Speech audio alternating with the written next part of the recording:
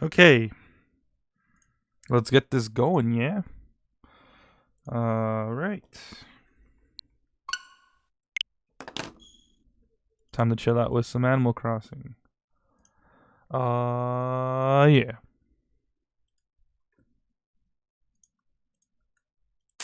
It's been a cool minute since I've streamed it. A lot more has happened since the last time.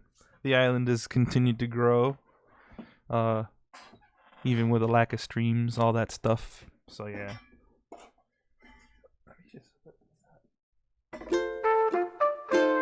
Leave that there. Oh, there's Bubbles. So I don't remember if you guys saw Bubbles when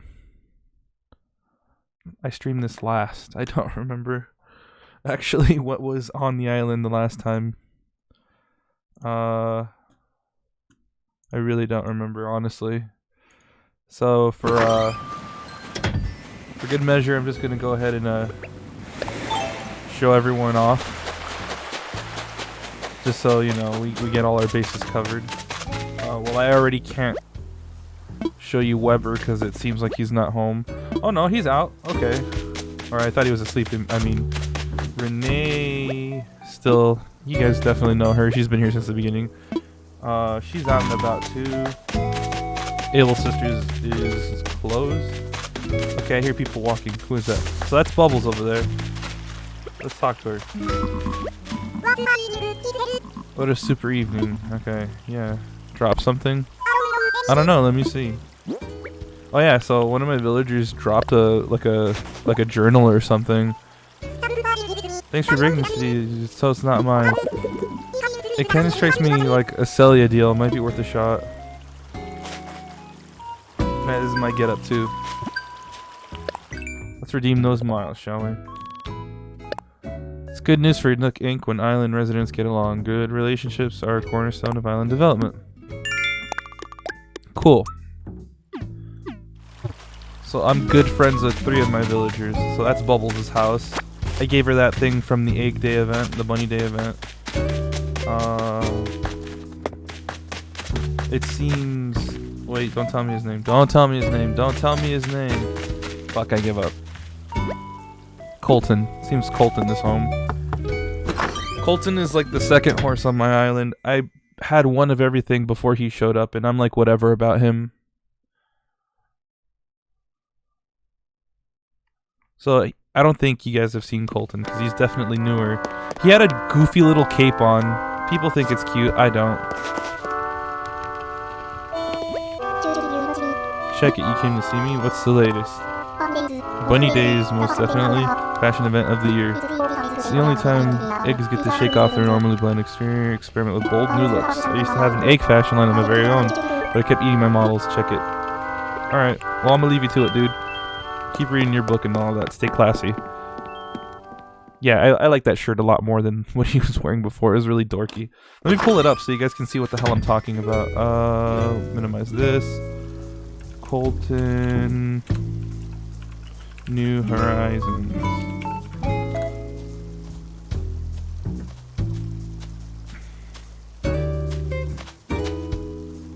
Yeah, this is it right here. Okay. So, Colton originally had this little get up here. I guess it can be cute, but I don't know. I thought of it as like a little too much. It's a little too dorky for me, honestly. So I gave him that other shirt instead. It goes with his personality and all that, sure, but you know, whatever. I just didn't like it personally. That's me though. That's the beauty of this game. You customize it to your will. You know, you don't like the way a certain character looks, then you know you change that. Oh, like Renee too. I gave her this cute little work apron because she's always crafting stuff. I always see her like in her house crafting and always busy building things. So. This island's got a ton of foods I've never heard of. Trying to come up with meals for as many as I can. Alright, have fun with that.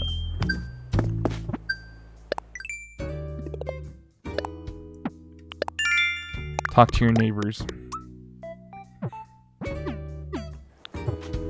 I said goodbye. I said goodbye. Say goodbye to me. Thank you. God damn.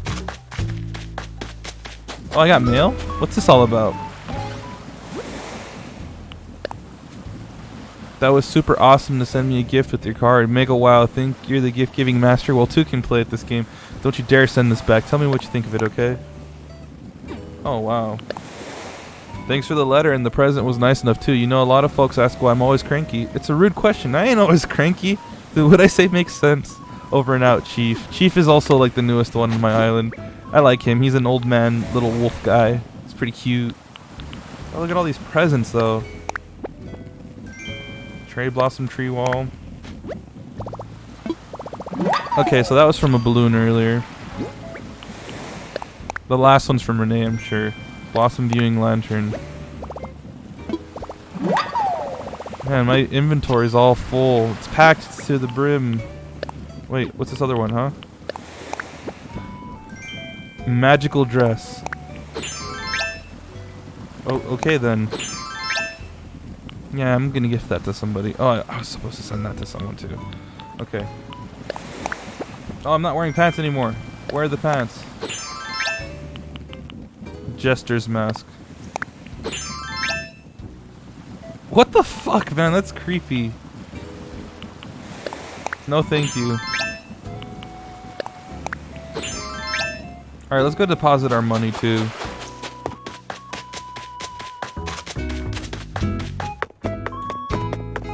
Now, some of you may be wondering, how was I able to fund all of this, right? How did I get the money to do all the things? I wonder what that's doing there. Anyway, don't worry about it.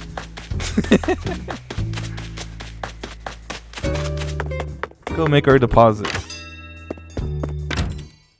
My house is fully upgraded. I haven't paid off the last loan, and I don't have any plans to pay off that last loan because it's over 2 million. Don't pay attention to that. Let's do 106,065. I like always keeping at least 20 on me. Don't worry about that balance though.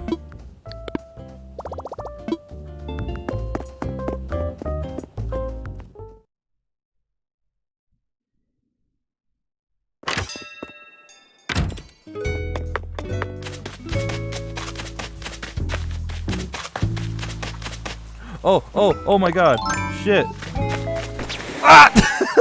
I always suck at freaking catching those. I always suck at catching those. I was like, wait a minute, what? Is that a tarantula? It was. It's gone now too. I always get so unlucky with those, man.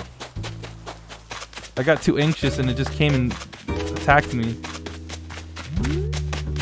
Bubbles, you had a net out. What the hell were you doing? Renee, you should be careful, man. Just saying. So who did this sell to? Oh yeah, Barbara. Yeah, Barbara is getting that new plot of land. So I guess I'm gonna have a sheep over. So these two are still empty. I want to try to find the last two villagers on my own with the Nook Miles tickets. Yeah, that thing is just fucking gone now, dude. Oh, let me put this away so I don't hit you. Hello, hello. I heard all about what you're up to. How are you gonna make New Harrow so famous that KK will come here on tour? That's sorry, if that actually happens, oh my gosh, that'll be so cool, so wild, so amazing. You know what? I'm gonna help you chase this crazy dream. What can we do? I've got it. What if we make a powerful spot somewhere on the island? What do you mean by that? Just a big, powerful center of good vibes. This is the fabbest of fab ideas, don't you think so? I've got to have something to help you out with a project like that. If you get KO'd by a tarantula, it's going to disappear after respawn. That wasn't always the case, though. Sometimes they would still be in the general area where you found them last. I remember I got really unlucky, and I got knocked out twice by the same tarantula in the same general area. So it's not always guaranteed that they're going to despawn. So what are you gonna give me? That outdoor air conditioner gives off strong vibes. Bet if you put that somewhere on the island, good energy will flow, KK will show up, and life will be perfect. Well, thank you for the air conditioner. What a weird thing to give me, huh?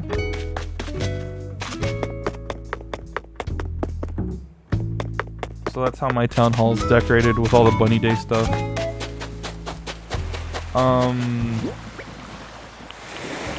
Your villager gave you a cassette player for that part. Oh. It might have just been another tarantula. Oh yeah, I was gonna go look for Celia. That's what I was doing. I kinda got sidetracked. I get so lost in this game sometimes. I just go out and do my own thing. So this is Curly, the pig. He's been here since the beginning. This is Chief, the newest villager. This is Celia, my favorite. She's actually my favorite from the villagers that live here. Does anybody have a pitfall seed? I don't. I've never seen one in this game, so I don't even know if they're a thing. So happy you're here, Feathers. Did you drop this? Can you show me? Whoa, she's cool. My lost journal, you found it. Her default design is adorable, but I like giving my villagers different outfits to wear. So like she's not wearing what she usually wears. I like her though. She's a very introverted person. She keeps to herself. She reads a lot. She's always trying to like learn things. And on top of that, she goes out of her way to try to break out of her shell to try to get to know everybody better. She's so sweet. I love her. She is my absolute favorite. So let me open this in a new tab so you guys can see. So this is her default outfit, and I think it's absolutely like adorable. It's like one of those like outfits you'd see the Dutch wear, or like the you know, people from like Holland or whatever, you know, those like cute little outfits with the little flower patterns on them. It's really cute. I like her default outfit a lot. I might actually reset her outfit because it's really cute. She's like Cranston, one of your villagers, who's also a bird, a goose. Oh, so yeah, that was her journal. Fuck yeah. Thank you for returning this, and I have something for you. Colorful striped sweater. Hope that's something you can use. Let's check it out, actually. You're gonna sit here and watch me change. You know what? I actually do like that. Thank you. I love it. Thank you so much. What else do you have to say? Oh, that look, I got her that locust too. She's showcasing it. I love that. I love that she's actually using the stuff I gave her. What's the latest? I've been meaning to ask you about all the fossils I heard you dug up yesterday. Oh, have you had them assessed yet? It'd be so great if it turned out you found something rare. She's a fan of the museum too. Look at her, just having some coffee. Oh, she doesn't have her Switch anymore. I gave everybody on my island a Switch. I'm gonna leave her alone though, because I kind of burned a bunch of my villagers out by talking to them too much once, and Celia almost moved out. It really like upset me. I was like, no, you're my favorite. Don't fucking leave. I want you to stay. So I told her to stay, and she stayed. So, but yeah, that was her journal. Cool. Yeah, I like that sweater. I'm gonna wear it for today. Call me selfish, but honestly, if they give me the option to ask them to stay, I'm going to ask them to stay because I don't want them to go. Colton can go. I'm not too attached to him yet. I already really like Chief, though. Let me show you guys some of the stuff Chief has done. He's the first villager on my island to start singing. She traded her Switch at GameStop for a rip-off price. Let's go with... I don't remember which one was a good one. Some of these are kind of bad angles.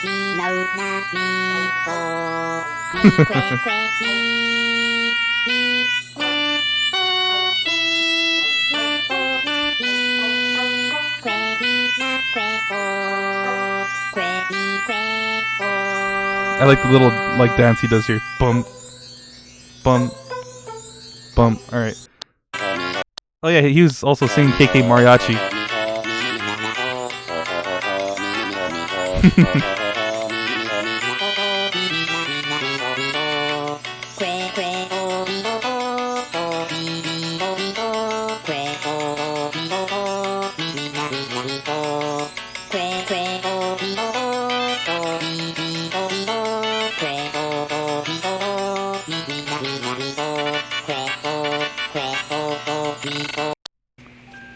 And I was trying to catch him off guard. But yeah, okay. That's enough of that.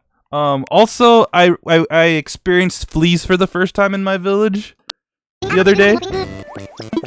My muscles are tingling, I can feel myself morphing, huh? Why am I what? I forget what he says there. Why am I so itchy right now? Eek, itchy. You're just raring to go. Oh, I was gonna give him a shirt, but he's all so itchy. Look, you see the flea jumping on his head there. Well, for me, itchy. I don't know why it took so long to click on that, though. It's a gym tee. Yeah, because he's all about working out, so I was like, yeah, dude, this is right up your alley. Should highlight his delts. This is definitely my style, itchy itch. So I'm like, bruh, I'm getting itchy just looking at you. See, there it is. I caught a flea, the curse is lifted. There was a flea on me? Hey, it was getting a free ride. Not cool, yoink. Well, thanks for helping me get rid of that freeloader. Flea loader, yeah. There's Chief in the back. So I experienced that for the first time. I was like, oh my god, I got itchy just looking at that guy. Poor Curly. He's usually so clean too. I would have expected Weber, the duck there in that clip, to have been the one to gotten the flea, because his room is so messy and he's always talking about how he's like a messy individual. We're gonna just put this in storage. I'm gonna keep this on me. Put this away. Put this away. I need to send this to Toy. So I got stuff I gotta send to some of my friends. Let me do that later. Actually, I'll do that now after I assess my fossils. What's this? Soup kettle. Don't really care about that. This was the jester mask. I'll keep that too, because it's creepy looking. It's funny because it's creepy looking. So we're gonna just put all of these things away real quick.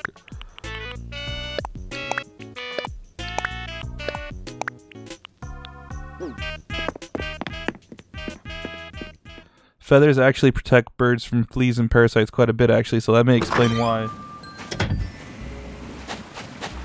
Oh, yeah, that makes sense. And then, you know, because pigs have barely any protection, they're mostly skin. It's an easy target for fleas. So I guess that makes sense anatomically and all of that. So that's fine. What was I gonna do?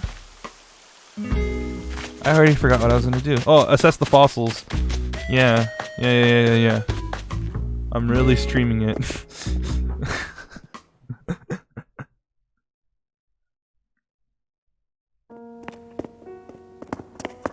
You think a country in the Middle East had a genetically engineered chicken that grow no feathers to help the farming process. Turns out they caught so many more fleas and kept getting bitten by mosquitoes and insects, etc.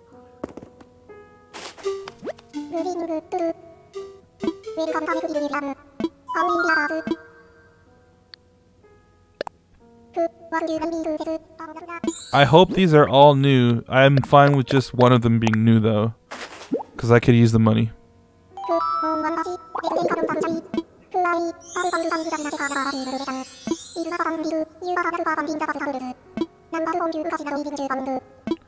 I like the honesty with Blathers here.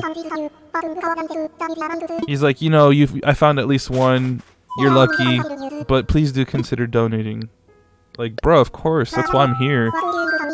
You assess fossils for free. Why wouldn't I? So mammoth skull, saber-tooth tail. Oh, mammoth skull. Cool. I'm gonna keep that. I'm gonna sell that.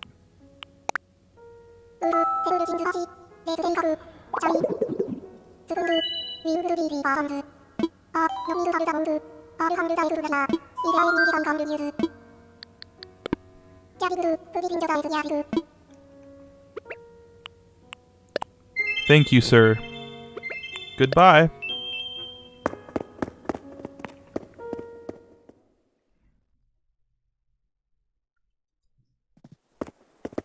So like, as you can see, I'm also trying to have a little like outdoor display here. I always forget the name of this freaking skull here. I really like this one though. It is the Megacerops, I think. Yeah, Megacerops. And then this one's cool. There's a Trilobite. And then that thing.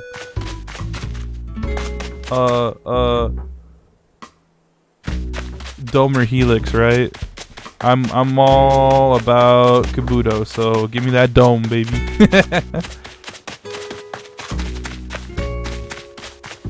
I think Kabutops and Kabuto are cooler than Omanite and Omastar. So I was gonna send this to Toy. So, oh yeah, okay. I'm gonna go pick up the stuff that I'm gonna send to my friends, and then go pick up fruits. I already have that Atlas Moth, so I'm fine with that leaving. So yeah.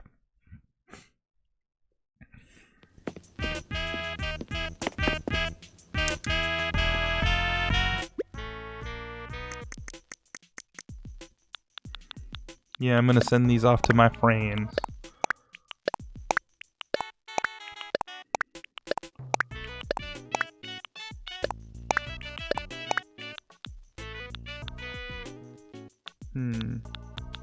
Was there something else I was gonna send? I don't remember. I think that might have been it. Oh, I kind of spoiled a thing, but no, it's okay. We're gonna just ignore it for now. Why do I have 2 of these? Whatever. I forgot who I was gonna send these other 3 ski masks to. I really do forget. Oh well, they're just gonna be there forever.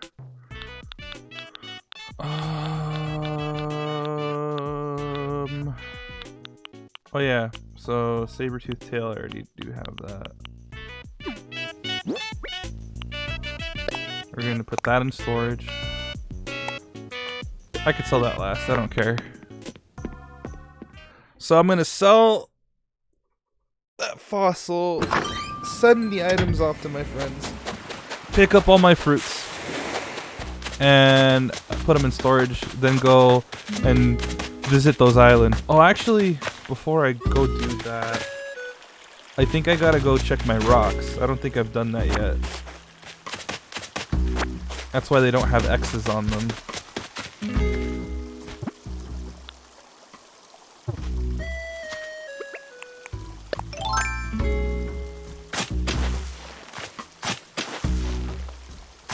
No, wrong. There you go. Yep. I haven't done this yet. So for those of you that didn't know by now, this is a good strat, so you guys get all 8 drops from the rocks. Easy 8, as I like to call it. Are you able to dig up and move rocks? I don't think so. I think you can just destroy them and then they'll spawn somewhere else randomly. I mean, I got lucky with this layout though, right here. Having these 2 so close to each other like that.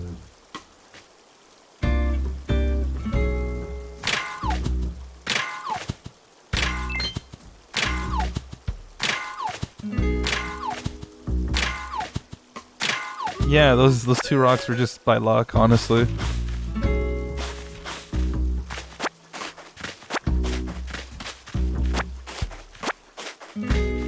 I know, I think I accidentally broke a rock once.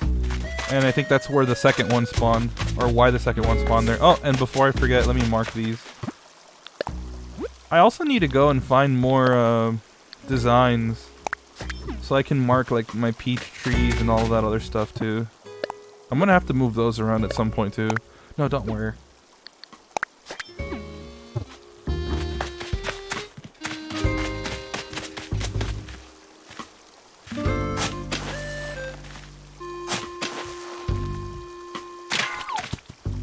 Oh, pill bug. I need that. I want 3 of them. So Flick can make them for me. I fucked this one up already though. Oh well. Oh well, shit. Definitely. Yeah. I wasn't expecting a pill bug. It was gonna fall in the river. I wanted to save it. Cause that's the thing too. Flicks come to my island and I know about that now where... Oh wait, let me mark this. That was a bad one. But either way. Yeah, when Flick shows up on your island, if you have 3 of the same kind of insect, he can make a model of it for you, so you can use it like as a decoration for your house or something.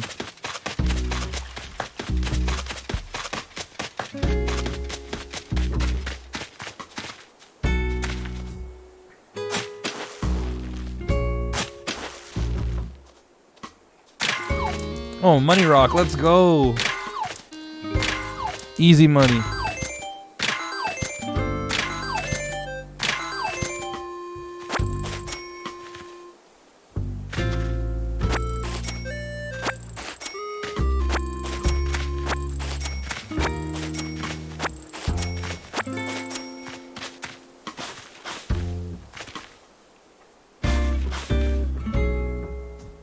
Can you have 21 iron nuggets, 8 wood, and 14 softwood from anybody? You need to build a store. Oh, you're still trying to make the Nook's Cranny, huh? And you need all of that still? I'll see what I get from my island visits, and you know, if you don't have enough by then, I'll give you what I get.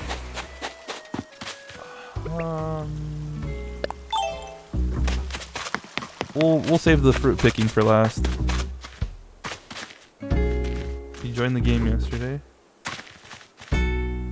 Oh, you mean you started yesterday? Well, all things considered, you got to that point pretty fast then. It took me a while to get this store going, honestly. No, my shovel! Damn it. Well, hey, there's my 3rd pill bug, I guess.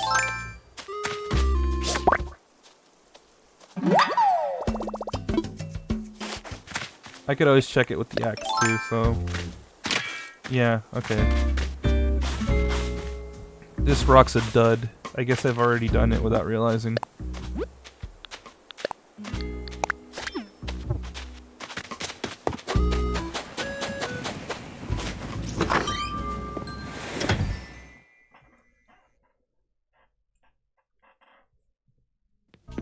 You got a bunch you can help out. Well, there you go, see? Sriracha got you then.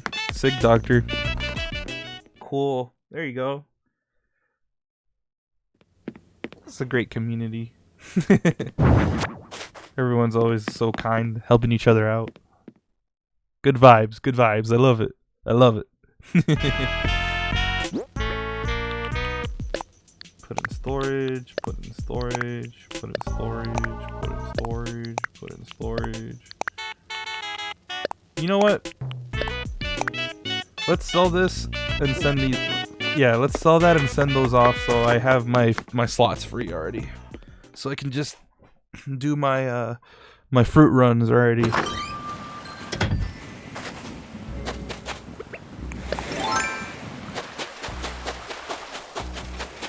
Since we're closer to this right now. Also, yeah, look at that creepy ass thing. This is the first thing people are gonna see when they come visit. I'm gonna get out of the shot though, so.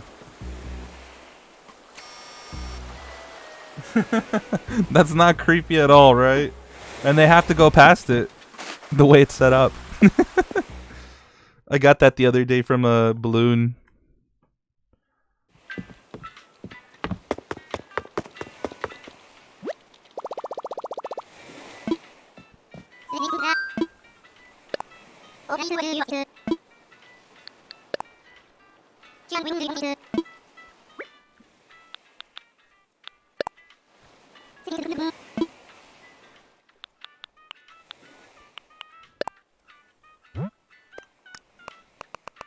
I'm just gonna put 2 out of 3.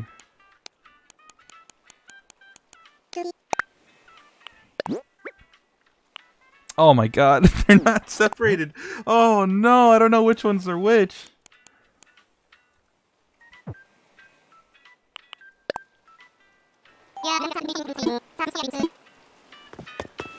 Crap, I gotta look at each and every one of these. Okay, so... Where's my jacket?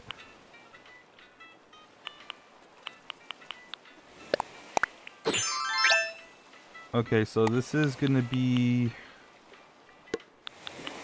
that color. Let's just look at these. Okay, that's another one that's this color.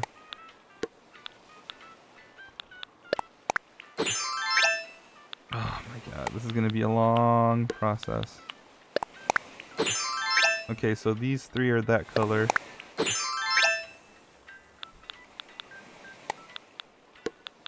I'm hoping the next three are the ones in the other color.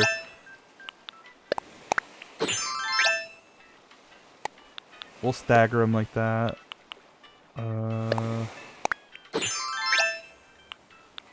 Okay. Wait, was this one that color too? Yes, it was. Okay, thank goodness. So by deductive reasoning, we can assume this one is the other color? Or the same color, I mean? Shit.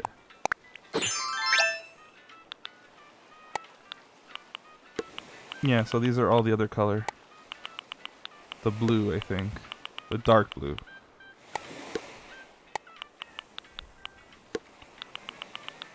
I'll put my pants on in a moment, I swear.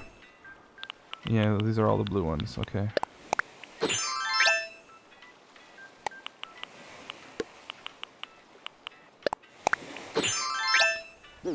Okay, there we go. We're good. We're good.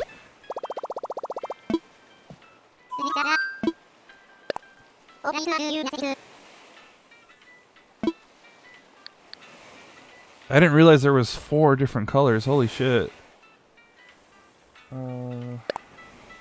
So we'll send the bottom row like another day.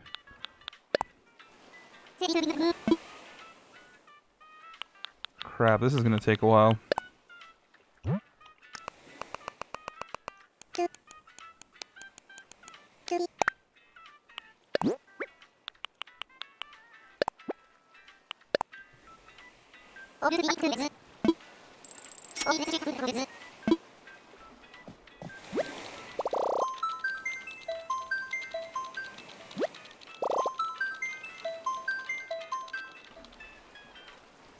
So there's blue, turquoise, and like orange. I'll send the orange one next. Oh man, yeah. I wish there was a way to just send mail in bulk.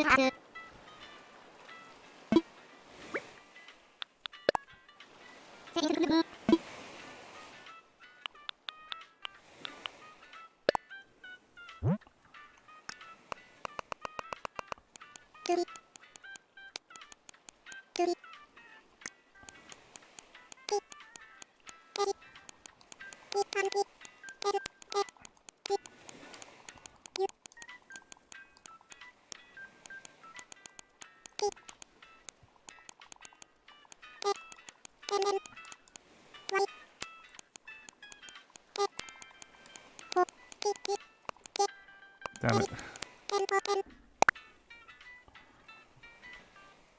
This game needs a bulk option for everything, including having people connect. Yeah, especially that.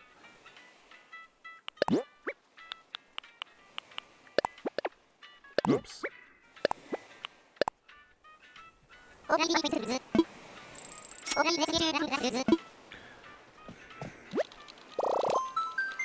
Oh man.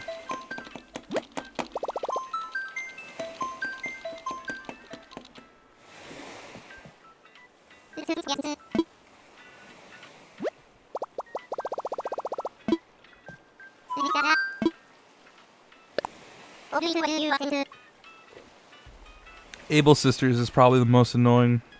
The only way to buy a bunch of stuff is in the fitting room and only one of each. Yeah, actually.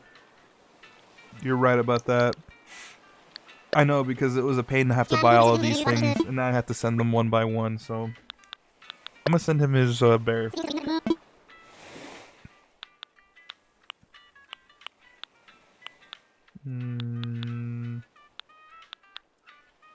We'll go with this one.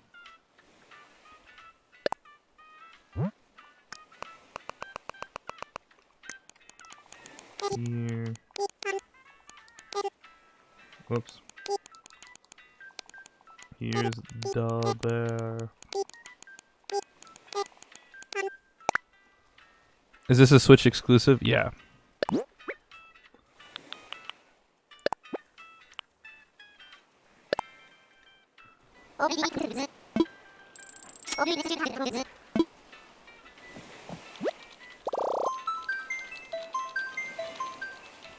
You can get the last game on 3DS though, New Leaf. That one actually has a little bit more features than this one. A lot of people still play it too.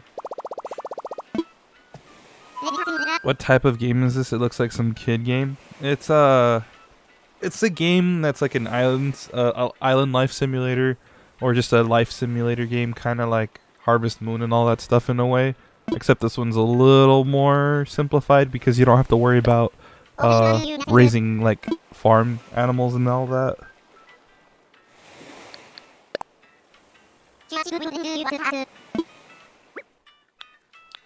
Okay, so there we go.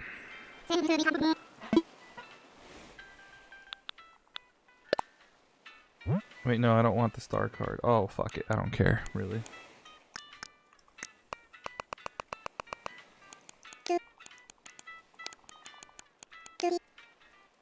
Multiplayer or single player, you can have people over, but it's a little limited on what you can do.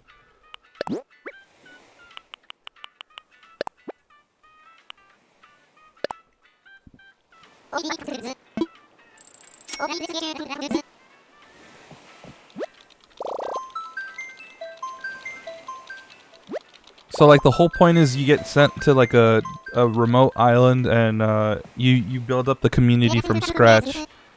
So like I'm getting to the point where my island actually looks like a proper community now, and we're trying to get things sorted out so we could have a concert.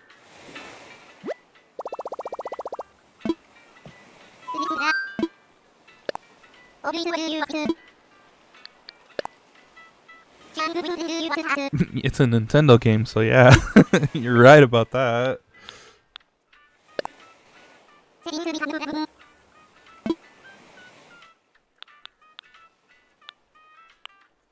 We'll use the ribbon card from now on.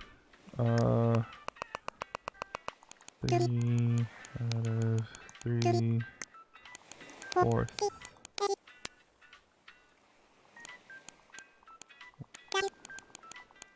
Well, Nintendo. Nintendo's a developer. The people that made Splatoon 2 specifically.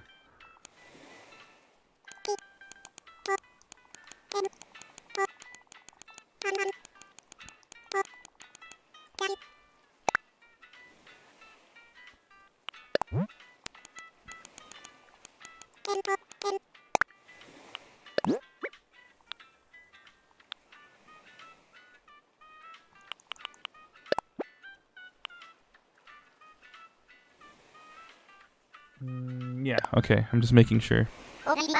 Monolith Soft developed? What?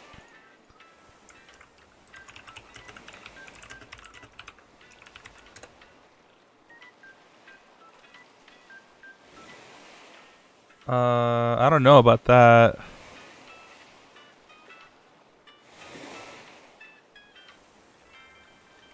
Hold on.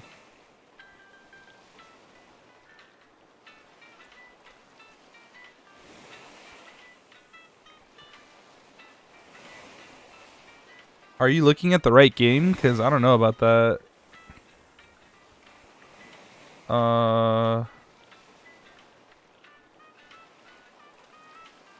It's by Nintendo EPD, like I said. That's like an internal company. They helped a little bit? Oh, so it's kind of like how Bandai Namco helped with Smash, right?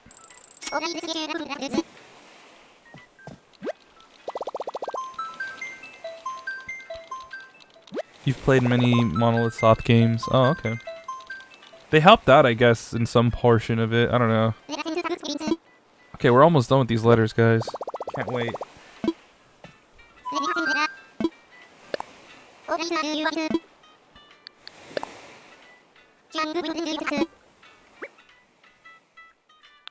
So these last ones are going to May.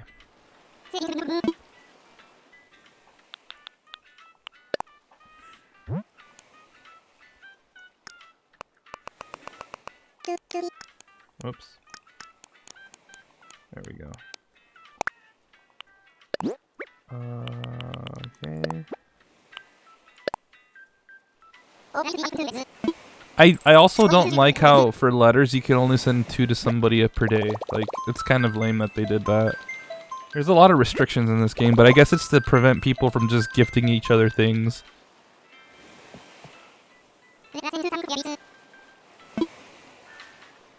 Yeah, a lot of Japanese developers come up with more interesting concepts for games. I agree with that. That's why I tend to play a lot of Japanese games myself. Like, I'm a big fan of Sega, because I like all the stuff they do. Like, obviously Sonic, but the cutoff point for me is Generations. There's Yakuza, of course. I recently got into that. There's the Jet Set Radio series. And actually, I think next week I'm going to start playing Jet Set Radio Future, because I've been meaning to play that game forever now.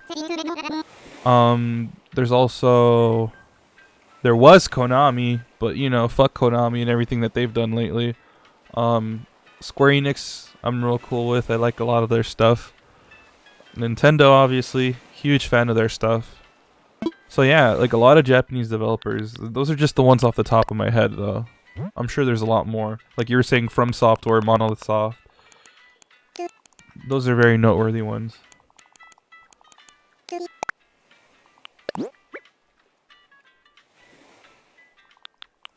So this is... Wait, oh shit, this is the third one. I almost fucked up. I was like zoning out there.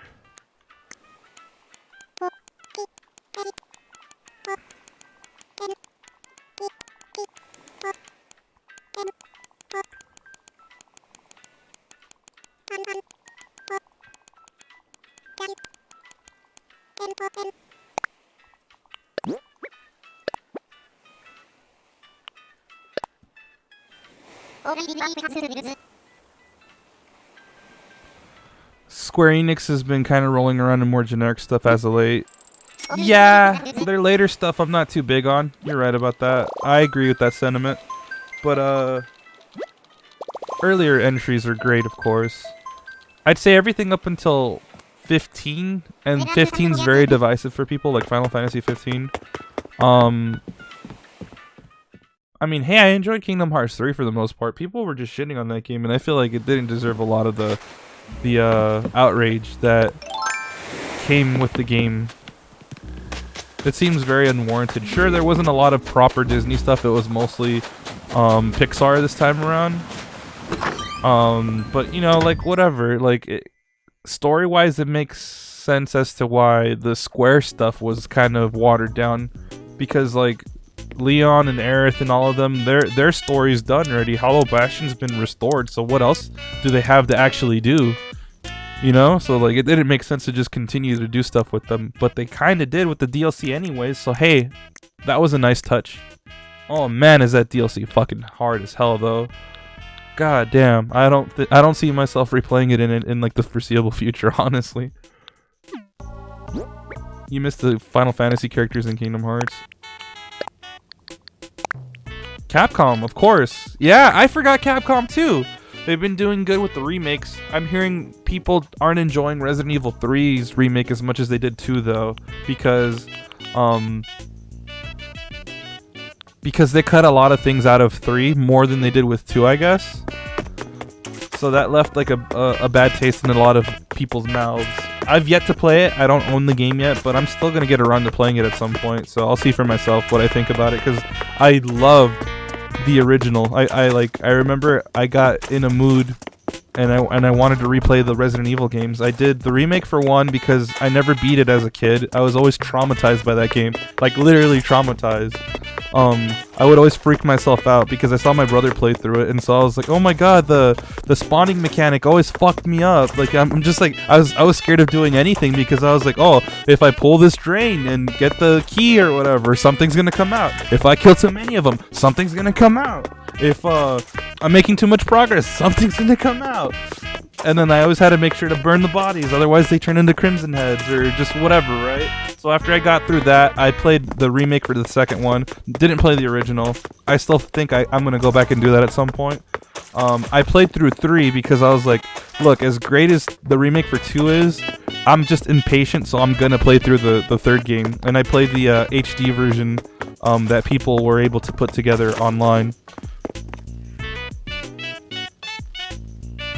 They dropped the ball with the 3 remake. You saw me stream RE3 once. Yeah. That game is great, dude. That's my favorite of the trilogy, honestly. Supposedly RE8's coming out soon. That's why Remake 3 didn't get much in it.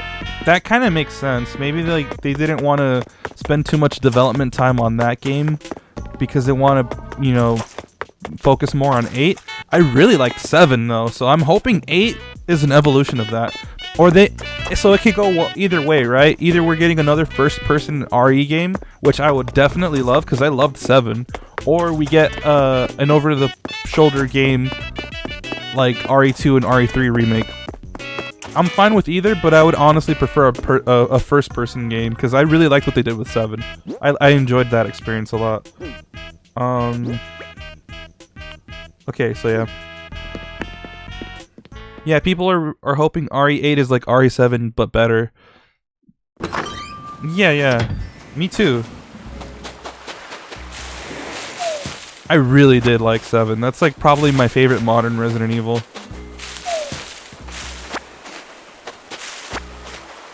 Like 4 is great, 4 is iconic, but it's just I've played so much of 4 that I'm like kind of burnt out on it. I don't really feel the need to get back to it as fun as it was, and everyone's played it, so like even if I do decide to replay it at some point, I'm just like it's like the Skyrim of Resident Evil games in my opinion. So that's why I didn't play 4. I did 5 and 6 because those are fun co-op games. I think 5 is better than 6 though. That's just me.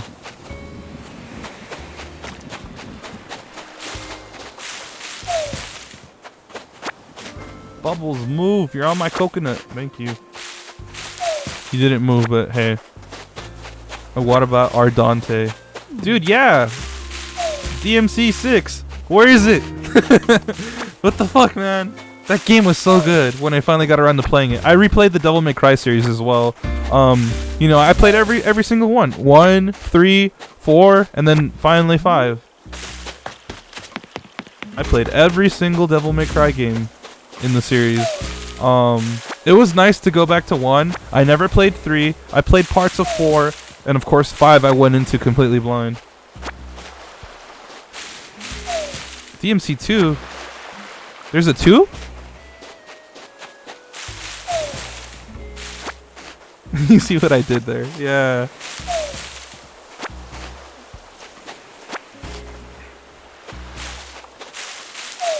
You've been meaning to play DMC. If you guys like character action games and you have not played through Devil May Cry, please do.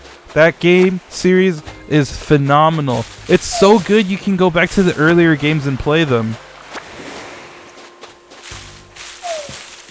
I personally don't recommend people play 2. That's why I was pretending it doesn't exist. Because with 2, they oversimplified it. You can literally win the game just by shooting everything. Yeah, DMC3 on Switch got real-time style switching. I know. I was going fucking apeshit when I saw that. I'm like, yo, this changes everything. That's literally the best version of DMC3 now. That is literally the best version of DMC3 now. And that fixes so much that was wrong with it.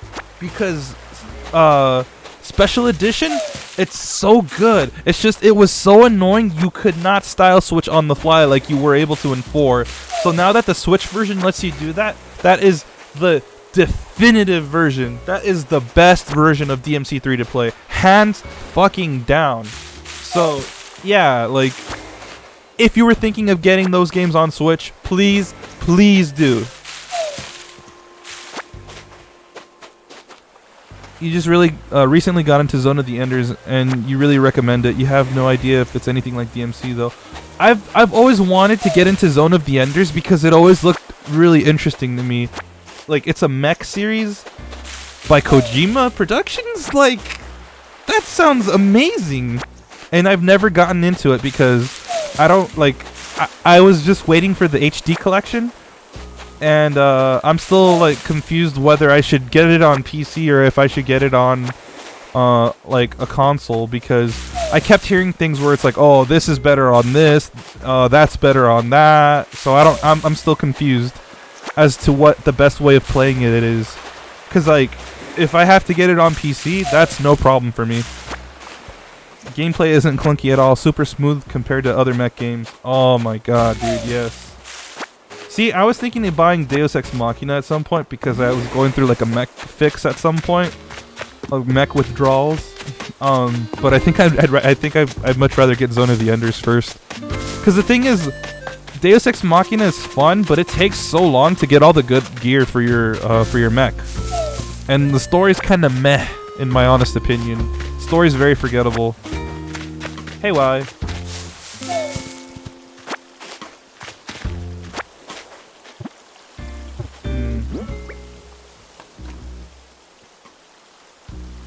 Let me see some stuff here. Okay, that's perfect. I also forgot, guys, I have these cute little things. So they're like Animal Crossing equivalents of my channel's mascot, Dee Boo. Does that get in the way? No, that's perfect, actually. That's perfect. We'll just leave him like that. I played Metal Wolf Chaos. Yeah, dude, absolutely love that game. Yes, dude, Metal Wolf Chaos. I bought that on PS4 the moment I was able to get my hands on it, because I was like, dude, I missed out on that game. That was a From Software mech game on the original Xbox, and I missed out on it. And it's like English as fuck, and I love it. Oh man, I love all the stereotypes that the Japanese had of like American life in that game. And the voice acting, it's one of those Terabad situations where it's like so bad and cheesy, you just can't help but love it. I loved that game. It was a grind towards the end though. I'm not gonna bullshit. It was a grind on the last couple missions. It really was. But other than that, it was fun. The music was great for the most part. I didn't have an issue with the controls from what I can remember. But like, yeah, very underrated mech game from like the Xbox era. That's such a weird thing to think about too, right? A mech game made by From Software on the original Xbox. So like, yeah, dude, I had to get the PS4 version when they re-released it. I had to. It's sitting here on my shelf still.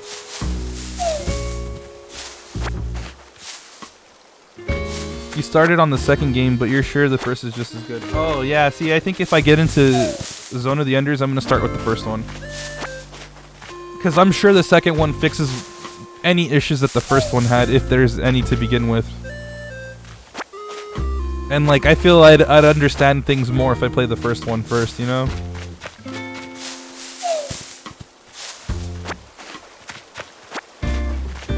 I remember playing Metal Gear Acid, because like when that game came out, I was like, man, the PSP is fucking cool. It'd be nice to have a Metal Gear portable game. And this was obviously before portable ops. And I didn't like really understand the fact that like they were kind of deceptive with the advertising for Metal Gear Acid. They kind of made it seem like it was just gonna be a Metal Gear game and a spin-off at that, but they didn't really talk about the whole card system until like way after, till I actually bought it. So it was kind of bullshit. And then I just remember like there was codes you could use to get different cards in the game. So I remember getting one for Jehudi, and I'm like, what the fuck is this? This thing is fucking awesome. And for whatever reason, they had a card for Wayne Gretzky from Wayne Gretzky's NHL. I was like, what the fuck is this shit, man? But Jehudi was broken as shit, I remember, in Metal Gear Acid.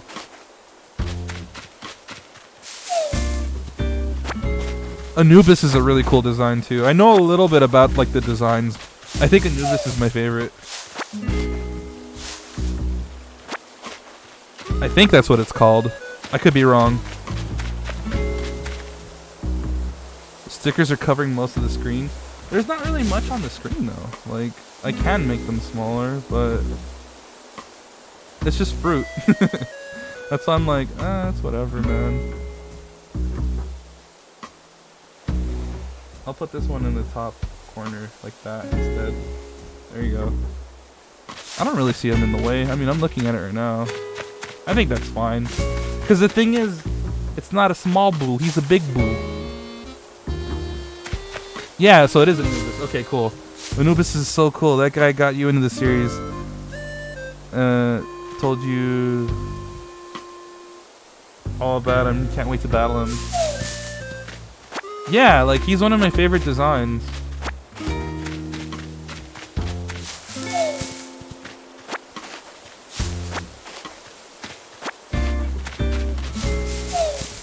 I mean, you can't really see much right now because of the way my orchard is set up, so that's probably why you're feeling like, oh, it's covering a lot of the screen. I don't think it is, personally, though. Yeah, but seriously, definitely want to get into Zone of the Enders at some point. Like I said, I'd much rather play through those games than Deus Ex Machina. And besides, I feel like I can just get it on Steam now if I want that game as well, and it'll probably look and run better. Cause it was kind of sluggish on the Switch, from what I remember. I mean, it's impressive that they got that to work on the Switch, being the way it is, but yeah, no. I think I'm gonna get the Steam version because I'm sure it's like optimized, and it'll run like at a smooth 60.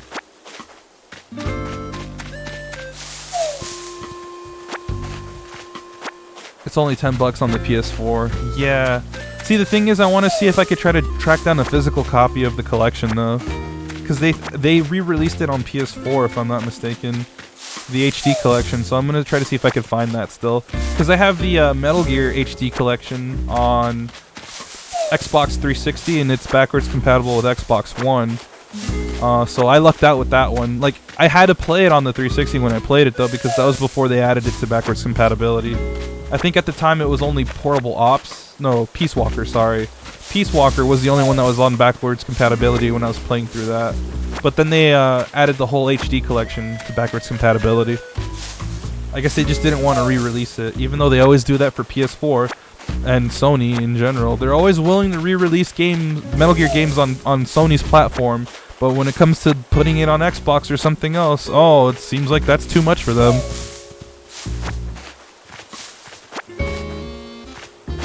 Where's this guy keeping that many fruits? And his pockets are black holes.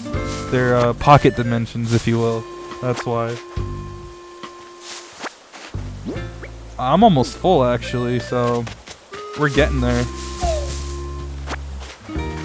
You have the physical copy. You also have a PS2, but you already have the PS4 version. Yeah, like, it's always nice to own the original. I mean, for me personally, because I'm a collector. But yeah, you know, like, if there's a nicer version of the game out, if there's an HD version of it, I'm probably going to play that, because it's really hard to go back and play, like, PS2 era games. I can do N64 and Super Nintendo and all that stuff, no problem, but it's specifically PS2 era stuff that's really hard for me to do, because it's so blurry. And yeah, you know, I could spend the extra money and get like a FrameMeister or like some component cables, which I will at some point. I'm gonna go buy those Hyperkin like HDMI converter cables, so that way I can just stop complaining. Because I think I remember I was trying to play through Snake Eater on my PS2, but both my copies of Snake Eater just died on me. No, not both of them. My original copy died on me. No, it was both of them. It was both of them, actually. That's why I had to buy the HD collection to continue playing. Because both my copies of Snake Eater died on me, man. Use a PS2 emulator. Yeah, I could, but I don't know. I'm always the kind of person that prefers to play on actual consoles if I can help it. Because emulation isn't always perfect. That's the problem. Like, even in this day and age, N64 emulation is far from perfect. It's just, emulation is a hard thing to accomplish. PS2 is really finicky, so is N64 stuff. So it's like, you know what, if I own a lot of the games, I mean, because I collect games anyways, so... Oh, the ghost is here! Yeah! Whisper! I think is his name. Or Wispy or something. No, I forget. Or Wisp, I don't know. Something with a W. I may be totally wrong, but we'll see. I'm just gonna go get the rest of those fruits. Deposit what I have now. And then we'll go talk to him.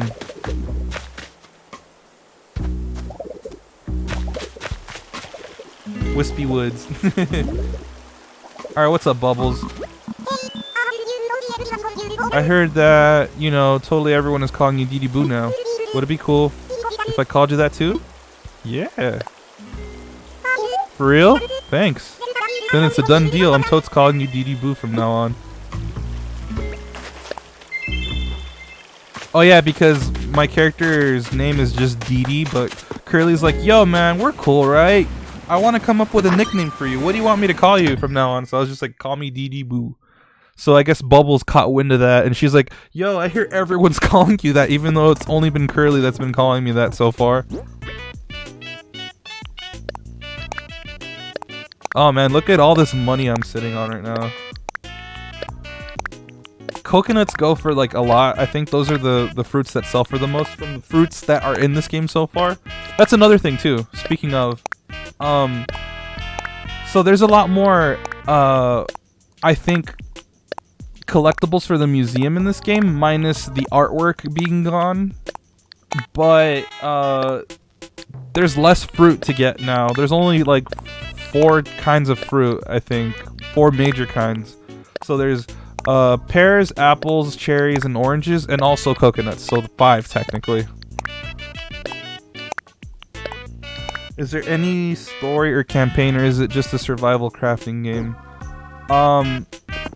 It's a little bit of both. Like, your main goal, like I said, is to sort of build this island up from scratch.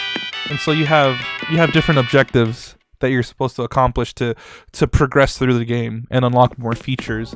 So right now what I'm doing is, like, after I'm done getting all my fruits, what I'm gonna do now is go to random islands to go see if I can invite 2 more villagers to my island. What have you missed so far? Conversations more than anything. So far I've just been going around collecting fruits. I sent you the bear, by the way. I don't know if you saw it. I sent everything to Miska, Liz, and May as well. So I'm just finishing collecting my fruits right now. Any noteworthy combos?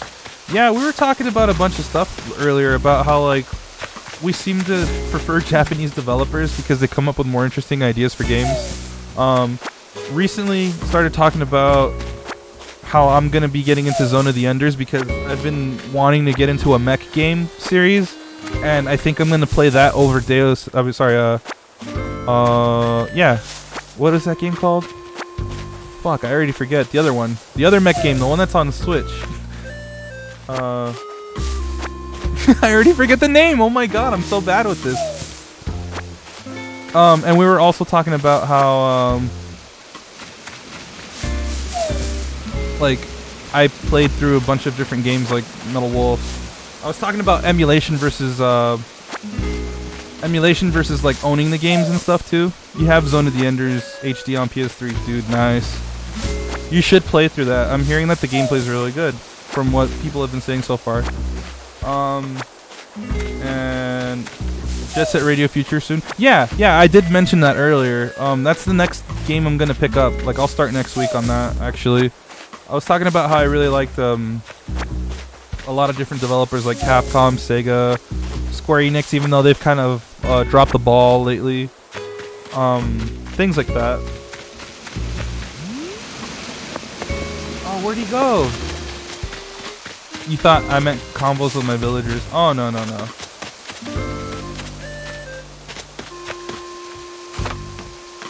Can it just be the next day already? I want this incline to be done.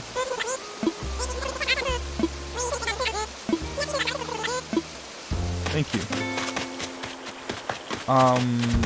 Oh yeah, so I was also talking about how, like, if I do plan on playing some games on, like, original hardware, I'm gonna spend the money and get those Hyperkin HDMI converters.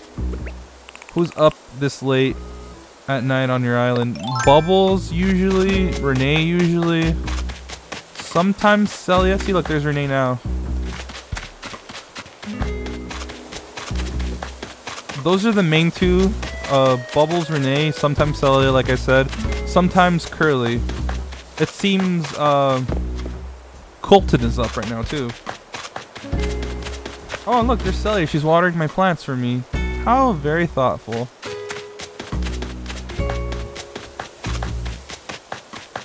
Oh yeah, Curly's awake too. He's just in his room.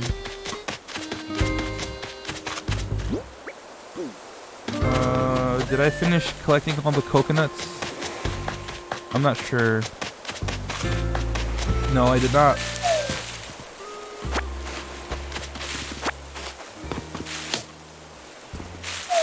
Deus Ex, I think. No, no, no. What is the name of that fucking series? I was just talking about it. I'm like, it's a cool series and all, but the story's bland. No, it's not Deus Ex. It's something X, though.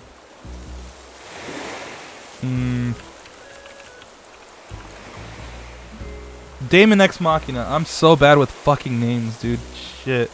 Celia Best Girl. Absolutely. Absolutely. Yeah, Damon Ex Machina is the one I was thinking of. So I was talking about how if I do end up playing that game, I think I'm going to get it on Steam because I remember it getting released on Steam, or that it's going to get released on Steam, one or the other. So I think I'd rather play it there because as much of a impressive game it is on the Switch, like from a technical standpoint, it still suffers from frame rate dipping and all of that. So I'd rather get it on PC where I feel like it's gonna run better. Yeah, it's on Steam now. Oh, okay, cool.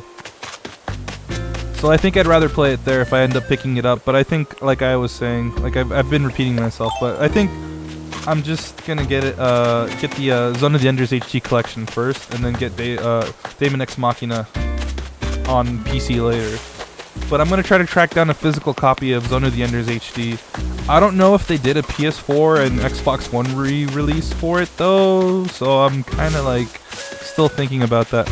Marvelous did Terabad marketing, so I'm sure they needed the Steam market. Oh yeah, no, you're right. Marvelous kind of did real bad with the marketing for that game. A lot of people weren't aware that it ever came out. Marvelous doesn't seem to know what they're doing for a while. Yeah, that's you're not wrong. I think Marvelous at one point was handling No More Heroes, and again, look at how long it took No More Heroes to finally come out of the shadows. Oh man, I can't wait for No More Heroes. That's gonna be great. No More Heroes 3, baby. Hell yeah. Fuck man, I'm excited for that. It's gonna be great. I think those are the rest of the fruits. Okay, so we're gonna go up and talk to the ghost boy over there. Oh, Renee's gonna do a workout.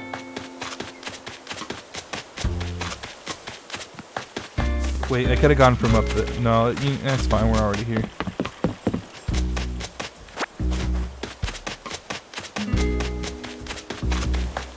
I'm gonna go see how much of my plants they actually watered. Still waiting on your No More Heroes 1 and 2 Switch port. Yeah, good luck waiting on that, dude. Like, I don't know what the hell's going on with No More Heroes 1 and 2. Honestly, if you want a good port of No More Heroes 1, you should pick up the PS3 version toy. You really should. That's actually a better version of No More Heroes 1. And No More Heroes 2 is a polished enough game where it's fine to just get the Wii version. You still got your Wii U after all. So yeah, if you want the like best version of No More Heroes 1, you play the PS3 version hands fucking down. I'm not even bullshitting on that. Because the first game is great. It's a nice proof of concept, but man, is it jank at times. You own it, but you still want it on Switch. Oh, okay then. Yeah, so they didn't water my plants. Man, okay, fine. One last thing before I start going island hopping, guys. Just let me water my plants. And these things still have not crossbred anything for me, huh?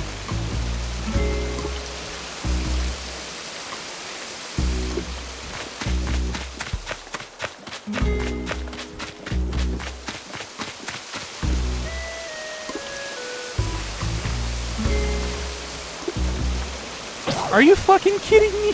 My watering can broke? Oh my god. What flowers are those? I think those are pansies that are growing.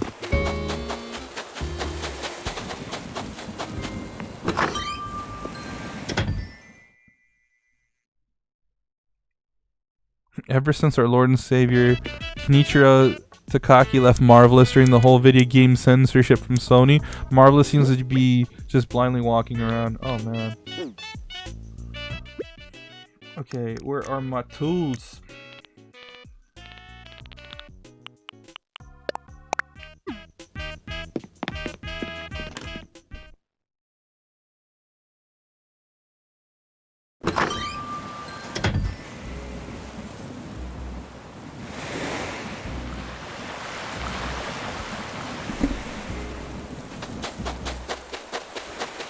Alright, so let's get back to that. Just doing some late night gardening before we head out.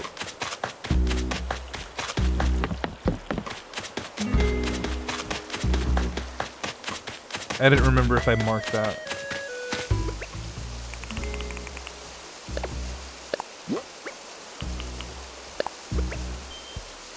Wait, what? Oh shit, what was here before? Let's take off the ocarina, honestly. We'll put the watering can there, the shovel here. Oh, my bug catching net. I removed my bug catching net. There we go.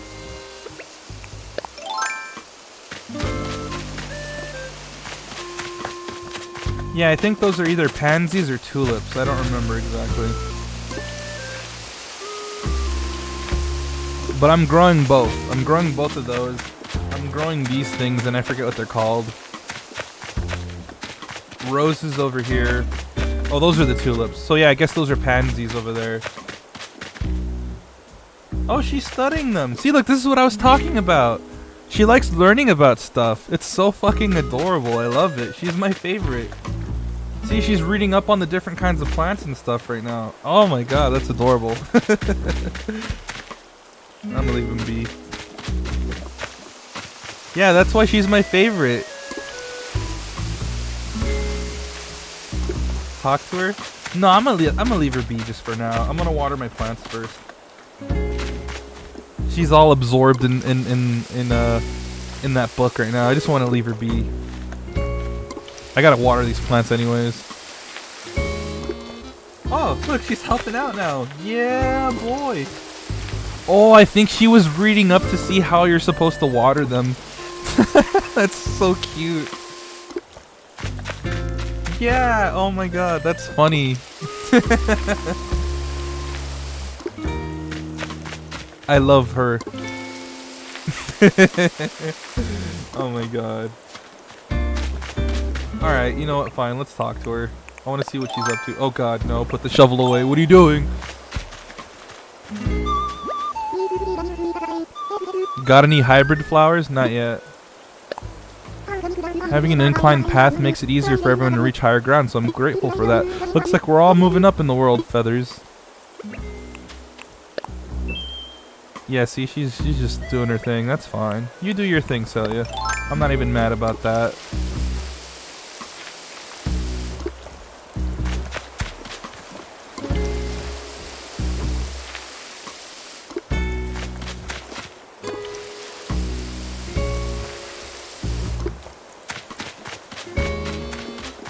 I'm trying to make hybrids, but I don't have any yet.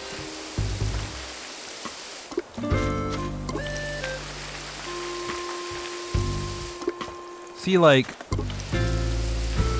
that tulip there, like the growing one underneath the fully grown red one. That's like the product of crossbreeding between the white and red ones there. So I moved it, and I'm gonna have I'm gonna move the red one again next to the white one. See if I get something else. Let me do that right now. Actually, well, no. After I water these, I'll do that.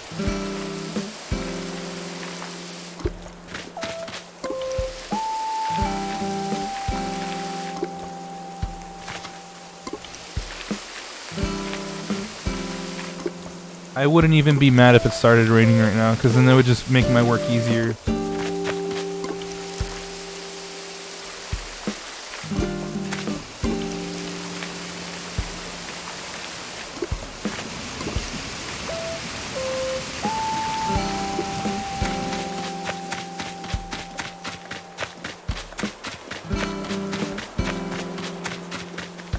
Did I water those? Yes, I did.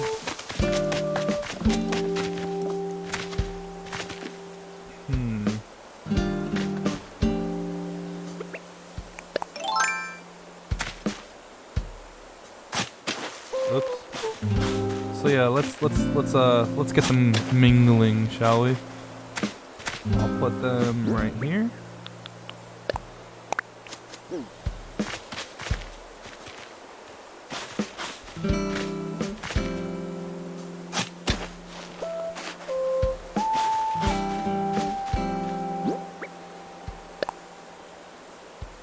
Actually, I'll put this here.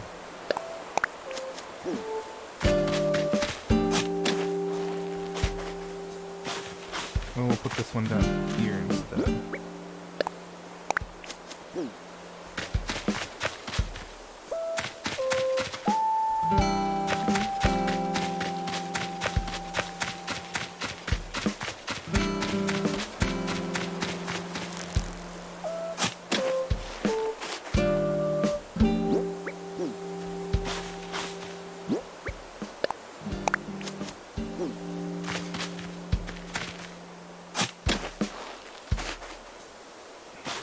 We'll put this one down here instead.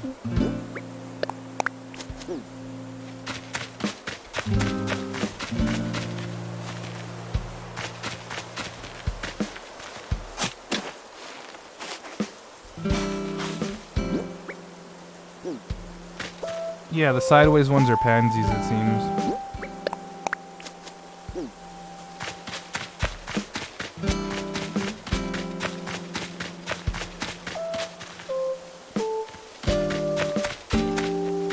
Okay. Let's go talk to that ghost now. Ghost friend. I'm gonna go scare you, but then help you out and save you. Ghost friend.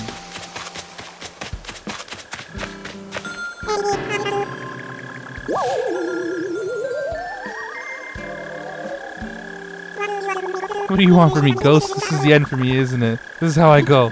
Oh. Dee Dee, please do not startle me like that. My heart nearly stopped. And there goes my spirit again. Great, I can't go around looking like this. What should I do? Sorry to ask, but is there any chance you can collect the pieces of my spirit again? Otherwise, I'll be stuck like this for the rest of my life. Like this! I can't even think about it. Please, I promise there'll be a nice reward in it for you. Now let's see here. There are 5 pieces of my spirit in all. You should be able to find them floating around the island. You'll need a net to catch them. I'm counting on you. Thank you. Yes, fellow ghost friend. I'm on it. Let's go.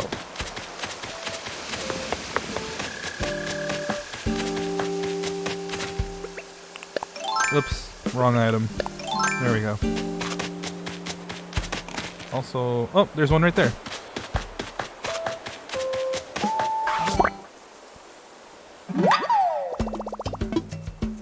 I caught a wisp spirit piece. Brr, it's cold. Really? I'd expect it to be hot because it looks like fire. That's interesting.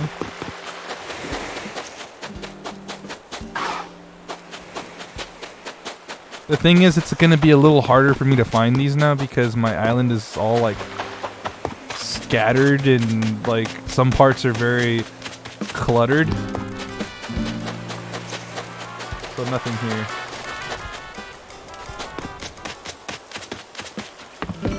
Oh, hello. That's the second piece. Alright.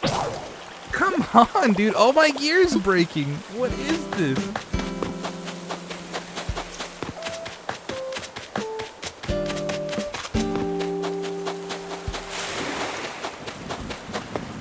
Well, it's a good thing I made more, but still, man. What the heck?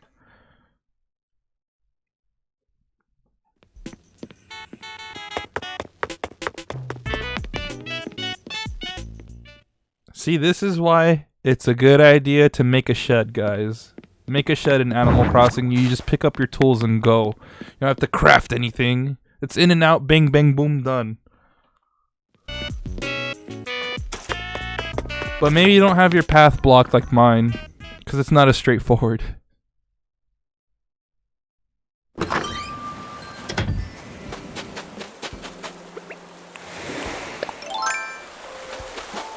So I need 3 more wisps.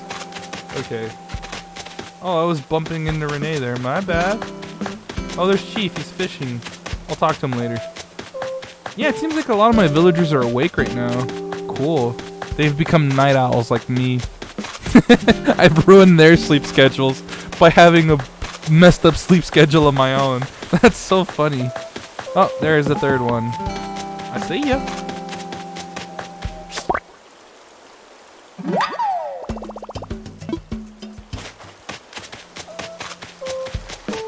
Yeah, because most of them are out right now, or awake, if they're not out. See, Bubbles, Renee, Chief, Celia. The only 2 we're missing would be Curly, but Curly's inside. And Weber. Weber's the only one that's asleep right now, I think. Oops, not best friends. No, no, no. So, yeah. Yeah, like I said, Weber's the only one that's asleep. Yeah, that's all of them. Okay, cool. I thought I skipped one for some reason. Nope, that's all of them.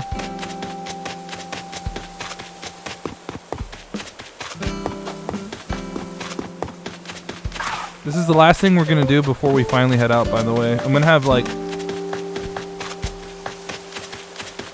a ball when I'm out there though, man. I'm gonna be collecting flowers and coconuts like crazy.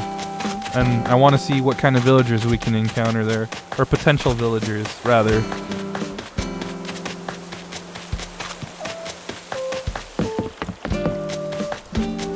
So we got a sheep on the way too. So I have 1 sheep, 2 horses, a hippo, an eagle lady, a wolf, a pig. And so, like, yeah, that's a pretty diverse group of villagers there, if I do say so myself. Actually, let's go through the garden. Maybe we'll find stuff here in the garden. No? Where are these last ones, man? Like...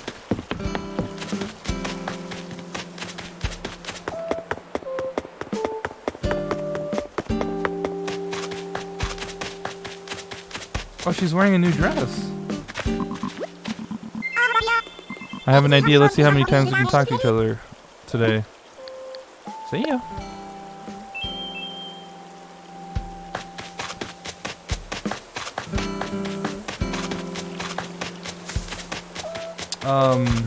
Seriously though, what the heck?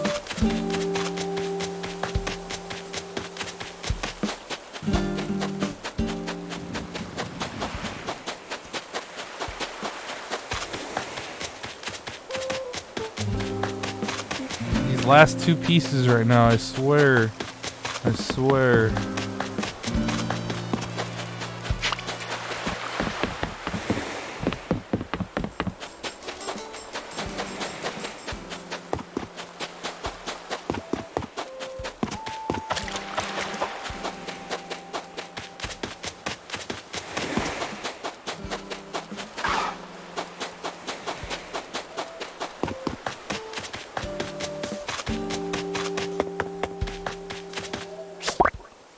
Alright, one more. One more to go. Woo-hoo. I bet you it's gonna be by him. I thought that was it for a second. I really did. My ears are itchy now. Why?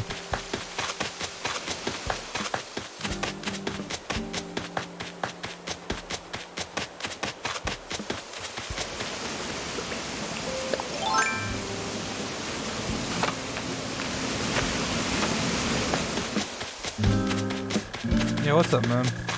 How you doing?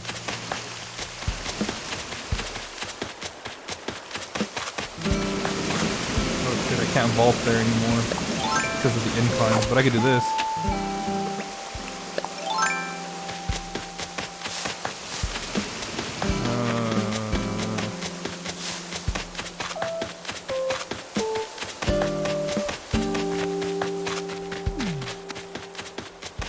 I'm just gonna double check. Maybe there's one back here.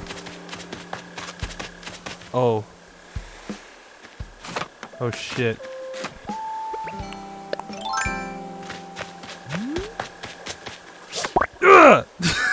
God, I feared for my life there just now.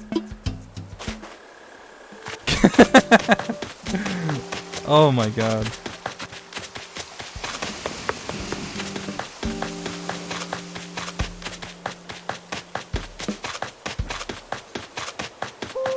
Wait, what? What do you mean?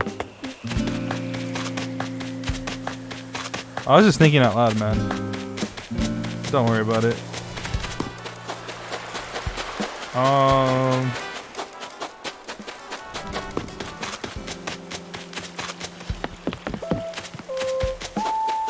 I feared for my life. A little bit. I was like, God, dude, these things always knock me out.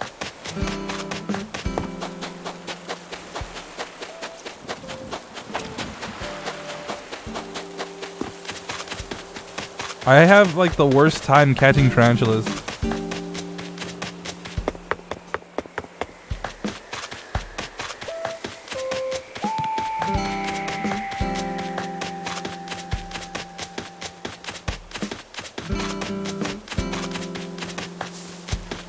Seriously, where is this last freaking... Oh, come on. There we go.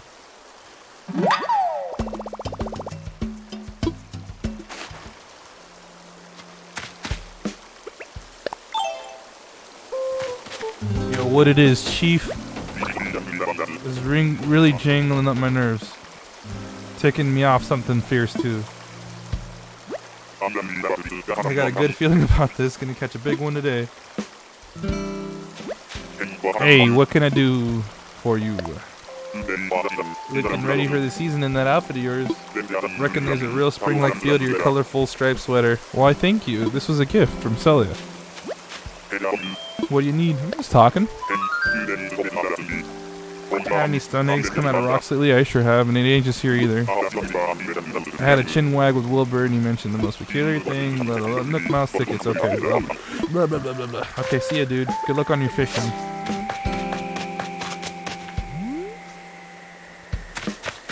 Chief wanted to catch himself the old snapping turtle. Oh, I know, right?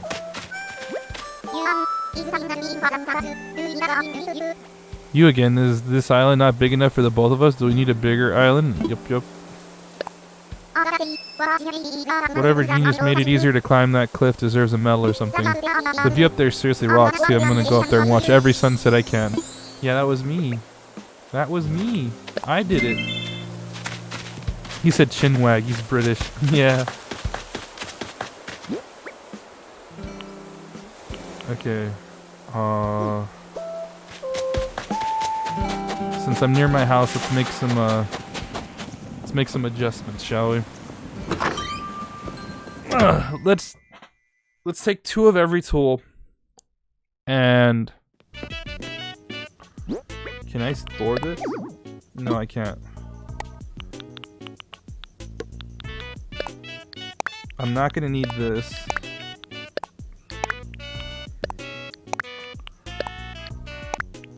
You got Lopez, but he says some German words, so weird. Oh, I was gonna sell that. That's right.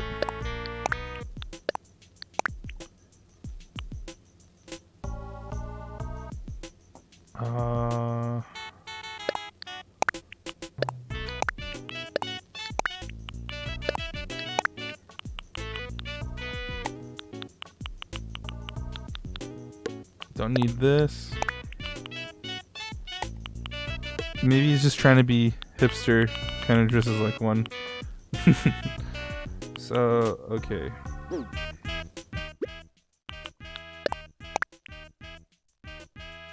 And a little self-centered.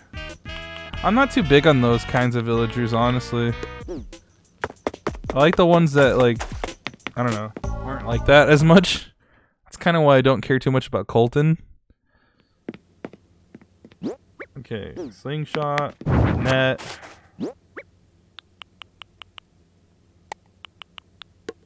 Can I remove this from my favorites? Not from here, though. Fishing rod. That. It's called a shovel, obviously. One more axe. Alright. Yeah, it's fine for now. I'll make more of those later.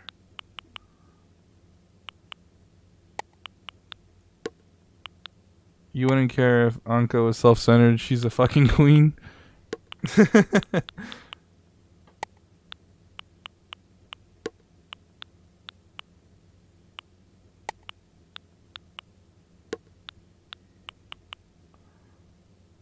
Alright.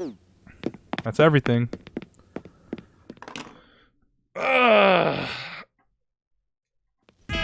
Let's talk to the old ghost boy and get our rewards. Hold on. I also want to move these around a little bit.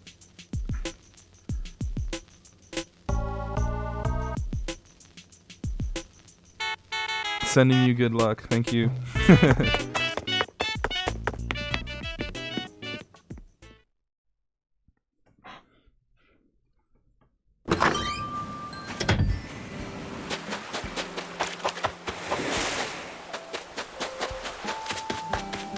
I actually think I'm gonna put them on opposite sides now. I think I'm gonna put this little boy over here. This good lad. Make him a little. No, we'll keep him like that. And then this jolly fellow can be up here instead. Yeah, that's good.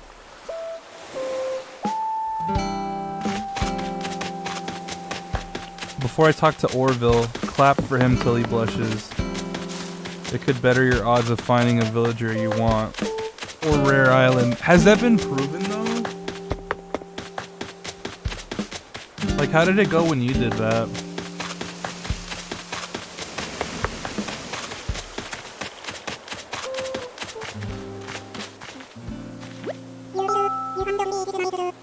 Yeah, I found all the pieces of your spirit.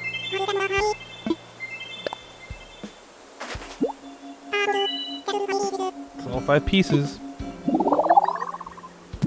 Oh, Lopez is smug. Okay. Look at him. Ta-da. Back to normal. Thank goodness. And thank you. Feel wonderful. Oh, right. I need to give you the reward I promised. I know. I'll give you some wallpaper. Something you don't have yet or something expensive. I'm gonna keep saying expensive. It hasn't been working out. No, let's do something new.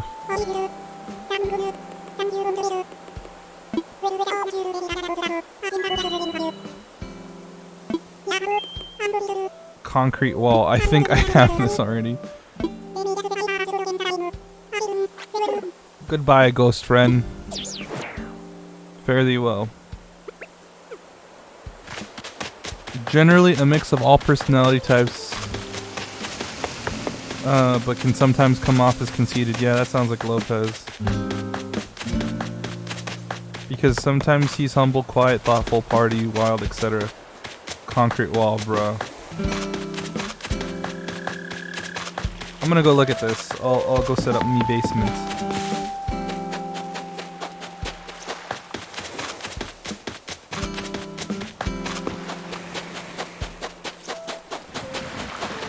I want the brick wallpaper, like I think it's like brown or red brick wallpaper. And I want to try to recreate the basement from the original Animal Crossing with the stone floor and like the brick walls.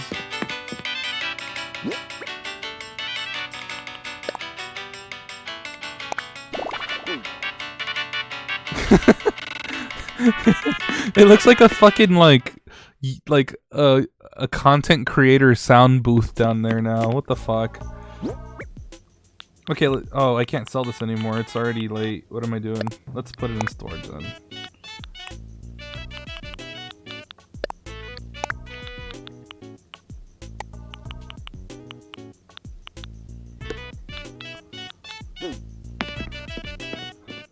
Alright. Oh wait, I gotta pick up my stupid tickets, that's right. You're a streamer in Animal Crossing, how epic. No, I don't have the e-girl computer yet. It's too much money. The e-girl streamer PC. What was I gonna get? There was something I was gonna get. Oh yeah, the stupid tickets.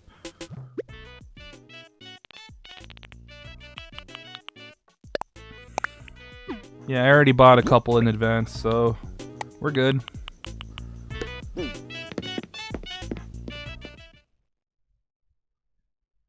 Ugh, here it goes, guys. Here it goes, here it goes, here it goes.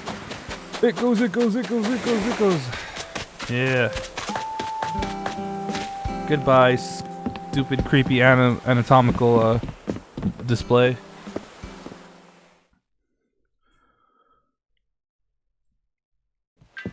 So you said clap for him until he blushes, huh? Hello, guy. How are you tonight?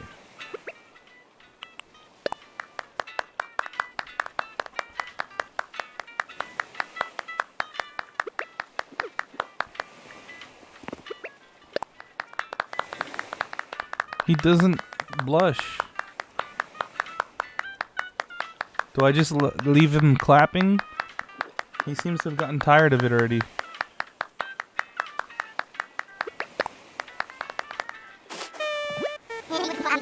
Oops, no.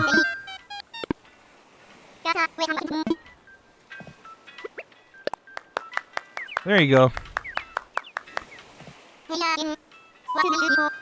There you go, it just took a while. I want to fly.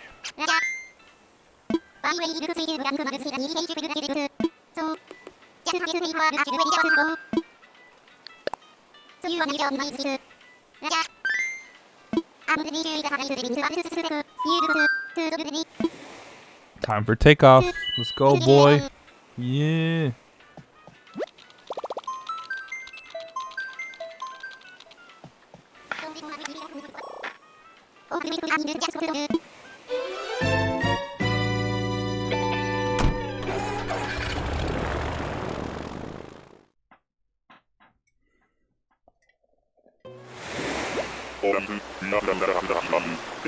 Two down and dark at the target island. Delta Oscar is go. Yeah. Catch some bees and look at trees. I think I lucked out and I got peaches. See, I would have been fine getting another like eagle person if it was Apollo, but they're not Apollo, so I'm not gonna talk to them. Well, that's going on the ground. I don't care about the eggs. I really don't.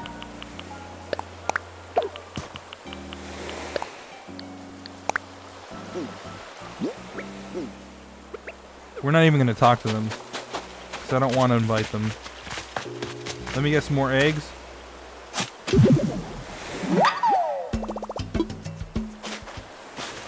You could talk to them, but like once. Okay, I'll do that then. Just to see what their name is. Oh, I can eat the eggs, that's right. But I don't want to do that, because then I'll break the stones when I want to like mine them.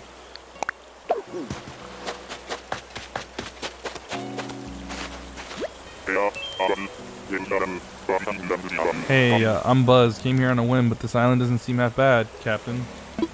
Hang on. You're Dee Dee from New Hyrule, yeah? I had no idea this is some kind of trendy destination, but it's cool to be hobnobbing with you here.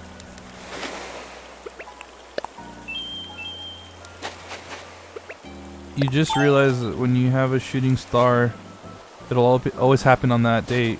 Yours is on April 8th. Wow, thank you for that knowledge. I never would have known that, so honestly, thank you. Oh, message in a bottle. Okay, it wasn't a total loss then. I got probably a new recipe from that. Let's check it out. You know how you get so bored during commercials? That's when I came up with this recipe. I'll share it with you since you found this bottle. Go get your arts and crafts on. Bunny, master crafter. To the lucky duck who found this. I'm a human though. Oh. Birdhouse. I already have that recipe. I already had that recipe. Okay then.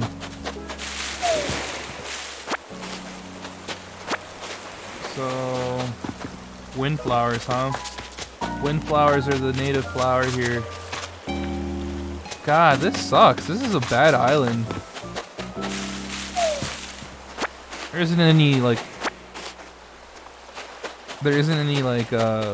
rocks or anything. This island sucks. Great stream, by the way. Like and sub. Wow, appreciate that. Oh man, you know, it sucks. I didn't have my notifications on. Thank you for reminding me about that, though. You would have seen a cool thing pop up on screen, but I was a dummy and I didn't have it on.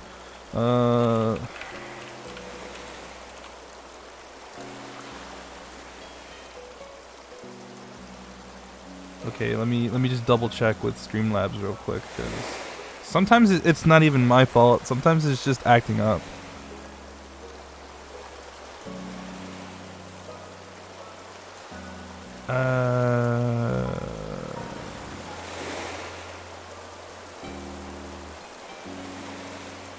Oh yeah, but they won't show up if your subscriptions are private. That's the thing. Yeah. So all right. Either way though, thank you. Appreciate that. Okay, it should be up now though, in case anyone else does. But yeah, otherwise this island really did suck. I don't care for this villager in particular. Let's look at the fish. I bet you they're fish I already have, but it doesn't hurt to try. If you hit the oh my God, it's money rocks. You're right. Holy shit! I just realized there's a whole bunch of rocks right there. Yeah, okay, so yeah, we got a good island then, my bad. I totally just ignored the middle there. I do want to see what these fish are though. Maybe it's something I don't have yet.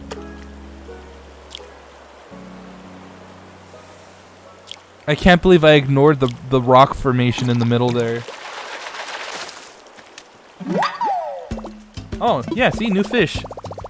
I caught a killifish. The streams are safe again. Yeah, alright, cool. I didn't have that fish.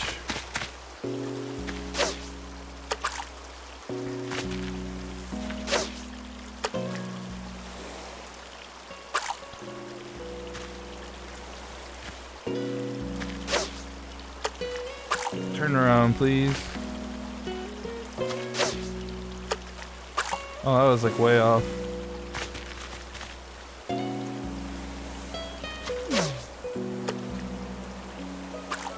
Why is my angle all wrong? Don't turn around anymore. I just told you not to turn around. Turn around again, though. Thank you. It's a boot. No. It's a carp. Might as well have been a boot.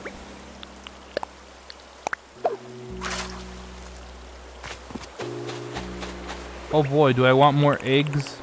I don't know. I don't think so.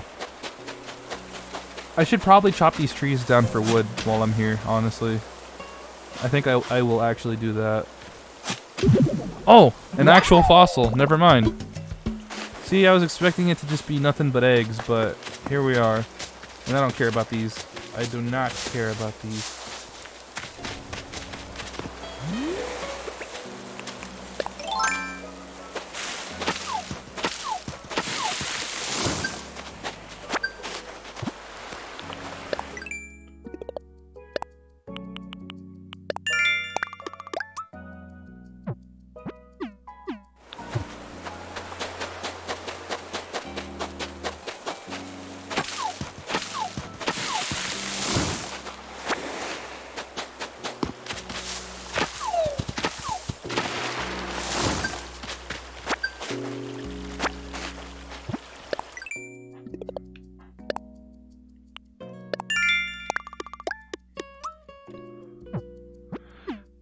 cool. I'm getting Nook Miles for deforestation.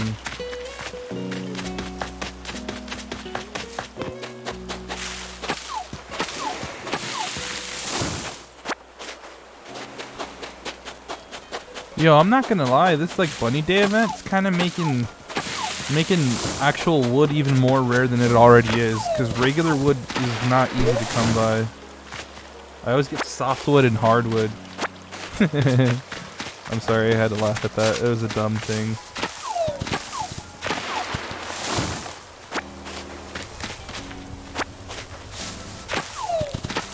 Sunday couldn't come any sooner. Oh, I know, right? It's finally going to be the 12th. You're right about that. Okay.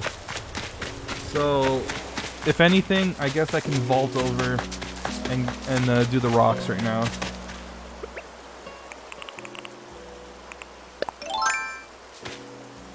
No. Is it too wide for me? Oh, I'm going to have to break this rock here, huh?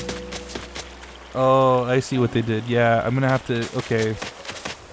Come here, egg. I'm gonna eat ya.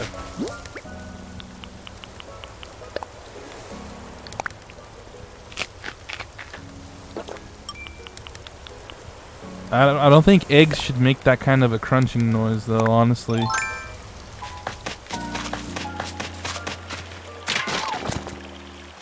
Yeah, dude, it is. Indeed the Money Rock Isle. Oh my god.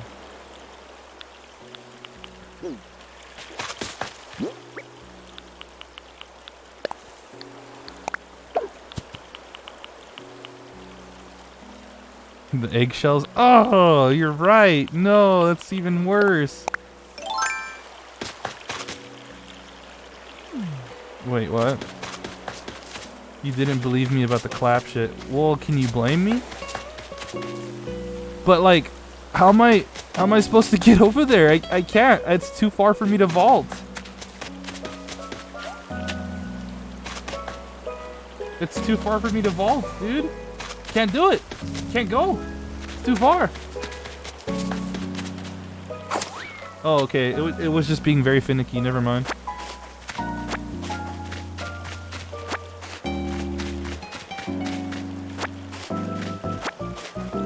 I mean, can you blame me about not believing that whole thing?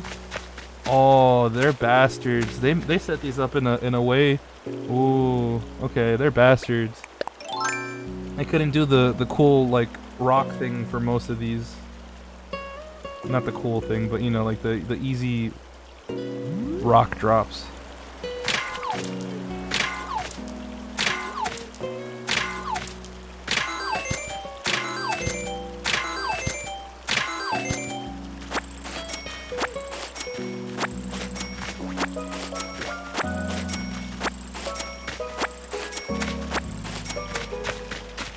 I could do it on this one though.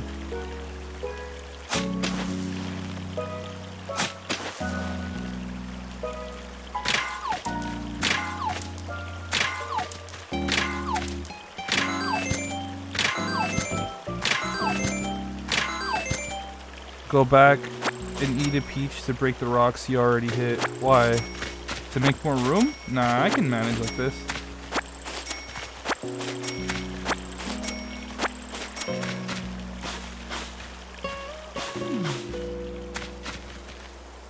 Oh wait, no, I'm stupid because there's money in the rocks, right?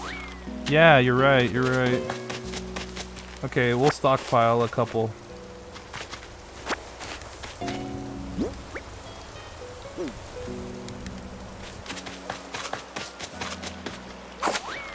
Yeah, because like in the first one there was money in it, so yeah, that makes sense.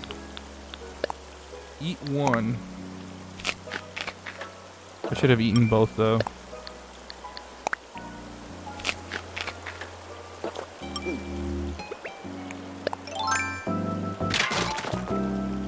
Oh.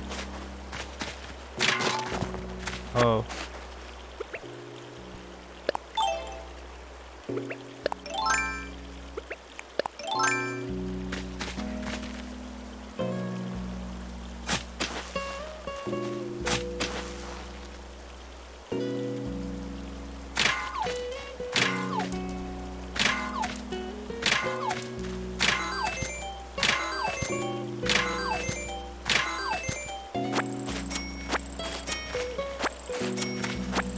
fucking nice, man.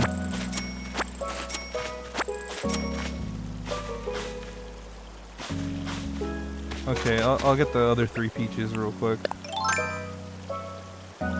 You know, I probably should be eating the eggs instead. Because at least peaches I can sell. I don't even know how much eggs go for. So let's eat these.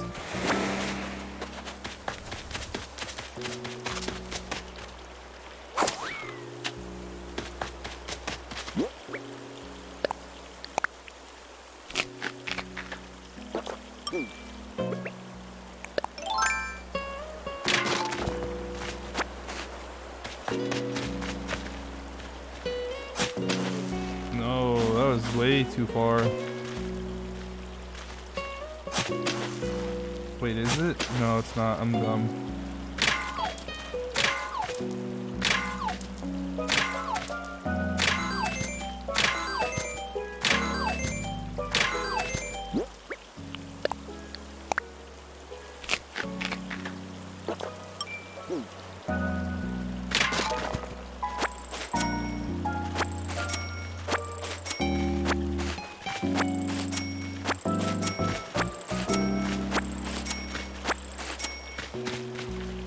But yeah, that's awesome. Money Island on the first freaking go. That's awesome, dude. Money Rock Isle on the first try.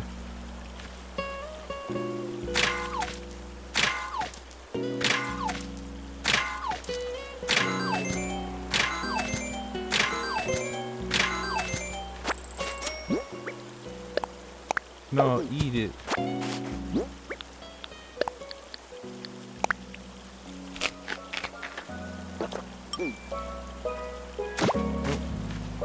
Dude, imagine if I broke the money bag. That would have been horrible. Do I time travel? I did to get to where I'm at now, but I haven't been doing it since. I just wanted to time travel to get to start doing the multiplayer stuff and have my Nook's Cranny and museum open. Other than that though, no. I don't do it excessively. Oh man, that thing is all the way over there.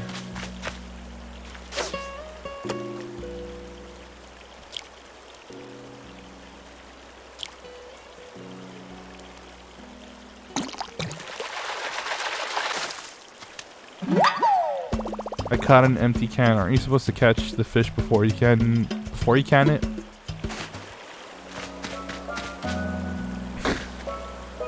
It's funny that the trash is actually somewhat rare in this game now. It used to be a lot more common. Oh, you stupid fish, turn around. Turn around, I said. Do it. Do it now. Doink? No? Okay. Let's go for this tiny one over here. This little bad fish. Oh, it's too close. Alright, turn around. I know you're gonna turn around. Okay. Doink.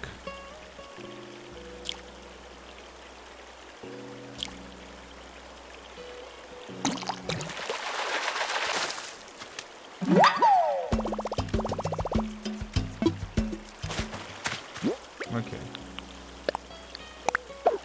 I only need one of you.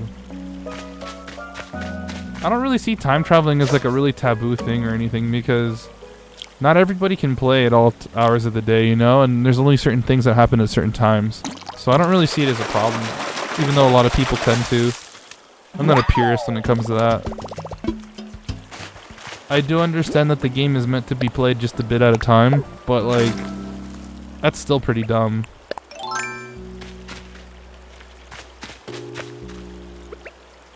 That's just me. That's my 2 cents on it. But you know, everyone gets to play how they want to play, so that's the beauty of it. Oh yeah, I see you. I see you. Thought you were gonna fake me out, huh?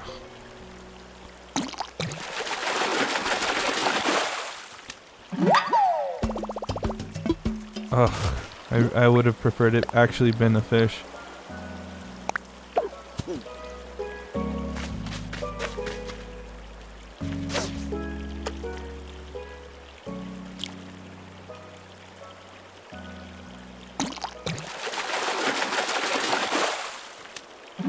Okay, I think I'm done here. I think I am done here.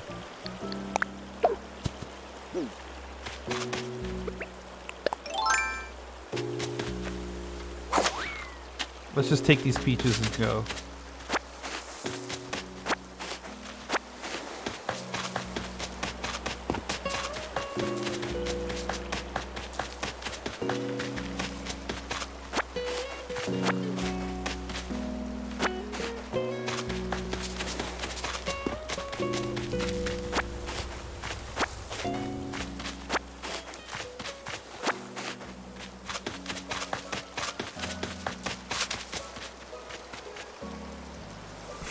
Okay, I was hoping I could climb over that. Guess not. Alright, we're done here. Don't need the eggs, I'm done with the bunny day event anyway. Wait, is there any... Damn, no, okay. I'm ready to go home, please. Yeah, I'm good to go.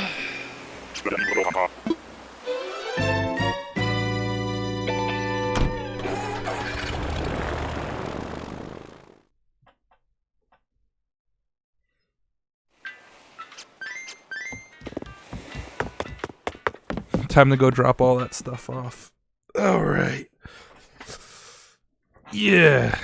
That's a bit of a letdown. Peaches. Oh hey, Renee's thinking of something. What's up? Portable radio? Sure, I'll take it. Thank you.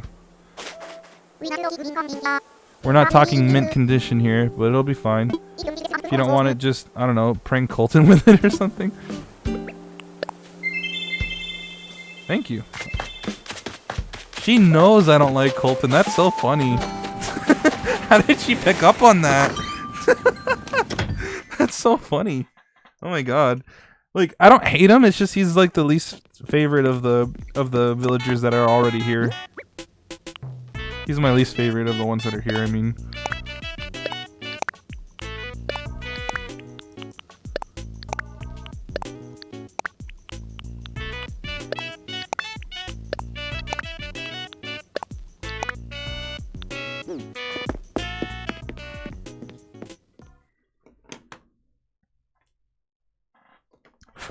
Alright, so first island wasn't too much of a bust, honestly. We got money for it. That's not bad.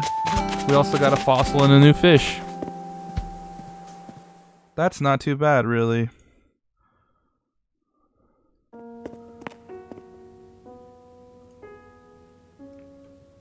Hello.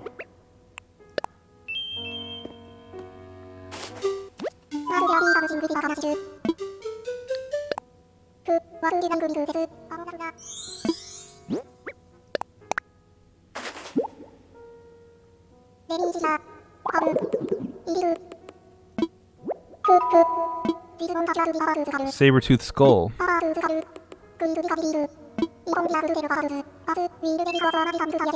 Dude, that's fine. I'm actually trying to complete a second set for that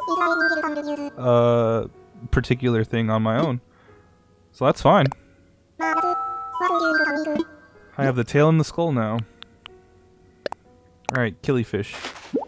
Yeah, I'm gonna listen to your explanation too. Of course. Magnificent killifish. Did you know that there are over 1,000 different species?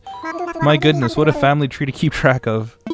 My own favorite killifish species are the mangrove, which can live on land for weeks breathing air, and... Oh, that's horrifying. And that's horrifying. The mummichog, the first ever fish brought to space. I wonder if the killifish you brought me is related to either of those intrepid explorers. And there you have it. Fascinating stuff, no? Rest assured, all donations are displayed in a timely manner. Timely manner. I'm done. I'm fine with that. Have a good day, sir.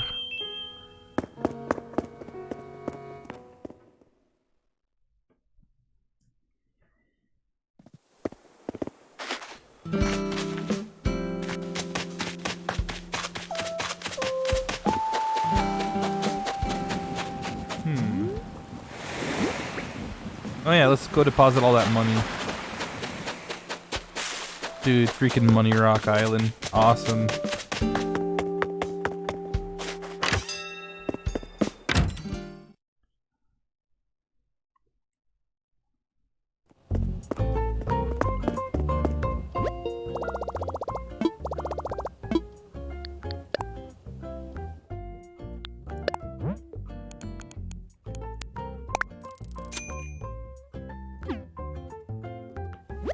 I'm a little less than $1 million away from paying off that loan, but I'm never gonna pay it. I'd rather pay to relocate buildings, rebuild bridges and inclines once I unlock terraforming. Alright, let's see. Island number 2.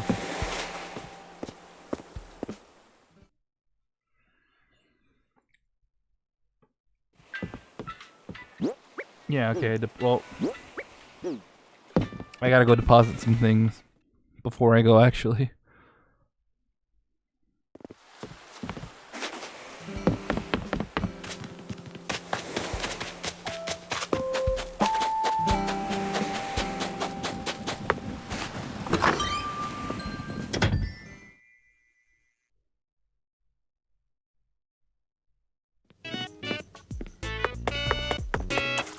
Let's make it thematically appropriate.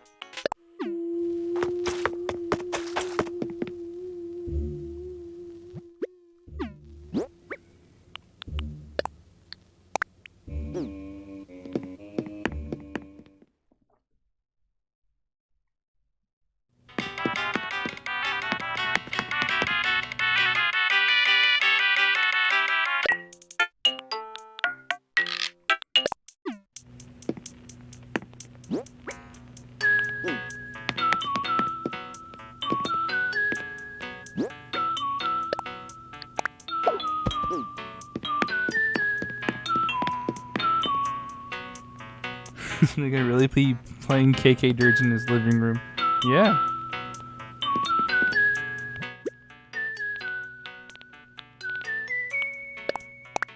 See? I have like basically no regular wood.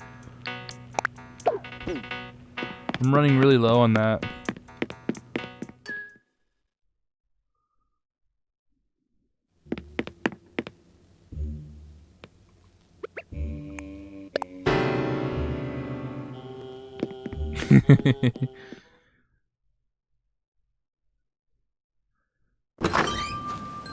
Now we're ready to go.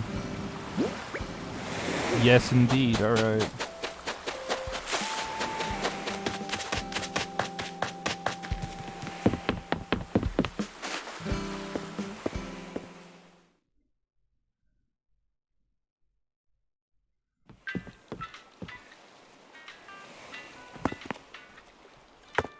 So apparently making this guy blush is good luck.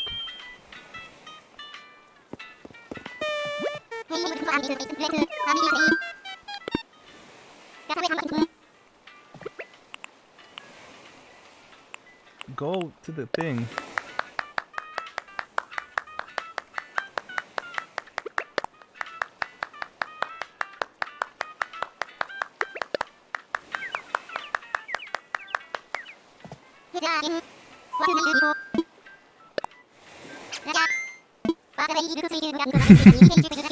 I think this is like the video game equivalent of say thank you to the bus driver. That's pretty funny. That's pretty funny.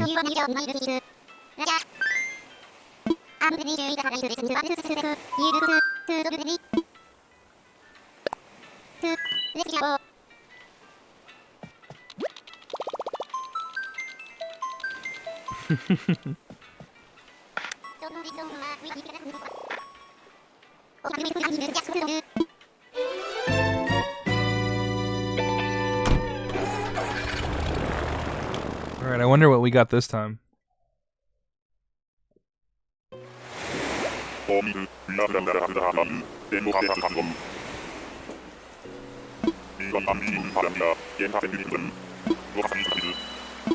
Go catch some bees and chop some trees. Again. Again. Windflowers. Windflowers and peaches again. Really? There's a pig. I'll talk to him once. This one was a bad one.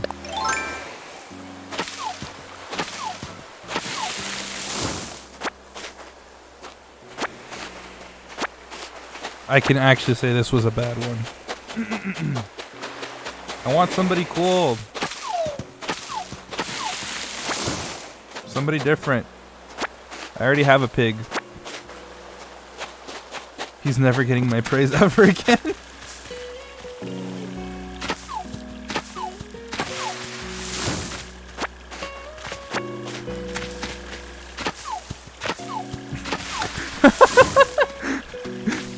Toy 2020, give me a fuckable villager. Oh wait, no, why did I pick up the peach? Shit. Whatever, they stack. That's right. Into bundles of 10. No, I got the weed! I don't need the weed!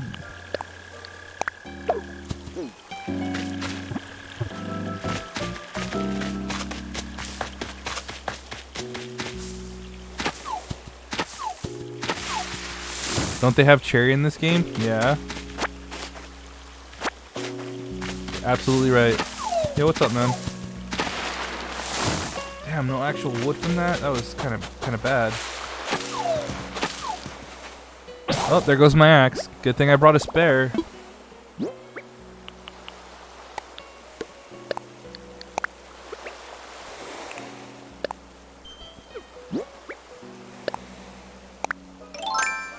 Well, is there a more fuckable villager? Anka or whatever her name is, I guess. Then there's that one cat. But we're getting into like a weird territory now. Let's not make people uncomfortable. It's just funny to me.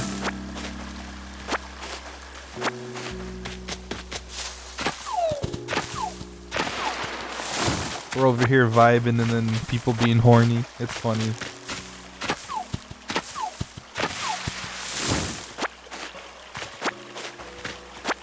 Like, it doesn't bother me, but I'm sure other people are like, what the hell, man?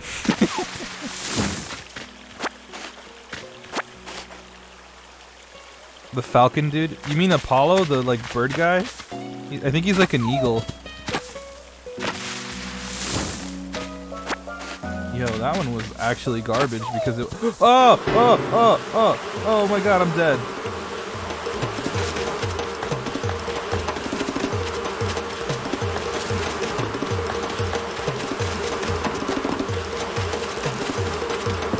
Help me! Help me! God damn it. I didn't have my net out because I was chopping trees, dude. God damn it.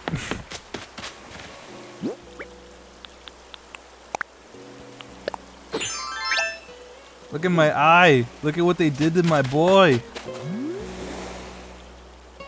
It's swollen shut because of the wasp stings. Dude, fuck wasps, honestly. Like, save the bees, but fuck wasps. It's a good thing I brought medicine, I guess. Oh, don't drop the medicine. Fucking take one. I wasn't paying attention. Wait, what? There you go.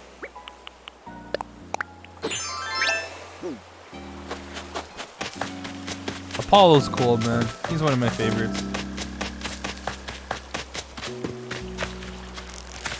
If bees were made by Mary Magdalene herself, wasps were made by Satan's ass. I love that analogy. Holy shit. That's pretty good.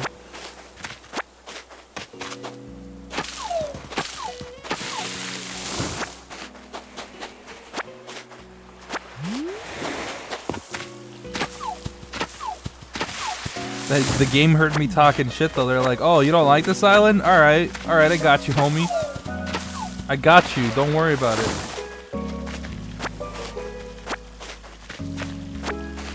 Seriously though, windflowers and peaches twice in a row, dude. Like, what the hell?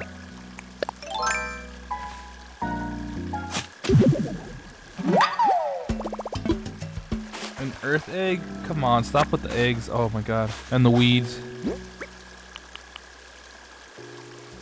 You know what? We're gonna leave it here. Drop. What's this? Another egg? Gee, I figured. Like, if I didn't already have Curly, this guy would have been cool, but I already have Curly, so I'm trying not to, like, get the same, like, species, you know? Eat egg. Oh, I will in just a moment. Like, there's a thing I want to do first.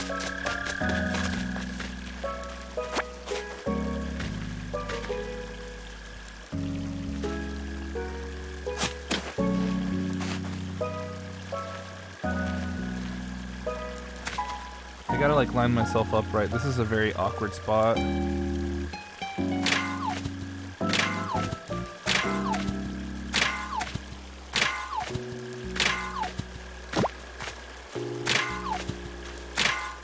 Look at all those eggs I'm not gonna fucking pick up. God. Why do I wear a mask when I'm completely isolated?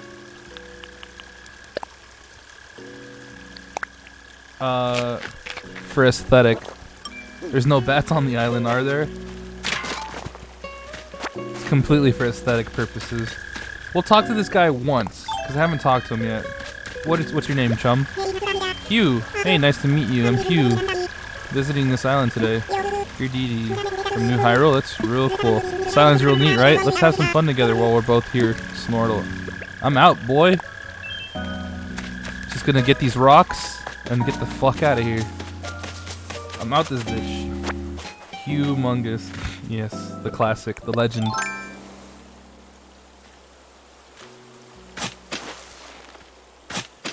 Oh, there's a stupid egg here. Okay. Yeah, that was about to ruin my drops. No thank you. 2, 3, 4, 5, 6, 7, 8. Well, that's not bad. I got some iron from it. I really do need iron though. I'm running out of iron. I'm also running out of wood, just regular wood. Time to eat the egg. Eggs really shouldn't sound like that when you eat them though. That's deeply disturbing.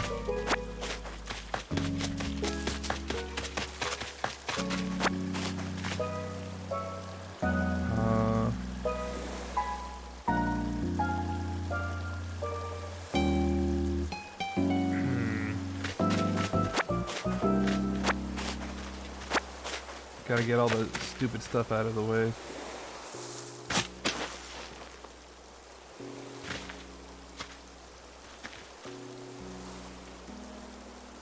One, 2, 3, 4, 5, 6, 7, 8.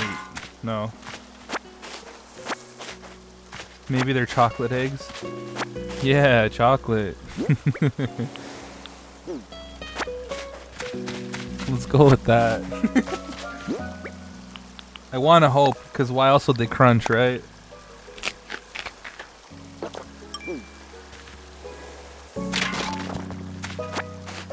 It's almost Easter anyway.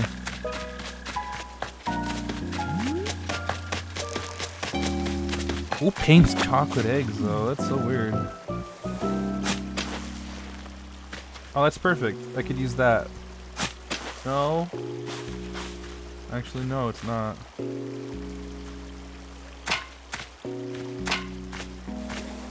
And I can't move it. Never mind, this is not perfect. This is less than ideal. Get out of here.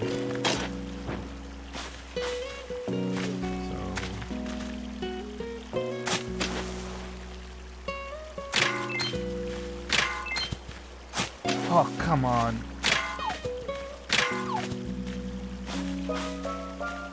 I ruined my drops. Maybe that was the tinfoil covering? Do you guys eat your chocolate eggs, peeled or unpeeled? Oh, the stupid eggs, man. The stupid rock placements. I hate them. I like to eat mine peeled, personally. I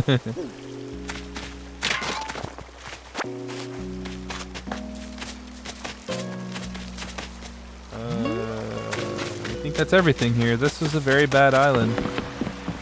Do you guys eat the skin of the chocolate eggs?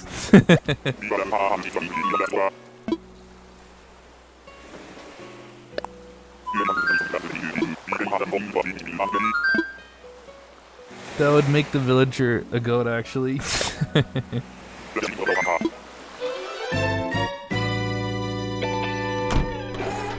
So that like little spiral island layout's cool and all, but I didn't really get anything out of it, so that's a bummer.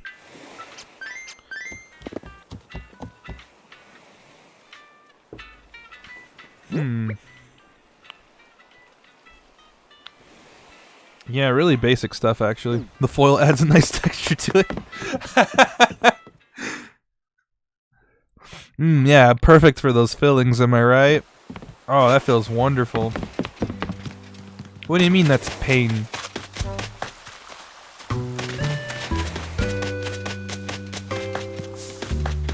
Damn though, your fit kind of fresh, thanks man. I was wearing a denim jacket before, like an acid wash denim jacket before, but this, I like this sweater a lot. One of my villagers gave it to me, one of my favorite villagers. She's actually my favorite villager from the ones I have. Let's turn the lights on so you can see it better. There you go.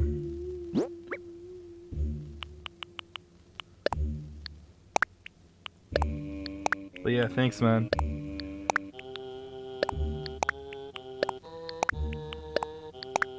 Rocking the Doc Martens. Yeah, boy.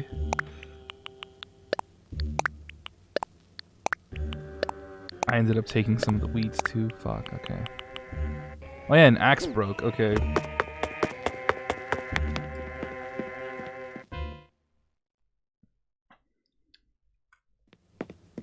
Yeah, man, I'm feeling the drip right now on that, on my fit.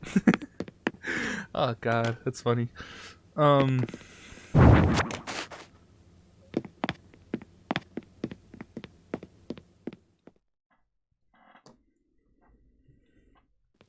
mean, that's like one of the cool things about this game is you're able to just like customize a lot of it, so it really does feel like a personalized experience, you know? It's like no two villagers are the same, even though face-wise and all of that, you can only really do so much. Okay, yeah, we're good. Wait. Put this one down here. Remove from favorite. There we go.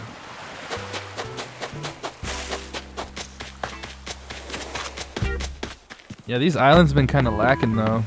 First one was good because it had money rocks. The second one, not as much, honestly. Really hoping it goes on sale. It'd be really nice if it did, man. I know lots of people that want it. Hold on, I gotta flatter this guy. Hopefully it's good luck.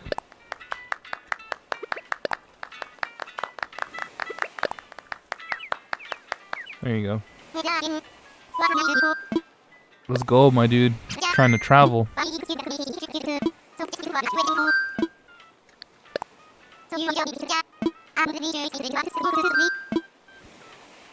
Time for takeoff. Yeah. So I already got a sheep on the way too. Like, they're moving in soon.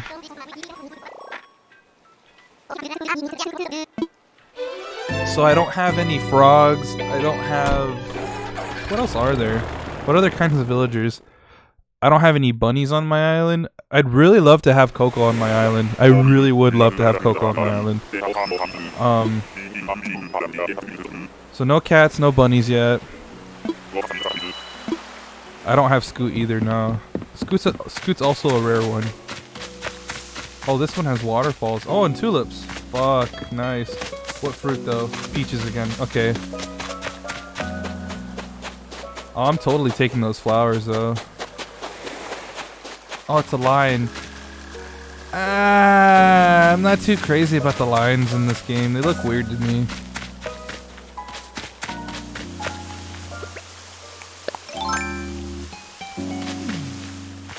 know, before I start taking leaves and all that, or leaves, flowers, I'm gonna go see what else is on the island.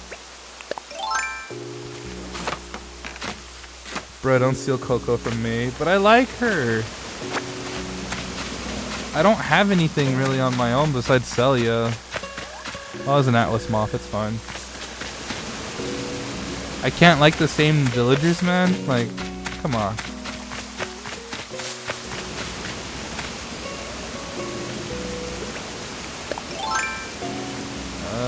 Okay, fine. We'll do the rocks.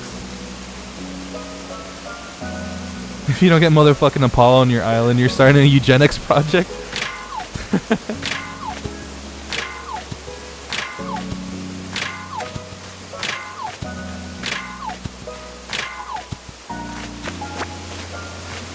Man, these are really bad drops, honestly.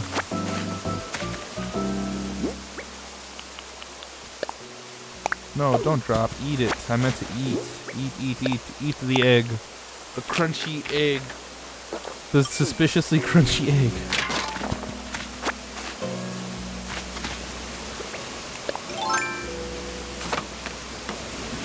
I mean, I like what I like, dude. You know, like, I hate to say it, but like, I'm already starting to get sick of, what's that cat? The one that's like really popular now. I'm kind of like already sick of them. No homo, but you've been single for a year and that bird nigga kind of thick.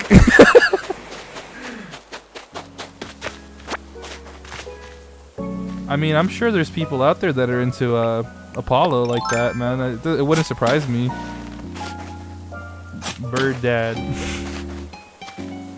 Yeah, that's a good thing I brought that spare, huh? It's a good thing I brought that spare.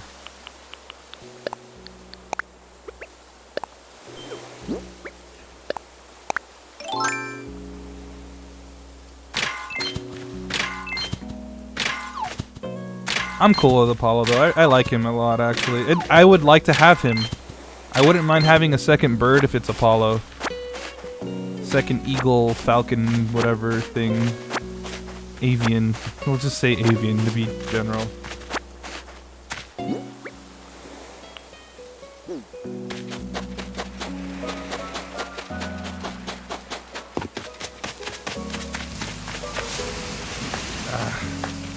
Fine. I'm gonna pick up the eggs to eat them. Because I don't have any use for them otherwise. And I don't want to waste peaches or other fruits, since I can make money off of those. Ooh, almost attacked that poor flower there. Oh wait, I got a DIY recipe. Let's look at that. I was walking around yesterday picking up DIY stuff and came up with a great recipe. I almost ate it because I was sleeping and hungry, but I'm glad I didn't. If you make it, scream, "I made it!" by Hopkins, Master Crafter. Golden dung beetle. What the fuck? So a golden poop beetle, huh? A golden crap beetle. Okay.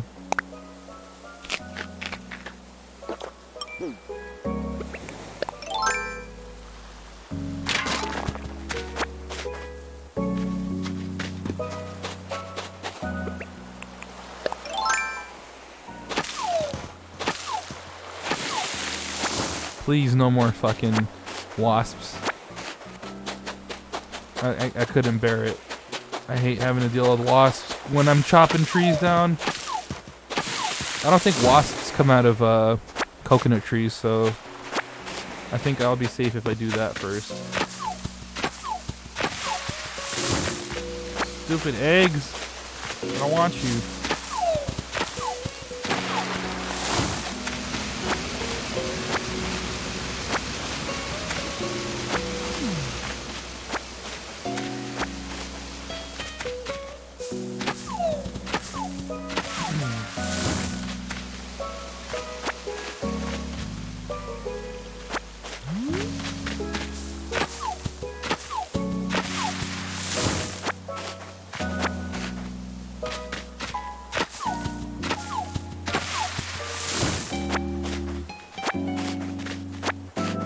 This is a real chill game, man. I love just zoning out, enjoying the atmosphere.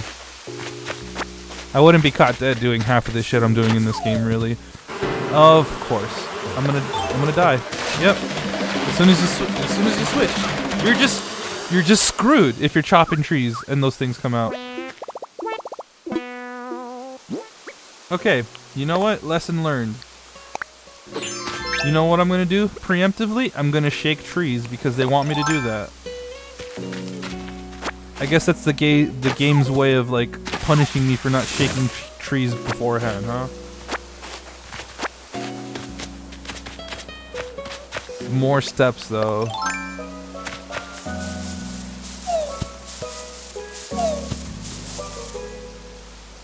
Okay, that has been thoroughly shaken. Shaken.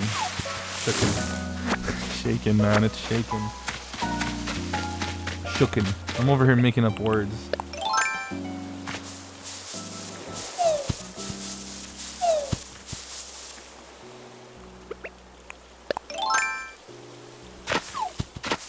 Yo, how are you doing tonight, Ninja Fox?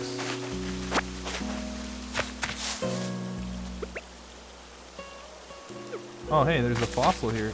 I'm hoping it's a fossil, at least. Oh, I just noticed those. Oh. Well, okay then. I guess not.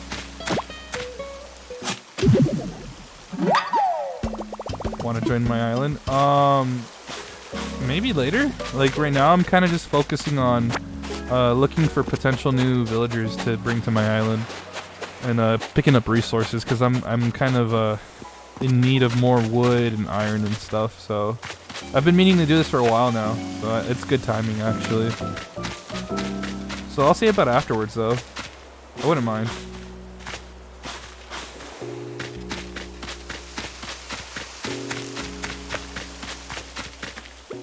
Gotta pull all these weeds. Damn it! Give me the flowers.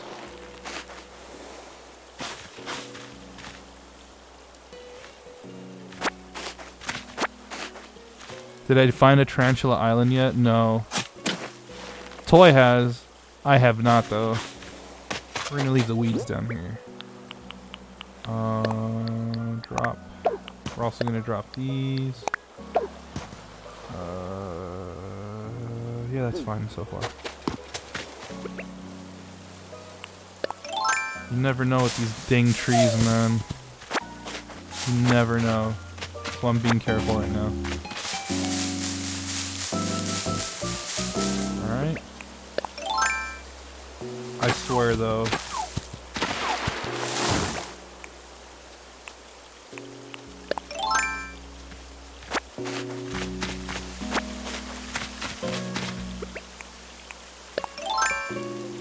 Wait, what am I doing? No, no, no, no, no. I think I'll take the twigs. The tree branches, I mean. I feel like I need some anyway. I probably have less than I actually realized.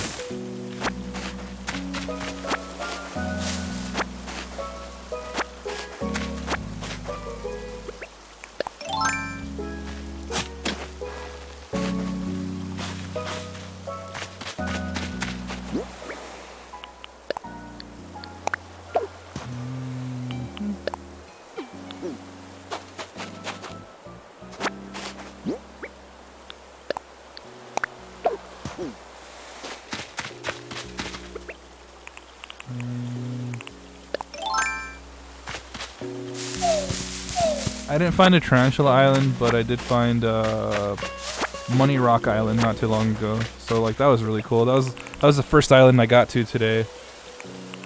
I was extremely lucky. Everything else has been kind of blah.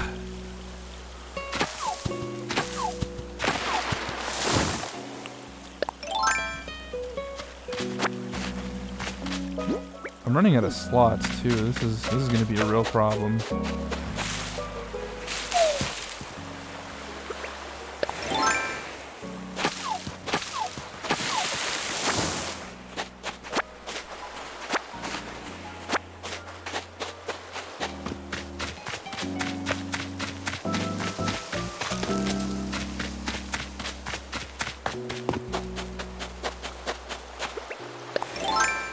go say hi to this guy over here. Just cause. Okay. Oh.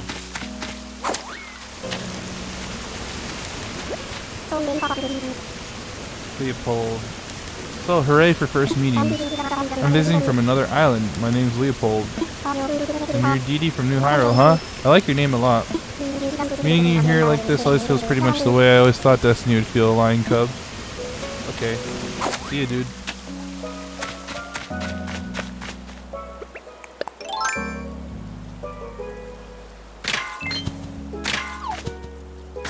Oh, come the fuck on. I thought the slope would have like... Oh, yeah, that was a very bad rock. Very bad rock.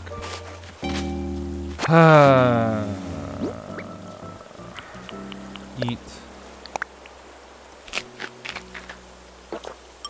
Man, that was very bad.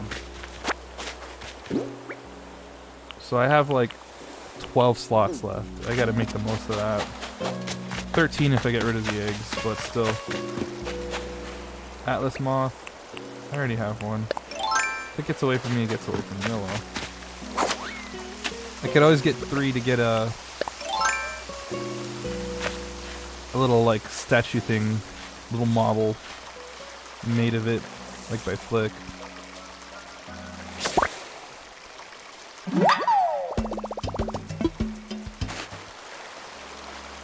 And then these things too. Do these count as insects? They should, right? Well, so much for those.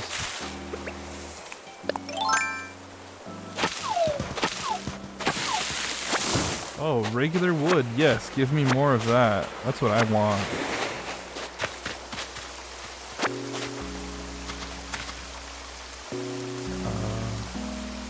Wharf roaches count as insects. Okay. Thank you for that. I didn't know. I guess I could dig right here, right next to... And then I could just sort of do this. Hermit crabs too, for some reason. Like when you're selling them to Flick. Oh, let's see. Yeah, I think that's a good spot. No.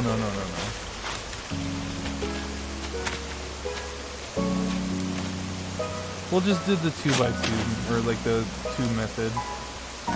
Hold on.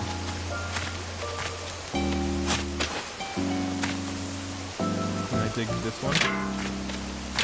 No, I can't. Okay. We'll just do it this way.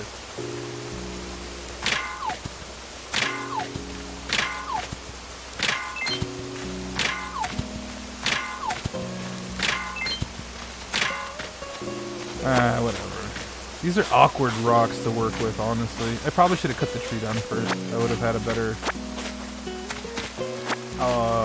outcome.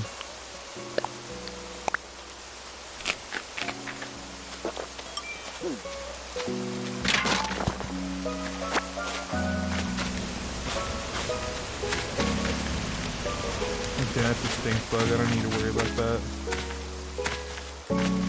What I do need to worry about, though, is this tree, because there may or may not be a wasp's nest inside. Okay, I guess not. Give me those branches, then. I fucking swear, dude. Another wasp's nest? That's it. I'm at my limit. Okay, down to 11 slots. It'll be 12 again when I get rid of the egg. And this weed. I don't need the weed.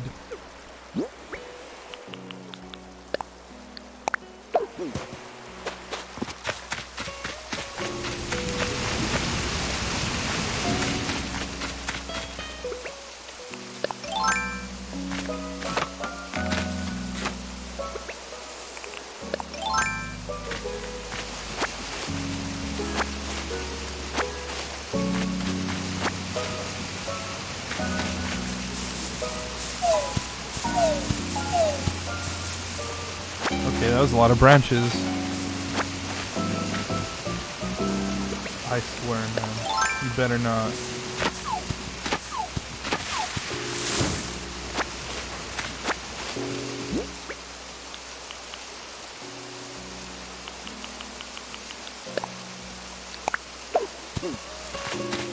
have tulips already at my island, but it wouldn't be a bad idea to bring them over.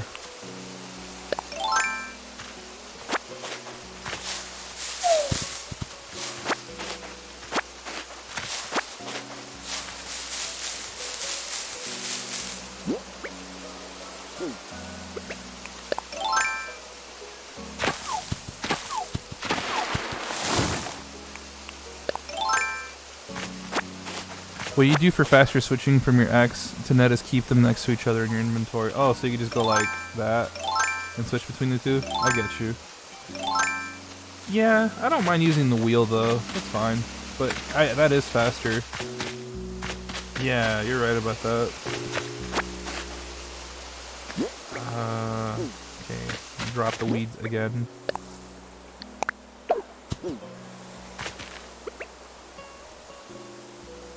Still kind of tight timing to catch the wasps, but doable. Oh.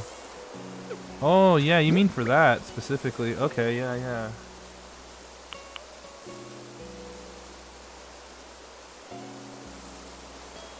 That makes a lot of sense, actually.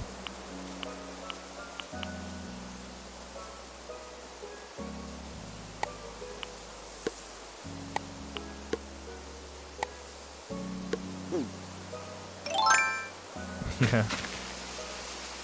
No one's around to help. I don't need help, but okay, Bob.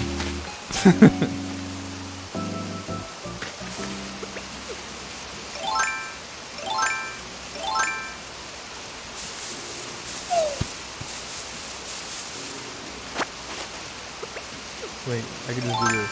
That's what I've been doing this whole time. Or that's what I've been meaning to do this whole time. And that what you just got finished explaining. I was not doing it the whole time though.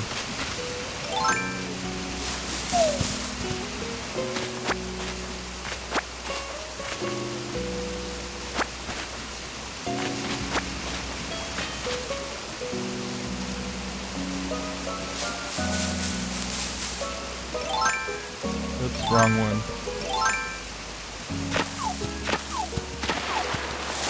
Even shake once with a net equipped for wasp checking, then press D-pad for axe.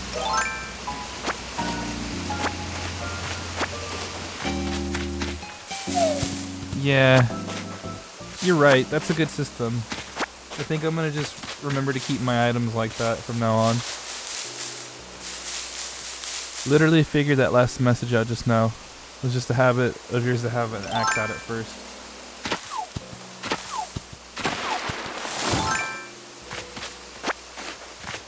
Are those all the trees?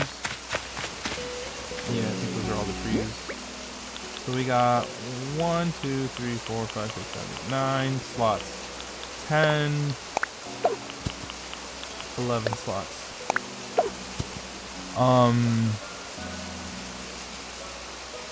I have like an insane amount of hardwood, so I don't even feel like I need to take this. So, okay. And I got all the peaches already, I think. Yeah, I did. Okay. Let's just take these flowers then. Would also be good to see if items pop out from the tree.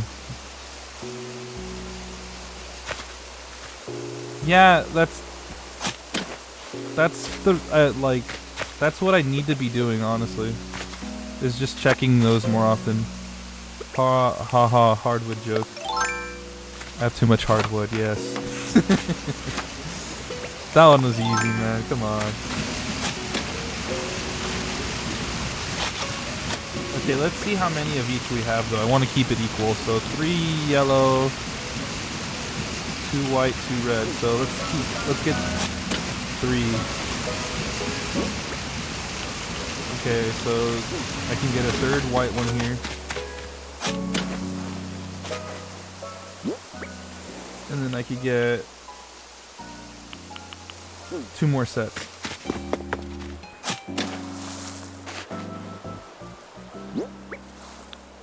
So let's try to organize those a bit. Oh yeah, there's an egg here. I don't need you.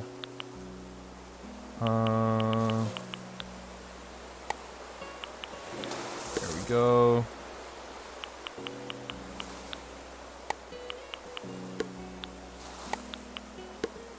Okay.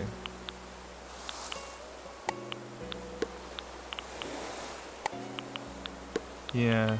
Time for the mini game within the game. Inventory management. Okay.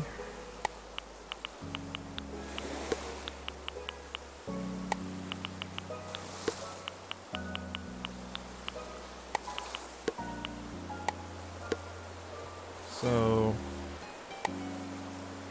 we'll do red. Wait. Yeah. Red. I could do one more set. So 1, 2, 3. 1, 2, 3, and then I'll have an extra.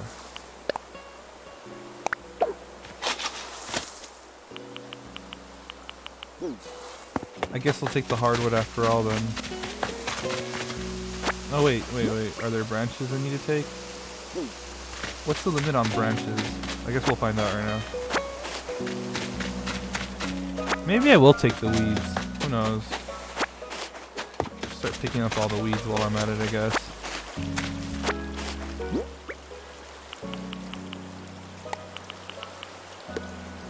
So yeah. Okay. Red.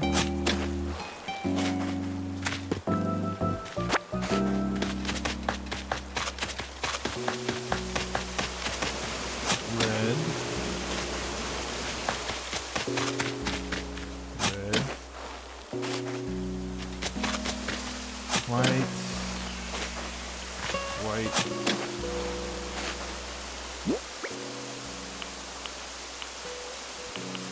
Wait, oh, I'm dumb. It has to be one of each, so. There we go. So now I get 2 yellow.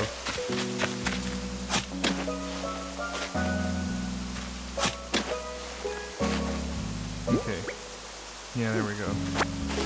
Just pick up weeds, I guess. Because why not?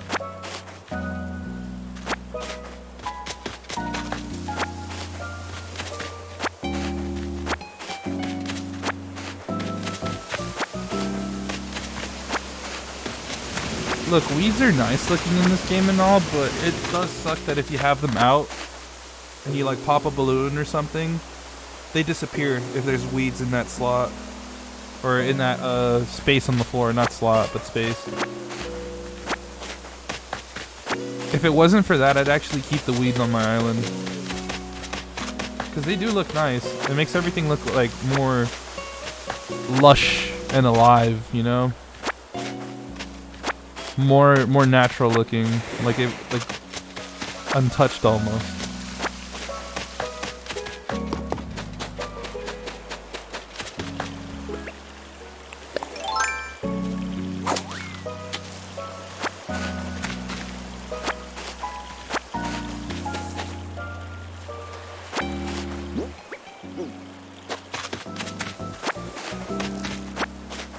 Taking this island for everything I can.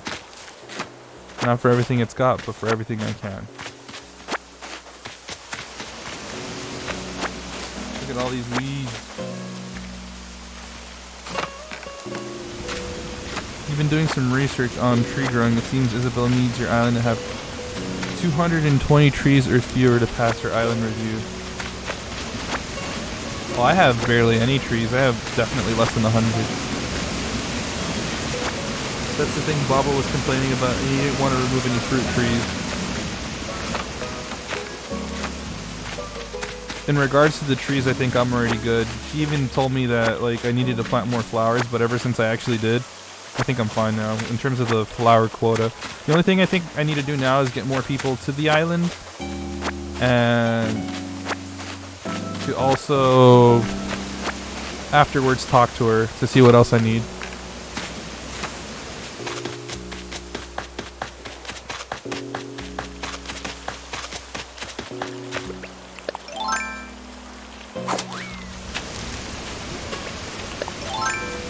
Goodbye, stranger.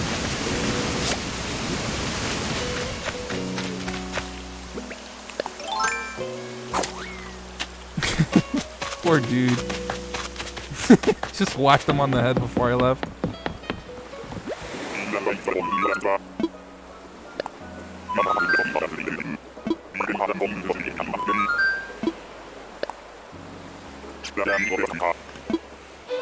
been trying to find out why some of your trees aren't growing even with enough space around them, and some that only partially grow yet never reach full maturity. The tree growth issue might be a bug in the game. I think what happens is you also need to account for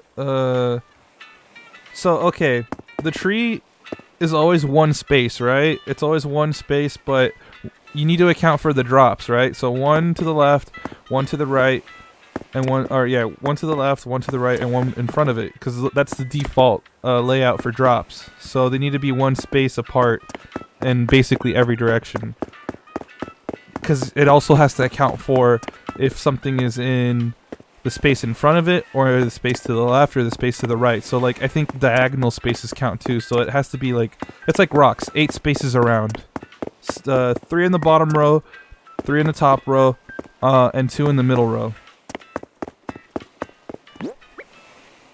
That's a lot of stuff, man. Nice.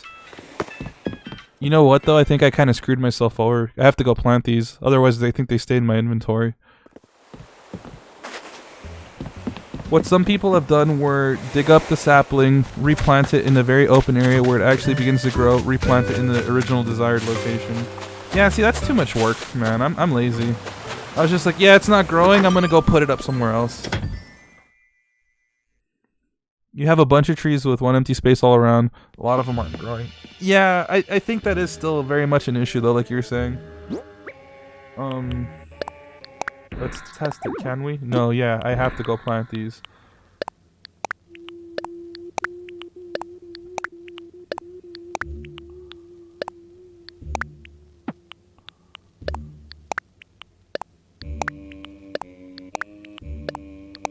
I think I'm gonna have to go buy more tickets too, because I'm not happy with the villagers I've been shown so far. I'm like whatever about them. I'm not too crazy about them.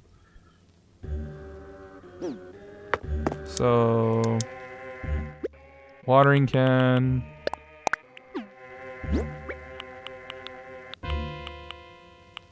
Oh, my shovel broke last time. Okay.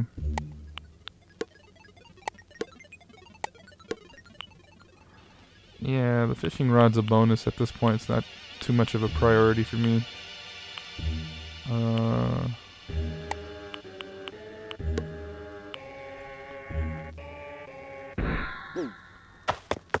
Okay, so let's go get another shovel.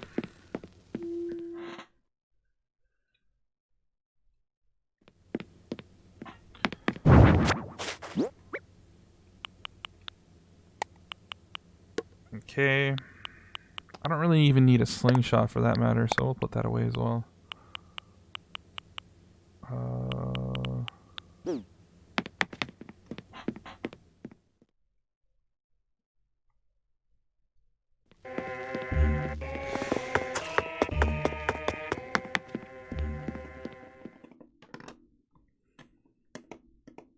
You also found out you can sell the Nook Miles tickets for 10k bells, so it's 5 bells per mile. The bell vouchers factor down to 6 bells per mile, but only sell for 3k.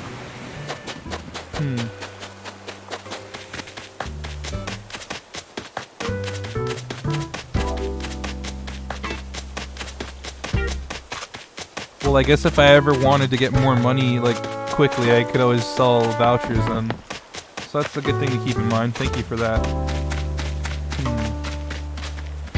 Crap.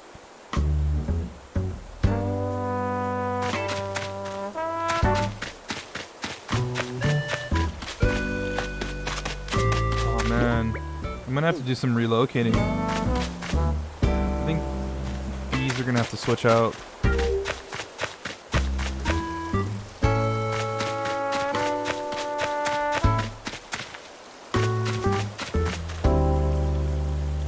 With the Nook Miles, with Nook Stop only being able to vend 1 ticket at a time, Nook Miles tickets are faster overall. Oh, I didn't even know that. So you're only able to like exchange 1 bell ticket at a time? Wow. It should be able to spit out stacks of tickets like a real ATM handling bills. Seriously. come on. I didn't want to do that.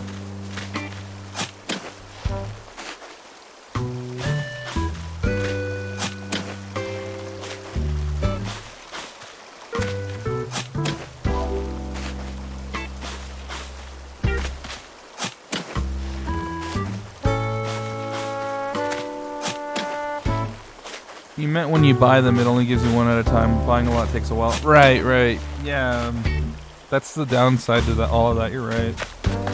Yeah, I remember that being the case. So I was like, oh, I want to buy tickets one at a time. It took forever. I should have 4 more slots, right? No, I don't. Ooh.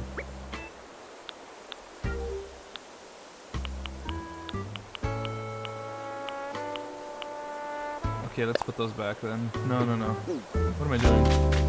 No, they need to be here. Plant.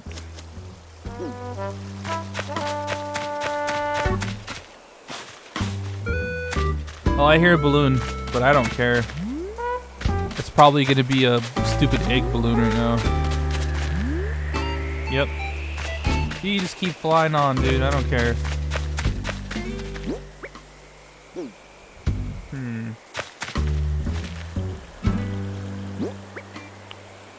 So I don't really care for the buds because I have fully grown red tulips right here, so plant that. Oh wait, that was what I just dug up.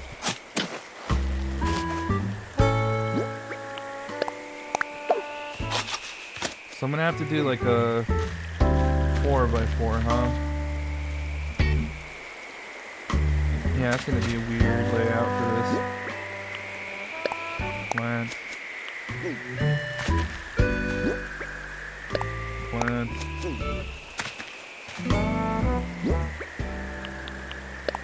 Plant.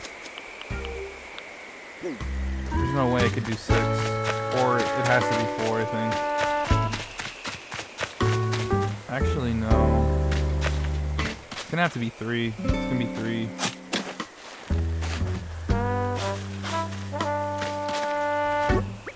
Yeah, because if we start from the edge, it's going to be 3 more spaces. Plant. 2.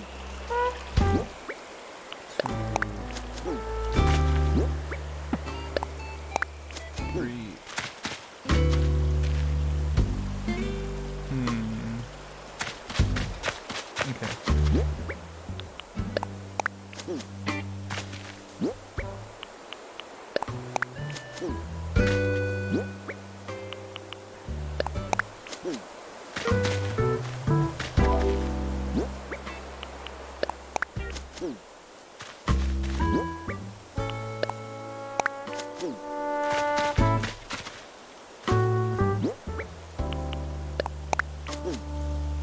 No, not there. Come on.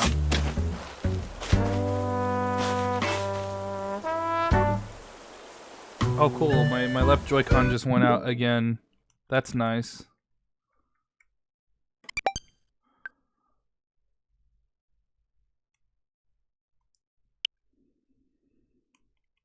Oh my god, I hate when it does this.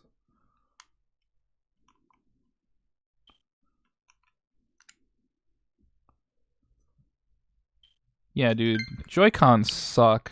Honestly, I've had so many problems with Joy-Cons.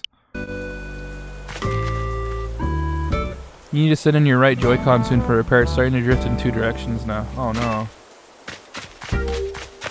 My left one keeps desyncing, so I have that issue. And that's what I sent it in for already in the past.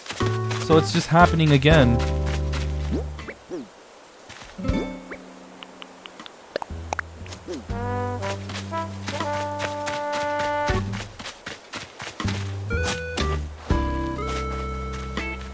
I forgot what I was going to replace those with. Oh, I think the pansies. The pansies were going to go here.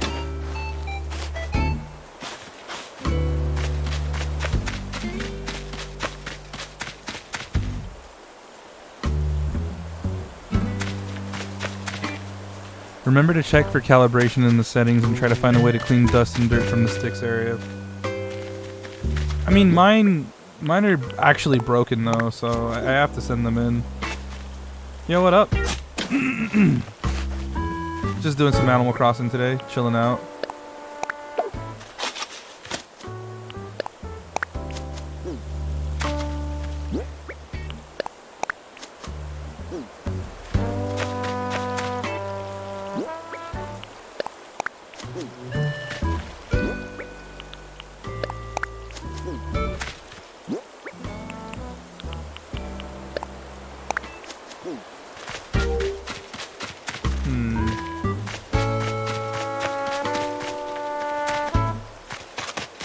So I have all this space too for future expansion. For the time being though, we're gonna do... You haven't played Animal Crossing since the GameCube. This one's pretty good, man. I like it. It is missing a couple things here and there, but let's do that for those. We'll have the yellow ones in the opposite corner here.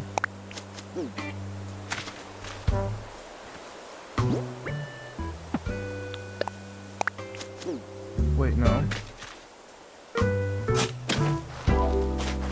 That was the wrong one. I don't know why I went to red.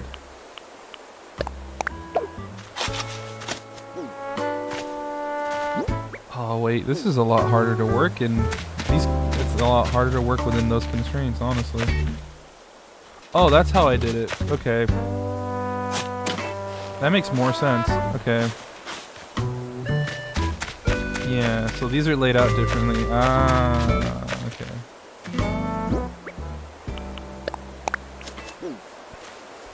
Actually, let's start from the back.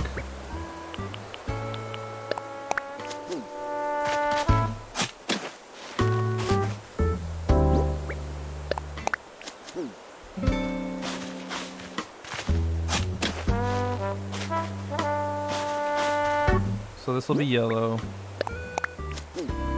Red will be down here.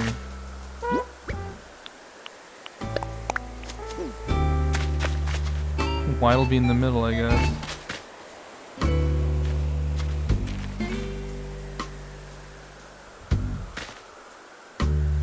You know what? I don't know. I think these are gonna have to be somewhere separate because I want to breed these.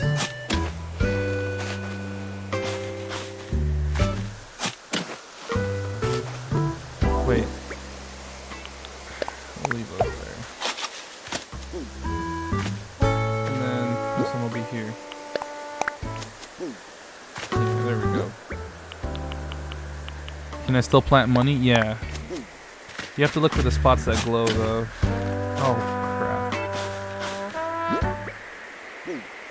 This is a bad spot to have that. But I lucked out. Okay, cool. If it had fallen into the flowers, it would have disappeared. It's happened to me already once.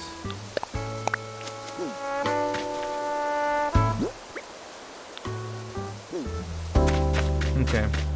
So what I'll do is I'll use this little section here for like crossbreeding, I guess. So we'll do red, white. That's what we'll do.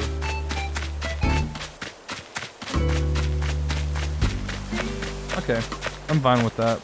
That works.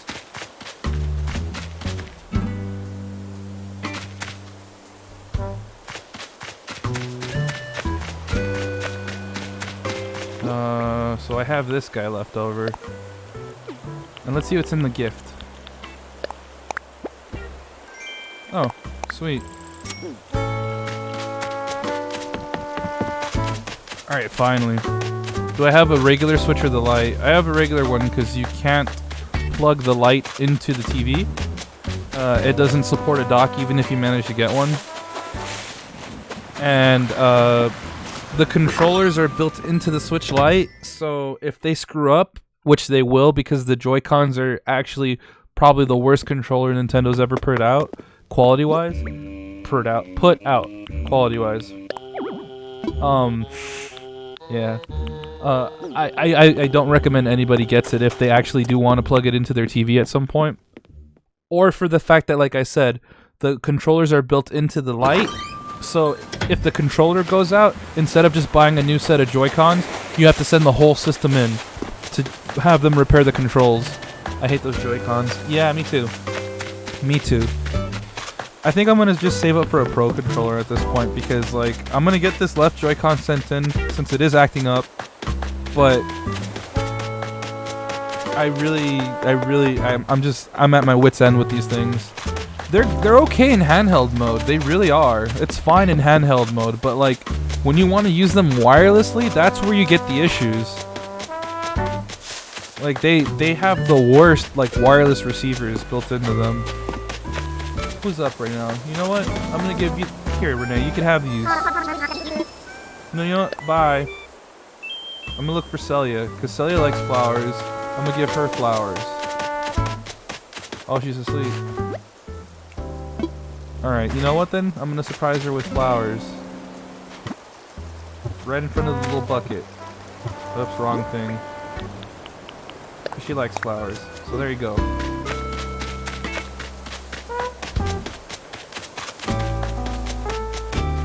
Is that everything? Yeah, okay, I gotta go buy more tickets as well. So I doubt I'm gonna find a villager I want to move in with this next one. I feel like it's gonna take me a couple more tries at least.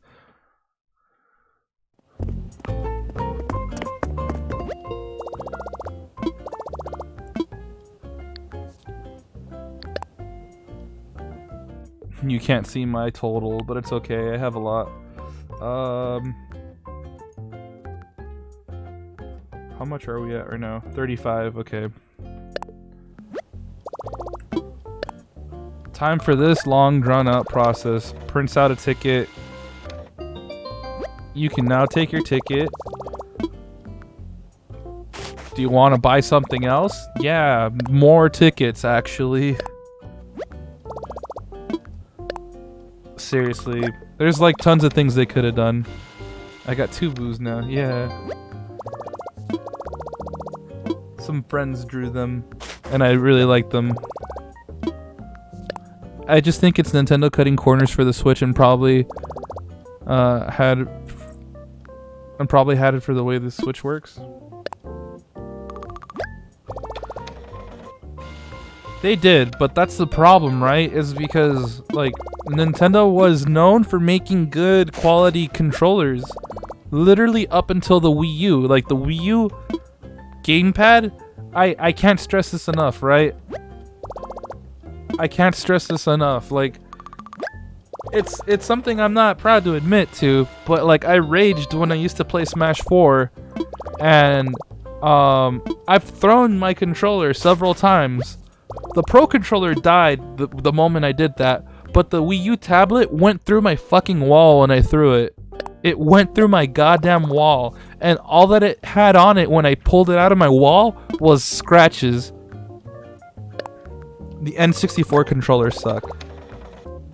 Well, okay, but I meant like, I guess starting from the GameCube onwards, but the NES controller is good for what it was. Super Nintendo controller is an evolution of that, and it's much better.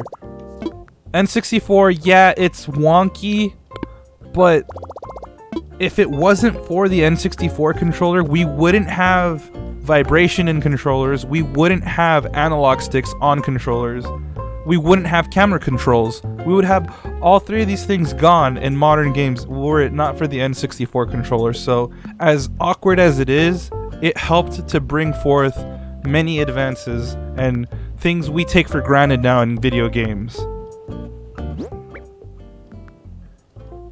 Iwata era and previous hardware had great... Oh yeah, Iwata era and previous had great hardware, yeah. Yeah, that's the point I'm making. Okay, so we got 6 now. I think 6 is okay. If we need any more, we'll buy them. But, like, yeah. I'm sure they learned the analog stick issues from N64 and made sure not to do the same thing for the GameCube. Yet. And I feel like I'm gonna get hung at the stake for this. I hate the C-stick. I absolutely despise the C-stick, and, the ABXY layout for the GameCube made sense on the GameCube, but now on modern hardware, if you decide to use anything with an ABXY layout, It's so weird.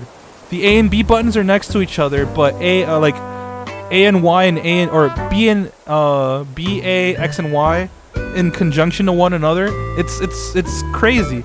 Like I remember on the Wii, if you didn't have a Pro controller, you could use a GameCube controller. And to play Super Mario World or any Mario game for that matter, you have to claw grip. I remember it specifically for Super Mario World though. You have to claw grip to play Super Mario World. You hold down B to run, you push Y to jump. And it was the worst fucking thing.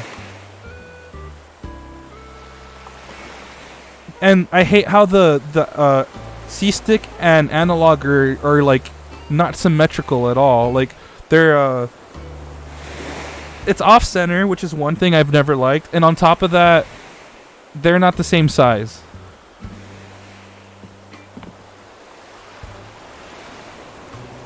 Yeah, AVXY didn't work so well beyond GameCube. Yeah, that's what I'm saying. It's fine for the system it was made for, but GameCube stuff, GameCube controllers on modern things now, it's actually very difficult to use unless you're able to remap your buttons. It's very, very, very hard to use a GameCube controller if you can't remap things. Absolutely. Absolutely. But alright, let's get going. The D-pad sucks too.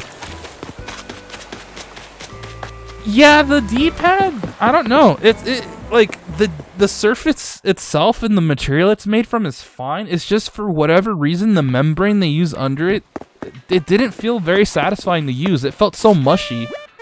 Like if you compare like a Super Nintendo D-pad or an NES D-pad to the GameCube D-pad, it's like a regression.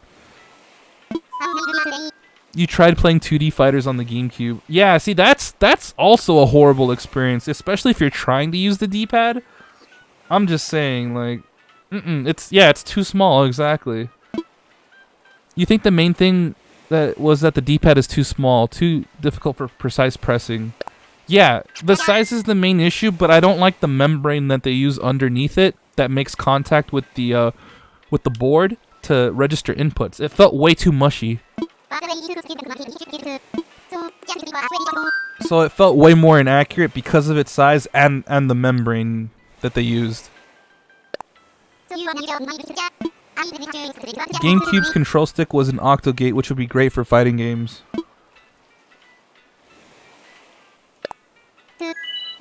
Yeah, that's what I like about the GameCube is the octogate recess along the edge. I love that about the GameCube's analog stick. I really do like that. I always thought that was it made so much sense, and I hate that controllers now don't have it. Because again, that's literally the evolution of the N64 analog stick. The N64 had that as well. It had an octogate recess along the edges. And that felt good to use too. It's just that the sticks themselves were like very prone to wearing out because they're made out of some really cheap plastic, and the mechanisms used to like keep things in place would break after like prolonged use, and so the stick would never stay centered after that. I want octogates on controllers again. I really do. Those were the best, and that's probably why a bunch of people say that the GameCube controller is the best, only because of those octogates on the outer edge of the control stick. 3D fighters were good on the GameCube. Yeah, Soul Calibur 2 on the GameCube feels so fucking good, man. It really does. I'm not even gonna bullshit about that. Oh no! Oh no!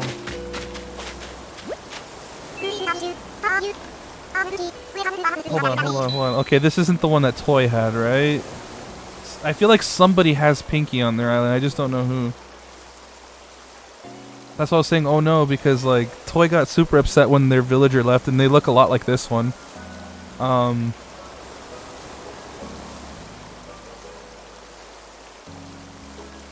Hold on, I gotta look at this.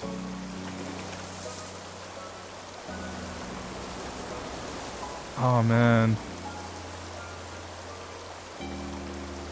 I gotta look at this though, hold on.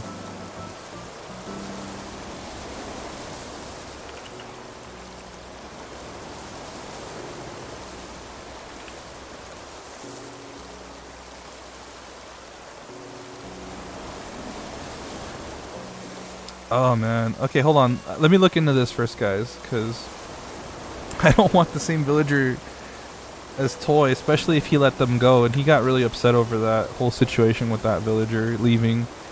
Um.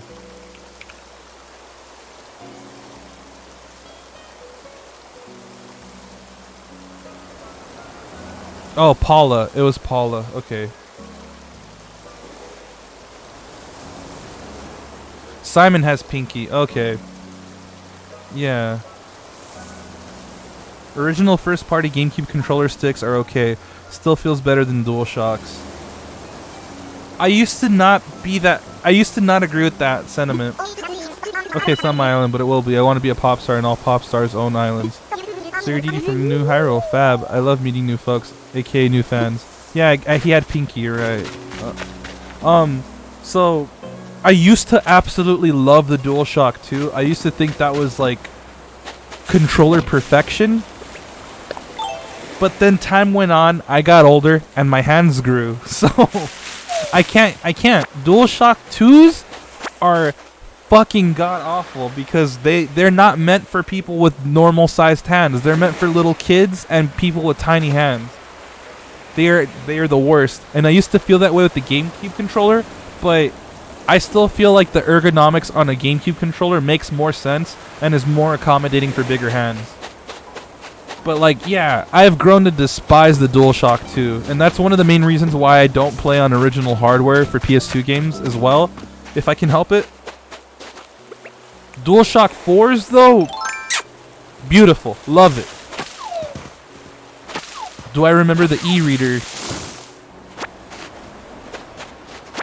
Yeah. And when Nintendo's handheld would connect to consoles and had peripherals to play the games on consoles. Yeah, I always thought the e-reader thing was cool. I kind of just missed out on it. Xbox S controllers were good. You mean for like the original Xbox? Cause like, I used to be that person that said the S controller was amazing because I thought the Duke was too big. But then again, my hands grew, I got older, and now the Duke is amazing for me personally. I love the Duke. I love the freaking Dreamcast controller. I love the GameCube controller, DualShock 4s, Xbox One controllers. Much better than the 360 controller. Nobody can dispute that. Anybody that says otherwise, they're full of shit. They're actually full of shit.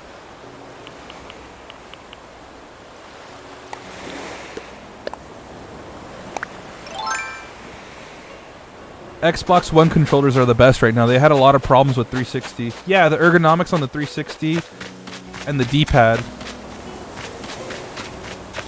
Yeah, the original. The Duke is good too, but the D-pad holds back. Yeah, you're right about that. I think I do like the D-pad on the S more than the Duke, and the placement of the black and white buttons. You've only ever used the DS4, but you find it very uncomfortable compared to the Xbox One controller or literally anything else. I mean, for me personally, I actually do love the layout for the DualShock 4 because I think having analog sticks that are like on the same horizontal plane makes more sense to me than having them like not. Like the Xbox One controller and the Joy-Con control sticks, they're not on the same plane. The grip hurts your hands. Oh, I can kind of see that. Have you used the newer one though? Because there's like a revision, and I think they kind of fixed the gripping on the back of them with the revision, and they did something with the triggers as well. The triggers were like a little jankier with the original original model, I should say. And also the touch bar, the touchpad bar thing. They added an LED to it, and it feels a lot better to use now as well. That might be a placebo effect, but it does feel better than the touch pad on the first version of the DualShock 4.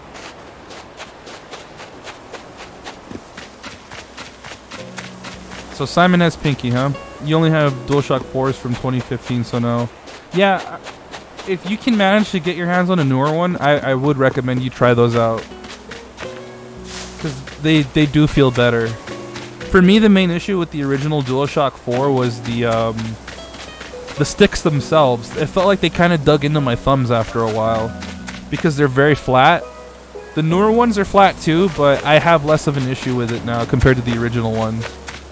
But just to be on the safe side, I ended up getting like those like rubber tips for the control sticks anyways. I think I'm gonna buy a set for the Xbox One as well. Dreamcast controller is great. I heard some people say it sucks because of the wire since it's in the front, but that's malarkey. That makes sense though. Oh wait, no, in the front, like the bottom. Yeah. Well, I mean, the VMU kind of complicated things, so I guess that's why the wire's on the bottom. That's what you meant, right? You meant it's on the bottom. I forgot. I was like, wait, no, I'm mistaken. I remember now. The wire faces you, wraps around, and goes to the back. Yeah, and it also had like a weird little clip thing, if I'm not mistaken, that kind of holds the wire for you, right? I feel like it did. It's been ages since I've seen a Dreamcast controller in person, though, so I'm just remembering off the top of my head, and I could be wrong. Feel free to correct me where necessary.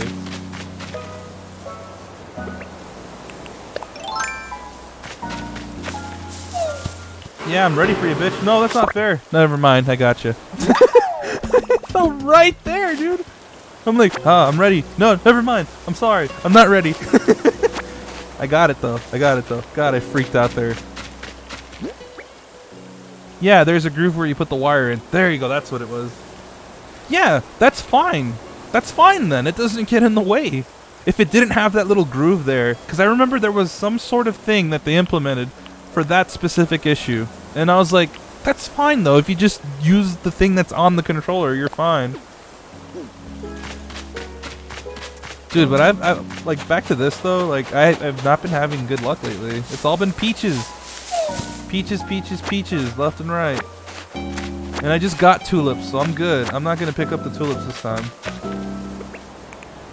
Oh, I didn't register an axe, did I? Oh. There you go. And I still have the watering can on me. Ooh, okay, yeah, I gotta go stock up on things after this. But yeah, like I said, those are the ones that stand out to me, and definitely I see a lot of utility in nowadays. Like, Dreamcast controllers are fine, minus the whole wire thing. I think that's just more of a nitpick. The layout is amazing on those controllers, and even though that's another one that's like the stick layout isn't symmetrical, I can look past it. DualShock 4s are great in terms of modern controllers. Xbox One controllers are good too. Like, if you don't like the Xbox controller, you're probably gonna like the DualShock 4. If you don't like the DualShock 4, you're probably gonna like the Xbox One controller. The thing is, you have options nowadays. And if you're on Switch, you can experience the best of both worlds, because you can just buy like an adapter that lets you use either one of those. I'm using Joy-Cons right now, but if it wasn't for that, I would be using my Xbox One controller, because I have the little like USB adapter that lets me do that. And it's only $20. And I think it's a wise investment also, because Nintendo's controllers as of late have either had some sort of hardware issue or build quality issue, sometimes both.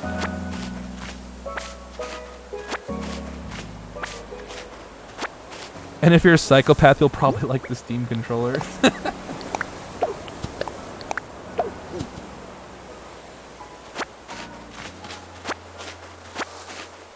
Damn, man. See, the Steam controller was a good idea on paper, but it's just like I feel like it didn't get play tested enough for it to be viable. And that's its problem. Because, like, I understand what they were trying to accomplish. They wanted touch sensors because they wanted to be more accurate than control sticks and still allow for mouse-type movement in games that needed a mouse, right? Like, point-and-click type stuff. And that makes sense. Like, again, it's a very interesting concept. It's just it was horribly, horribly executed. And I really do wish that there's something to come and supersede that. Like if there's a successor to that, like a very thought out thing that has much more R&D put into it, then it could be something really good. It could be like great even, and we might not even need control sticks anymore.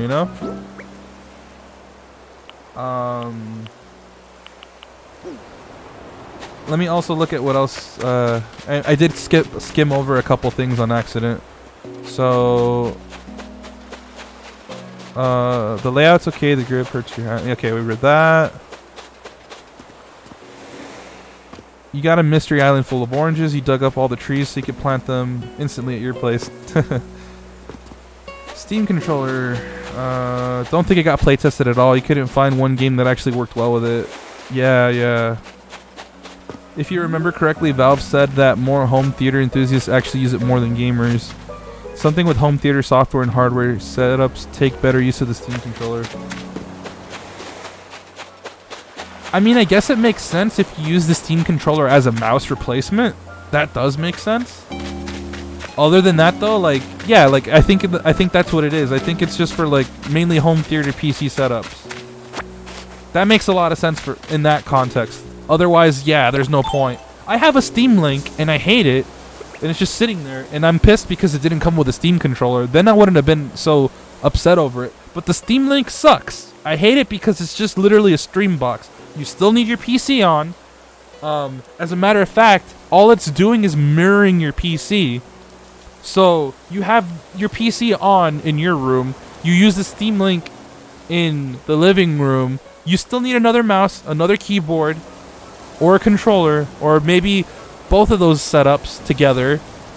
And then all it's doing is mirroring your computer. And then, like, let's say you have someone else in your room that wanted to do something on the computer. They can't because it's just running everything there, and you can't multitask at all with it. So that it defeats the point.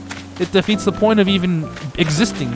And I was so pissed off when I bought it. It's just literally sitting in a box off to the side somewhere because once I saw that that's how it works, I was like, this is fucking bullshit. The reason I wanted it was so that, like, let's say my nephew wanted to go play something in the living room. He could stream it while I'm doing whatever I'm doing on my computer. Or playing what I'm playing. Or whatever it is, right? But that's not the case. It's so bad. It's so bad. Like, those are the two things that I think, like, Valve is fucked up on the most. Steam Link and the Steam controller. Those things fucking suck, dude. Did I buy it when it first came out? You only bought it when they discounted it to $1 because they were trying to empty all stock. Yeah, I think that's what I ended up doing. Like, with taxes and everything, it came out to like $10 or whatever. Like, it was some ridiculous sale that was going on. So I was like, oh, cool, I finally get to try out the Steam Link. And I was let down. I'm like, yeah, no wonder I got it for so fucking cheap.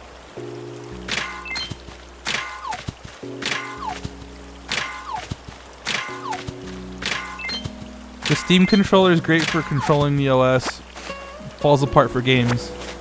Yeah, see, that's the thing, right? Because, like, I understand that that's what they were trying to accomplish, is a nice sort of hybrid of the two things, where it's, like, natural feeling mouse controls, but still a viable substitute for a controller, because it's supposed to be an all-in-one sort of thing.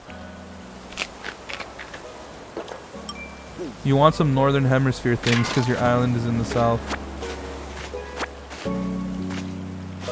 You got the Steam controller for $14 with shipping, so you weren't too mad that it was bad for most games. Honestly, I think I would just want one for a home theater setup, because I'm trying to look at like solutions for home theater PCs, because I don't want to have to drag long ass cables to, like, my couch, for instance. Like, if I want to watch a movie or something from my computer, I want something that's easy to use and won't inconvenience me, right? So something like a Steam controller makes sense, but I want something that's handheld that'll have a keyboard of, like, decent size, as well as a good sort of mouse touchpad substitution or some sort of... interface that would work well as a mouse and have a keyboard built into it that's handheld. Like, I don't know if any of you guys watch Linus Tech Tips, but he has the exact thing that I want, and he used it recently, like in one of his recent videos where he built a PC, like an $800 PC or something like that. So like whatever it is he's using there, I want that specifically, because like that's literally what I want.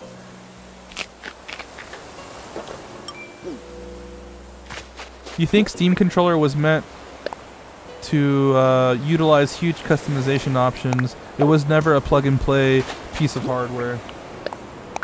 Although they like to advertise it as such, they're like, hey, look at this thing that's going to replace your mouse and game controller.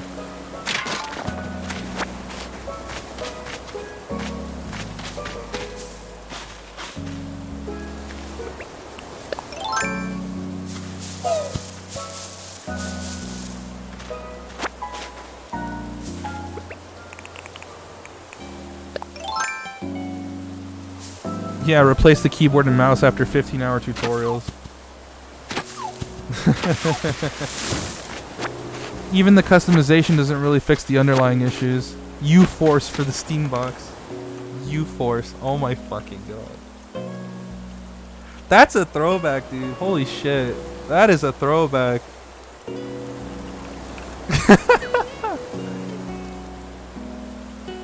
People have modded those things to work on modern hardware, though. People have modded U-Forces to work with like racing sims on Windows. That blows my fucking mind.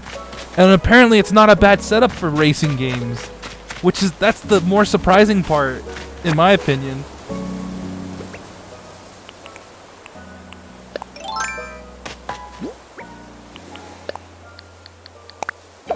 But man, yeah, what a reference. The U-Force and Steam boxes. Yeah, guys, remember all of that? Remember all of that? Remember when Steam was like, yo, we need to get into the home theater or home portable market. We need to make something. We need to make a TV set-top box replacement. We need to compete with the Xbox One and PlayStation 4.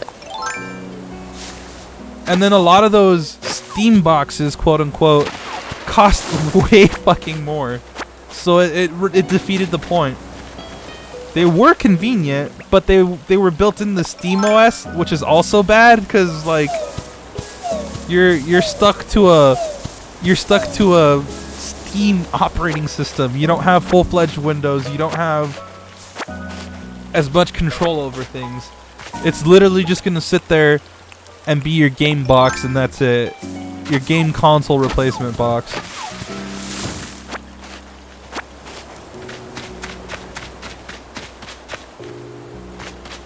Hello, children.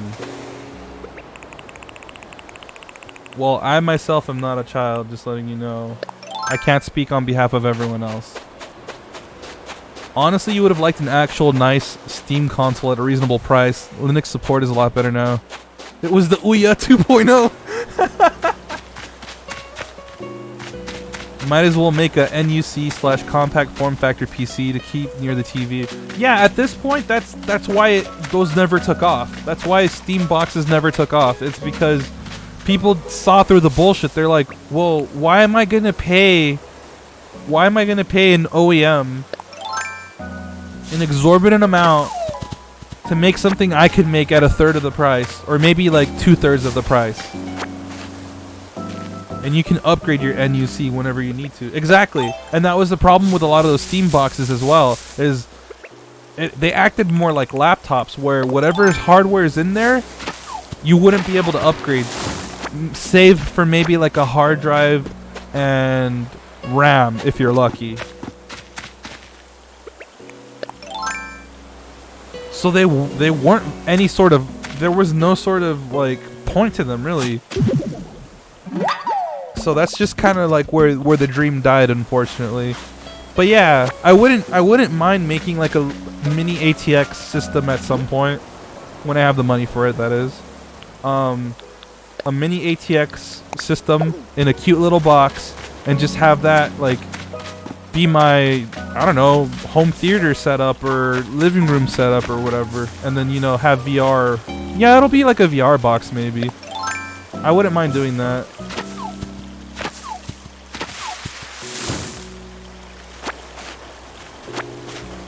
Honestly, with the architecture of the new Xbox, they could literally just put Steam on there with minimal issues.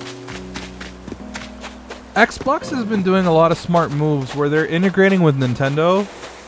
Game Pass at some point's gonna like actually have a purpose on Nintendo Switch, because I think ultimately they want to switch over to becoming a streaming service rather than a console manufacturer. Like the future of Xbox and Sony, even though they're not willing to admit to it, is that they want to eventually become a subscription service. So that way you pay for Xbox Game Pass to get access to the Xbox games, or PlayStation Now to get to the Sony stuff. Because they realize that more and more people are finally switching over to a PC since it's not as expensive as everyone likes to make it seem. So, like, yeah. Microsoft has already put 90% of their big games on PC. Yeah, that too. What's an NUC?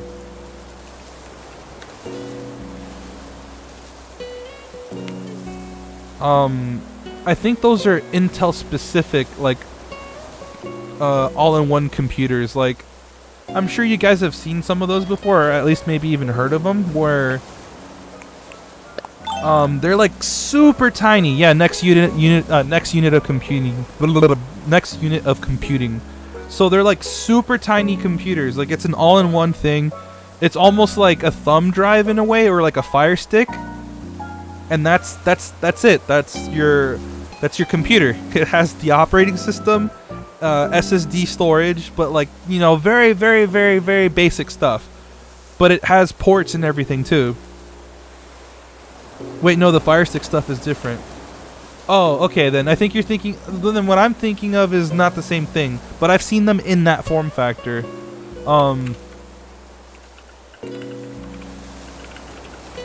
But I know that they're both from Intel.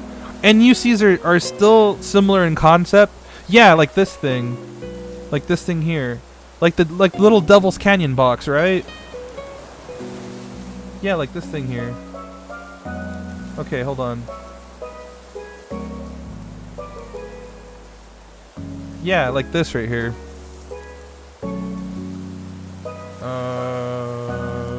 Display. So like this thing right here. This is an NUC. There's different form factors. Like, there's one that's almost like a thumbstick, but like longer. And that's what I was thinking of. But what Sig was thinking of is actually more like this, where it's a super compact thing that looks almost like the size of your router.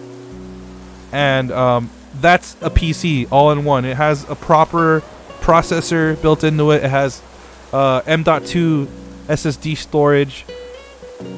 Or, sorry, M.2 storage, I should say. No, yeah, SSD storage. M.2 SSD. And everything is there. It's an integrated system. You would still need what they would call an external GPU. And that's a graphics card that plugs in through USB or like Thunderbolt or something crazy. And they're like this. This is literally what it is. And that's literally what they are. So you would have two boxes. You'd have this thing, then you'd have this thing. But they take up like no space put together. So it's really compact. It's really neat looking. Where is display capture? There it is. It's cool stuff. It's very cool stuff. Just got stung. Villagers angry at you for talking too much. Yeah. That's what happens. That's why I let them chill out. I don't talk to them for too long now.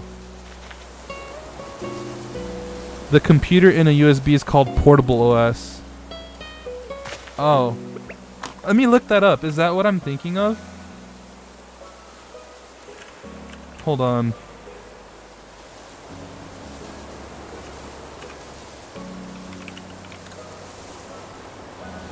Because I don't think that's what I'm thinking of.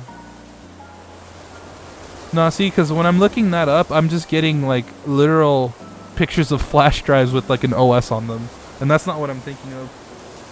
Like, they're basically NUCs, but the form factor is much smaller. But then again, it's you're more limited on what you can do with it because it's running less powerful hardware.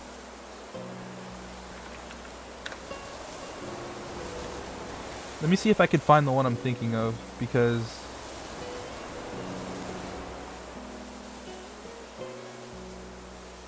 the one I saw was also from Intel as the thing. That's why. But I can't find it. I can't seem to find it.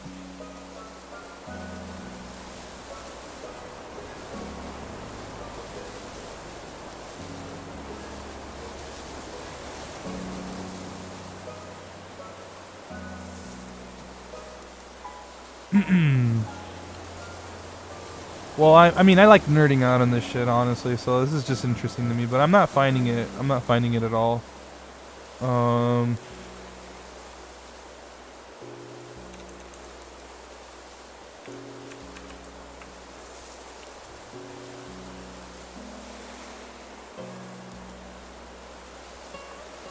Some NECs can take ITX form factor video cards now, too. Chromecast or whatever technically are computers. Yeah, Chromecast is one of those portable OSs. It's similar. The portable OS is just an OS on a USB that you could take places without and boot without installing. Right.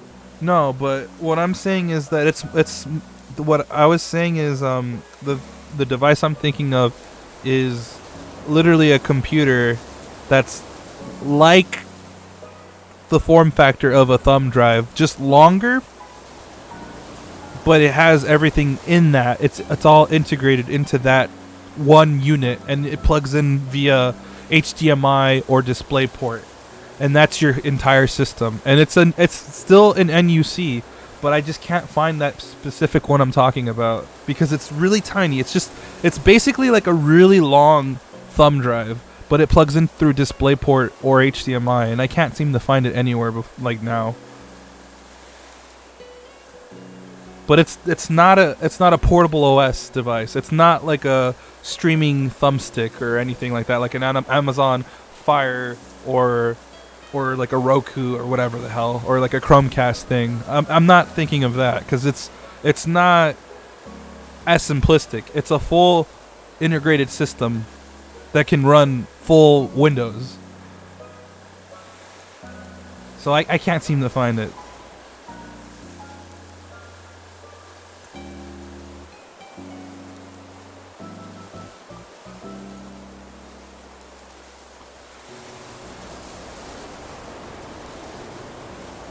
You're getting a phone call at 5:30.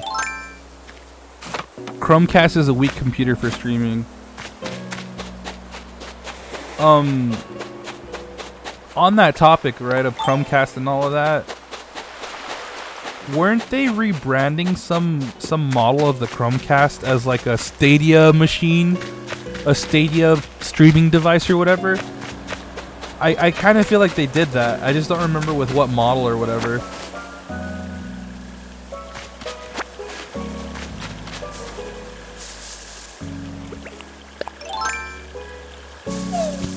I got carried away in the conversation and I couldn't find the NUC I was talking about, but it's alright.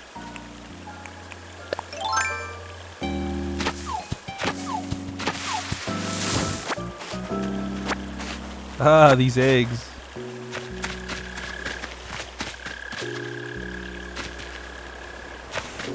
Now that you mention it, Stadia Cast sounds vaguely familiar. You know what? Let's look this up, shall we? Like, let's go look at Stadia devices that they are actually selling. We'll take these guys off so that we have more real estate on screen, because I don't remember. So let's just look up Stadia. They have to have a website for it. Play for free.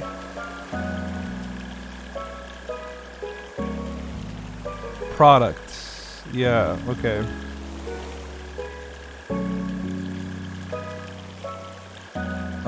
Connected home hardware Stadia. Okay.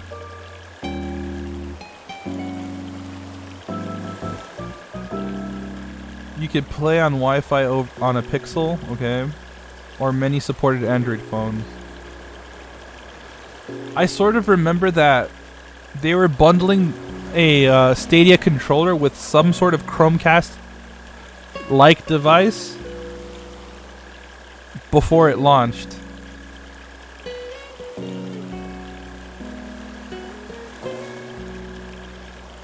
Stadia.com. I think that's where we just were. Yeah.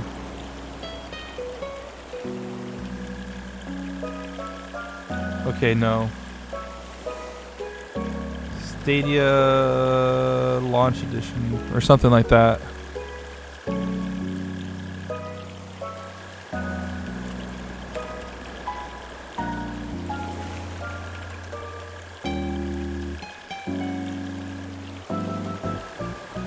Premier Edition. Yeah, see, it was just a Chromecast. Chromecast Ultra. That's what it was, because it's a 4K Chromecast. Yeah. That's what it was. Okay, that's what it was. All right, I've seen enough. Get that shit out of here. Get that shit out of here. Want peaches? I have 55. No, I'm good. My island, my native fruit is peaches on my island, so I'm good. Thank you, though.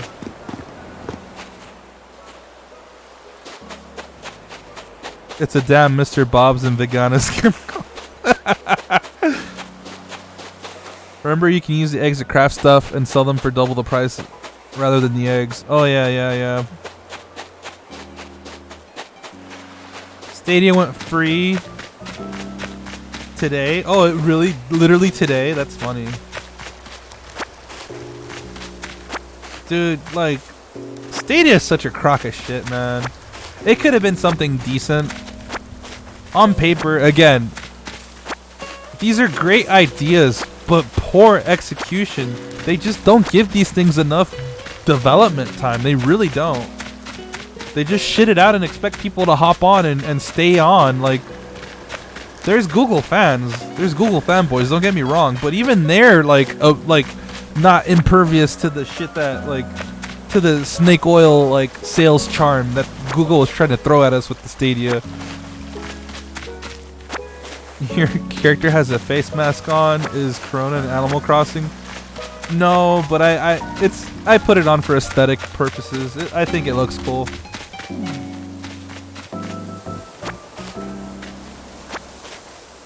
Google was just tapping into the ignorant gamer market. Yeah, that's what they were doing. They were trying to get all the saps aboard.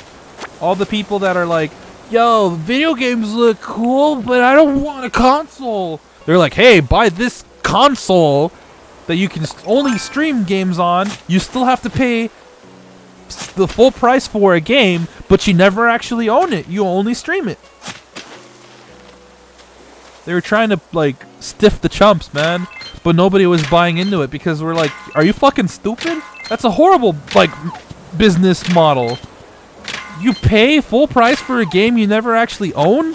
What the fuck, man? At least with Steam, yeah, they have DRM, but they tell us time and time again, even if a game gets removed from Steam's listings, you have every right to download it still.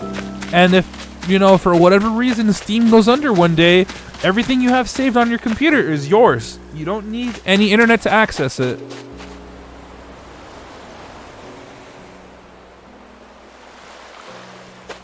I don't think the issue with Stadia is the actual stream quality. It's just that literally no one wants to pay full price for the ability to stream a game. Yeah, that's what I'm saying. It's a horrible business model. Really, it is.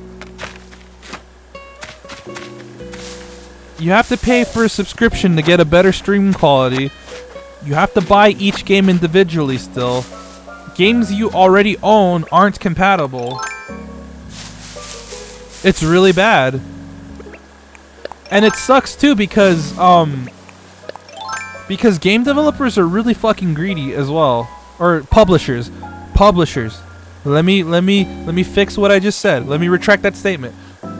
Publishers are greedy, not the developers. Publishers are greedy because they want people to pay for the same game multiple times. They literally want to do that to people because there was another thing that had come out that was going to compete with Stadia called GeForce Now by Nvidia, and it does what Stadia does 10 times better.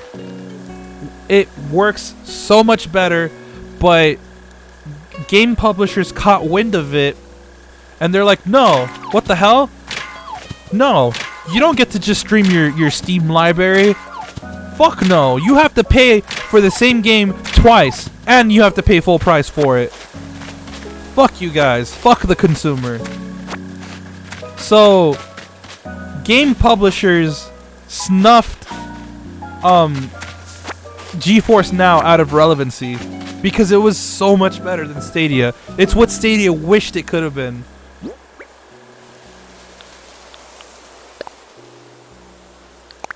It's really annoying because Samurai Showdown is on Stadia but not PC. That too, they really stiffed people on certain exclusives as well with Stadia. Stadia runs on PC architecture, so the port literally exists, but they're just holding it hostage. Yep. Welcome to timed exclusives. What a world we live in. What a world we live in. I keep on saying there needs to be another video game crash. I don't know if we need to go that far. I don't think we need another crash. Excuse me. I definitely think we need certain key figures in the game, in the gaming, I guess, hierarchy to get knocked down a few pegs, in the very least. Like Konami, they need to stop with their bullshit. Nobody's putting up with Konami anymore. Fuck Konami, for instance. EA and Activision actually need to go under. Fuck the both of them. Ubisoft is a close third, though.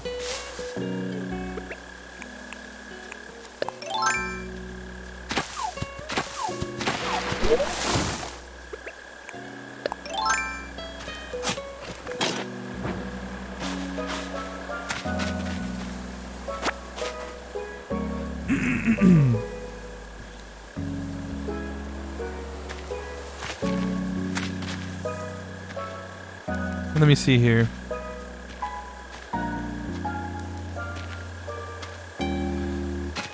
I'm just catching up on the chat too. Look at Naughty Dog and other companies getting backlash for crunching. Oh yeah. When people finally figure out that graphics don't sell games, again, ignorant gamers don't understand this yet. Oh, absolutely. See, I've always been of that state of mind where a game doesn't have to look good, or, you know, it doesn't have to have high fidelity, quote unquote, in order for me to be interested in it. It helps, sure, but ultimately it needs to come down to the game itself being engaging or fun. Everything else is a second, like a secondary bonus. It's a cherry on top at that point. If it's a story-driven game, the story needs to be good, but it still needs to be fun to play. If the story's good but the game sucks, gameplay-wise, I'll probably honestly just watch somebody play it online rather than play it myself. But if it's a fun enough game that I enjoy playing it, then that's fine. I'll play it.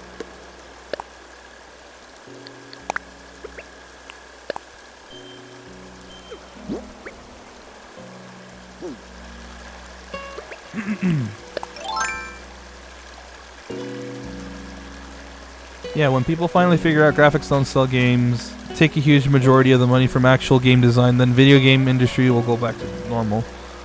You really wished Anthem did well. It was almost the only mainstream game you were interested in for a long time. The game looks amazing, but gameplay doesn't hold up enough.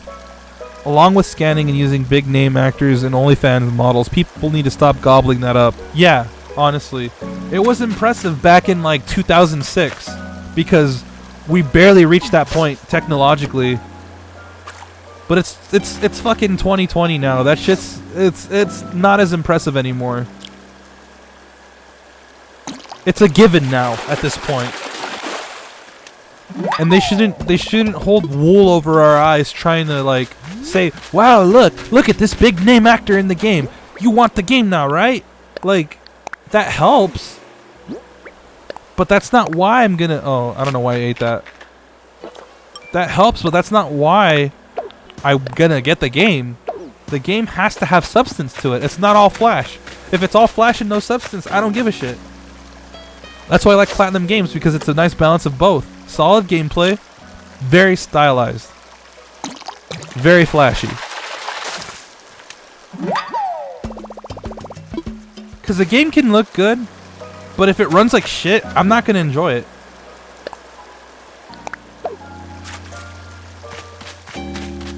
You also got the deal with it sunglasses.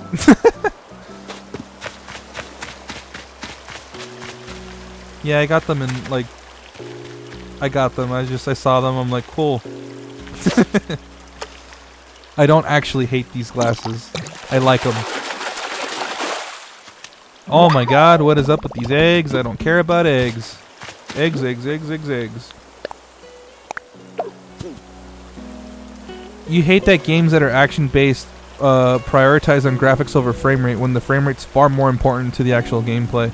Oh yeah. Oh yeah. Absolutely. That's what I'm talking about. That's why I feel like Platinum Games has the right mentality for those kinds of games. Because if you look at Bayonetta, Bayonetta runs like butter, dude. But it happens to look pretty decent for what it is, too. And like even more so when you play it on PC and you get the nice little 4K upscaling on there. Oh my god, it's gorgeous. And Bayonetta 2 is just technically marvelous. Like it's a technical marvel. Really, it is.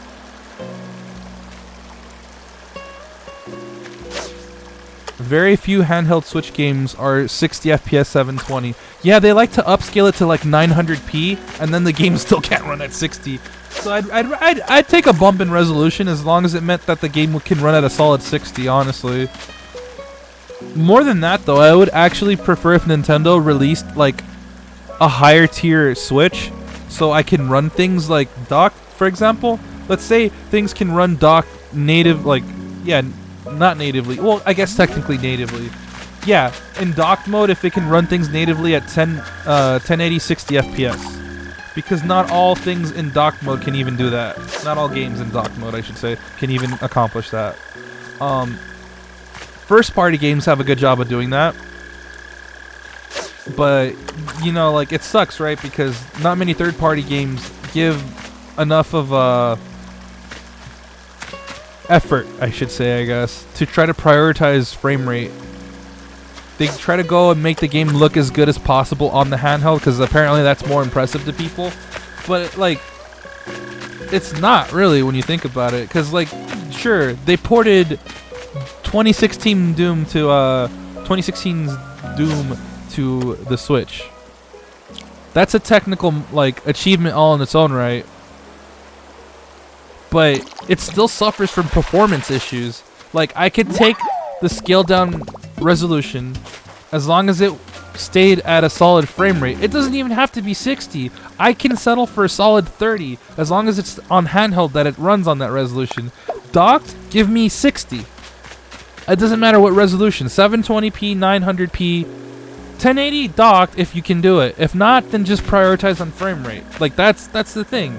Like, Nintendo first-party games all run great because they understand the hardware, but third-party devs don't, and they tend to prioritize more on graphic fidelity more than they do frame rate, and it's gross. It's like whenever I see a port of a game on Switch, I don't think to myself, "Oh, that'd be a fun game to play on the Switch." Instantly, my mind goes, "That's cool, but it probably runs like shit." And that, you know, that's just, and then I've yet to be proven wrong. I've yet to be proven wrong. Like, the only things that seem to work fine are ports of indie games on Switch. Ports of indie games are like the only thing that's consistently run well because indie games are typically less demanding. So that makes sense. It's a fine fit for the Switch. But like, when I see a major third-party game get ported to the Switch, I don't think to myself, "Oh, that'd be cool to have on the go." I just think to myself, It's really too bad that I know it's not going to run well, otherwise I might actually buy it.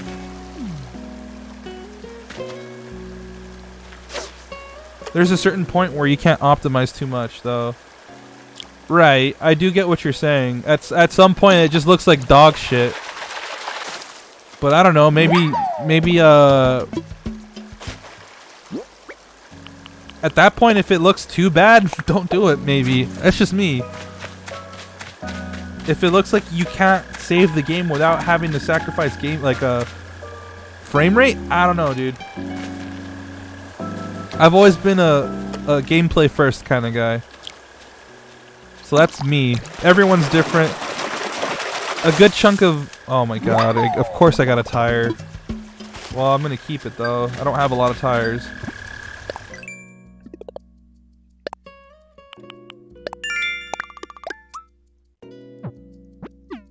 Yeah, I know that water bug's just chilling. I guess I'll catch it. Oh, I didn't see the fireplace. I'm dumb. I mean, I have one already. That's the thing. But I guess I'll collect them so I could possibly make a model with Flick later.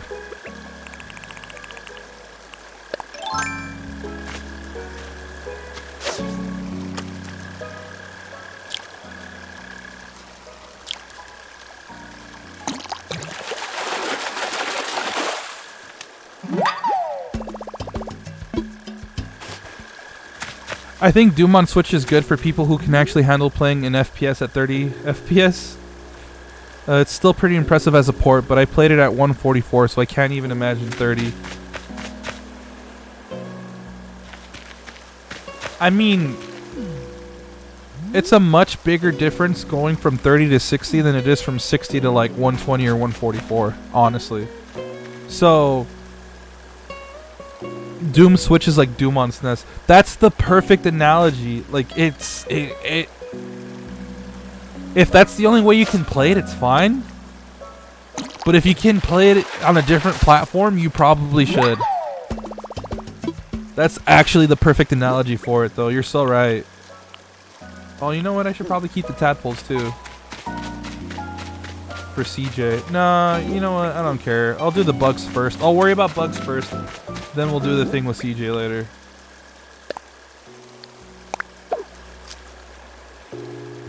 That's like the perfect analogy, though.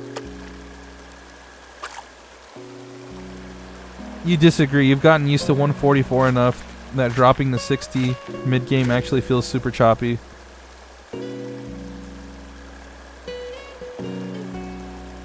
Also, if devs say it's 60 FPS, it better be true 60, not some dev magic where it's 30 and graphics have some weird smoothing where it looks like 60. Yeah, that too. I hate that. Yeah, like where they have like smoothing on to like blend the frames or something, and it makes it look like more natural, but it's not true 60.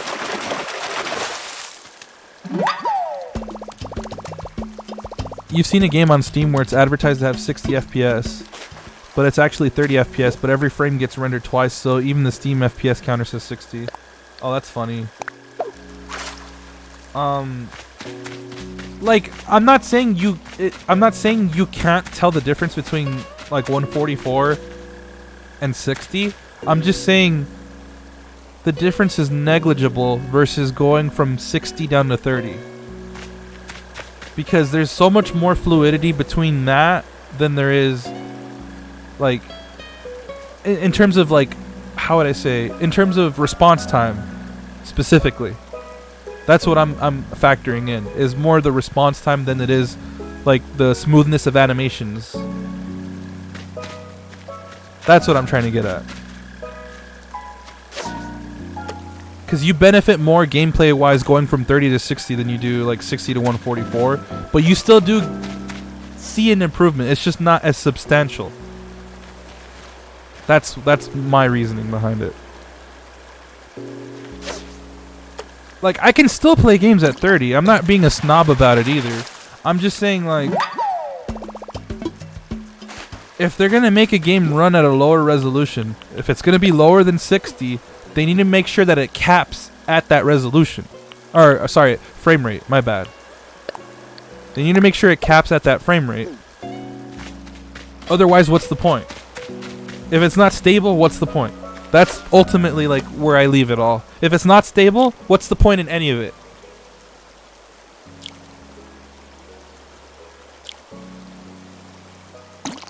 Yeah, shooters are like the main genre that benefit from higher frame rate.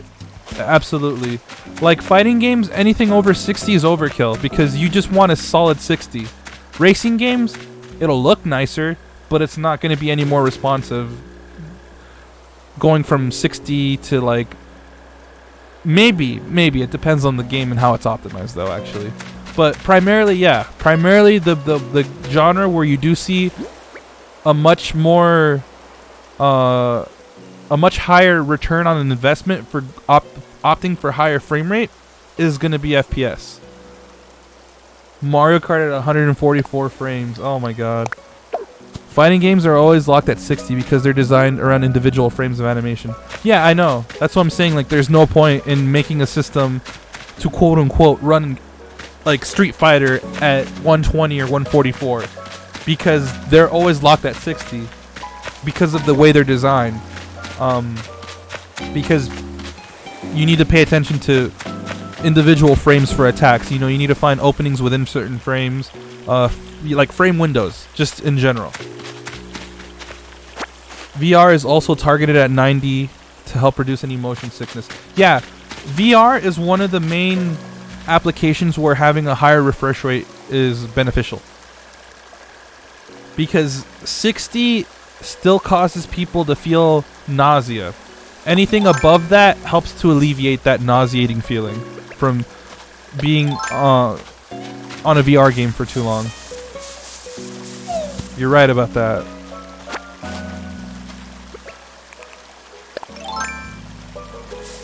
Wait, why did I do that? I wanted this.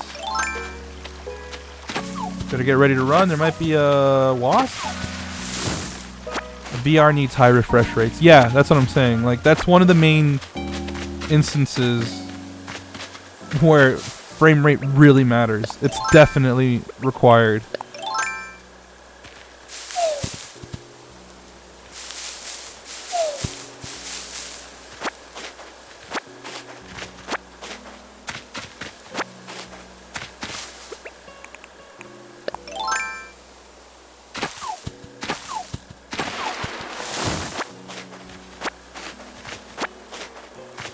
But yeah, most games that aren't shooters, you really don't see too much of a return on investment prioritizing on higher than 60 FPS. Alright, I'm pretty much done with this island already, man. Like, I've been here for so long already. Let's just get these items and go. You're so close on finishing the Path of Pain and Hollow Knight. You're at the last section. I've been meaning to ask, how is Hollow Knight on Switch, by the way? Why? Oh, yeah, that's right. I ate a fruit. Oops. Rip. You took a PS VR free trial aimed at PS Plus subscribers before. Tried it with Skyrim VR and got super bad nausea. You sat in your chair with your eyes closed for half an hour until you felt better. Wow, it's really that bad, huh? Yeah, I know console-based VR is like a long way from reaching a desirable experience, but I didn't think it was that bad. Holy shit, dude. I hear so many stories about this nausea from VR, like, and I've honestly yet to try anything VR related yet in like a home application, but I don't know, like, I kind of worry because it seems like unless you really do spend the money to get like a at least mid-tier setup for it, you're gonna have a bad time.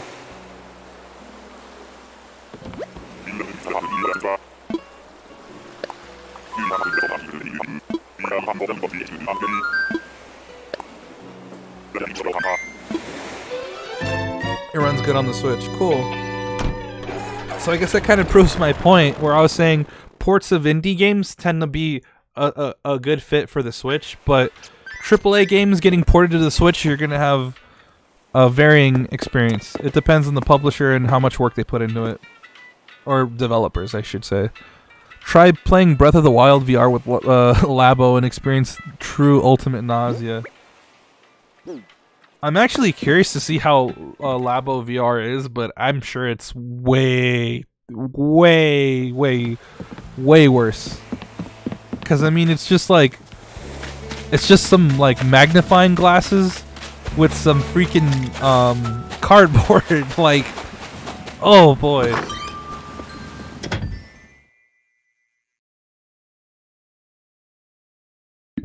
And it's too bad you can't really stream it. It's horrible, but works fine a few minutes for silly demos.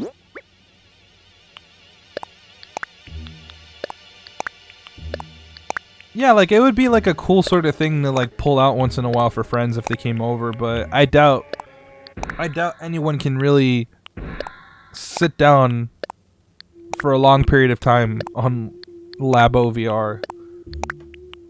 Seriously though, I really wish Nintendo would just release a higher end Switch.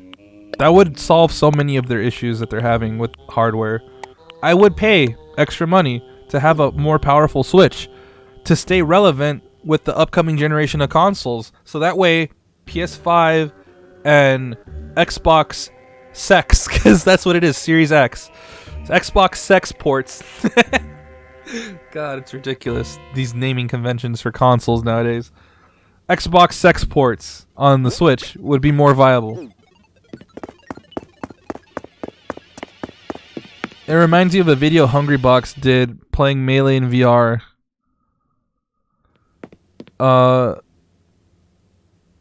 It's just like viewing the game on a giant movie screen. Xbox Sex. How come I never thought of that? Well, hey, you've heard it here, so feel free to use it.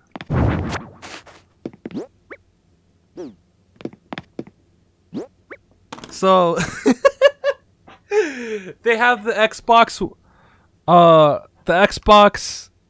One S all digital, or the Xbox One SAD, and now they have the Xbox Sex. So the Xbox One SAD and the Xbox Sex. Wow, these naming conventions are great. They have to know that they're doing this shit on purpose, really. It's like when Pokemon Sun and Moon came out. Yeah, Pokemon S&M. God. That's horrible, dude. That's why everybody called it Sumo.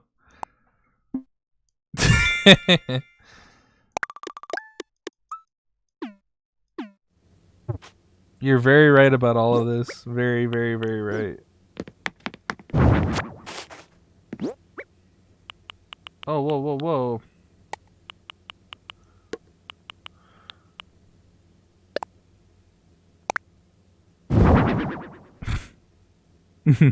I don't judge. I need another fishing line. There you go, fishing rod, I guess, technically. I don't need a watering can, so we'll leave you down here. Oh, come on.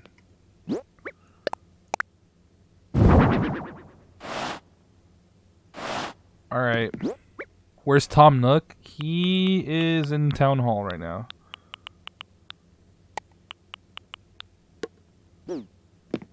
Alright. I'm gonna go take a quick little break, guys. Bathroom break, grab a snack. I'll continue right after that, though, so sit tight. I'll be right back.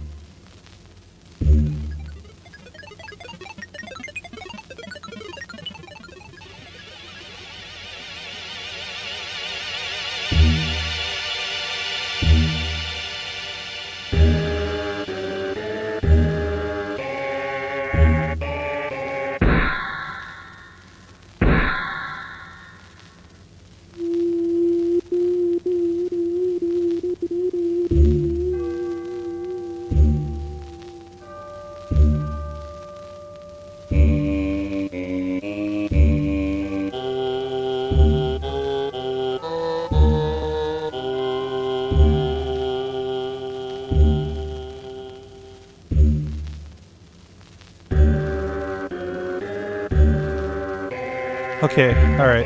I'm back.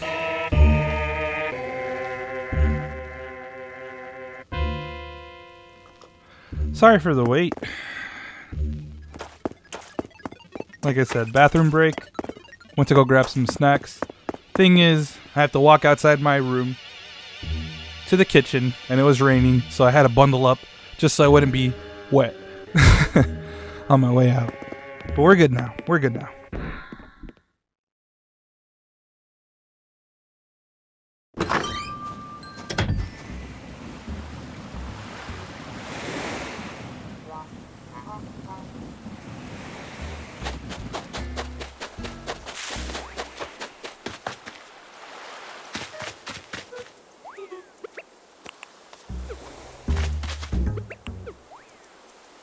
Oh no, Renee has fleas!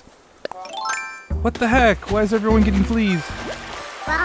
Why am I so itchy? I can't stand this. Itchy.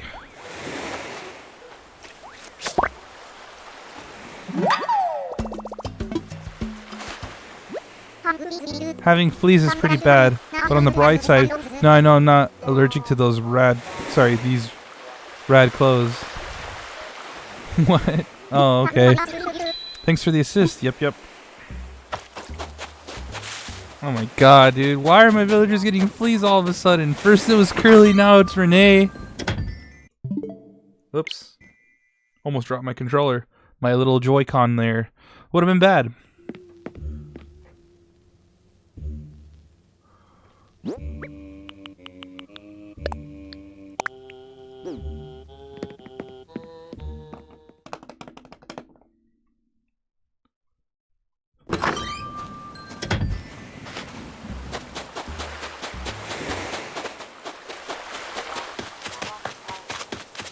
Aw, Chief isn't wearing the sweater I got him anymore. That's a bummer.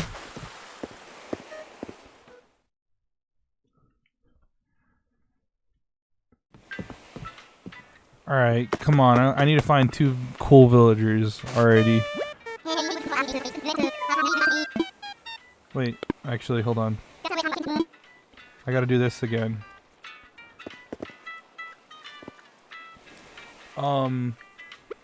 Okay, there you go.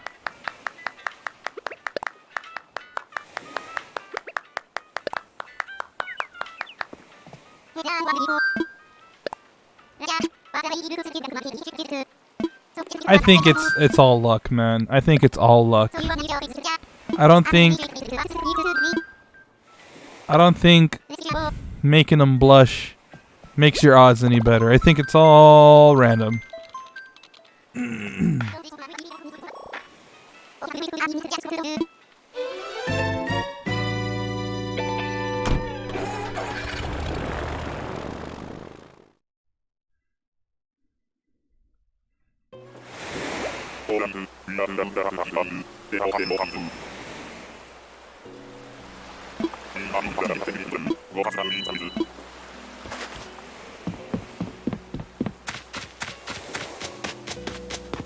Alright, well, you were late to Doom Eternal, but once you started, you haven't touched Animal Crossing at all. And you really should keep playing it.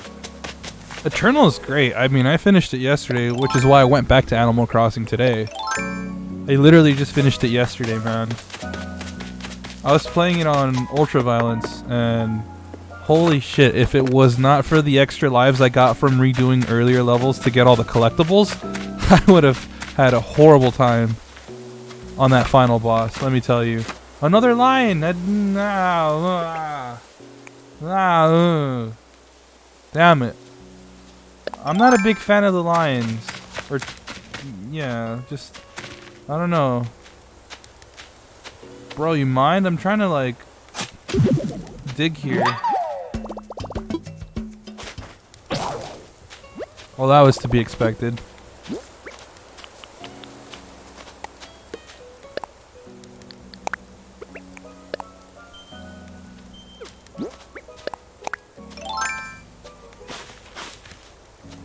I'm really not too crazy about the lions in this game.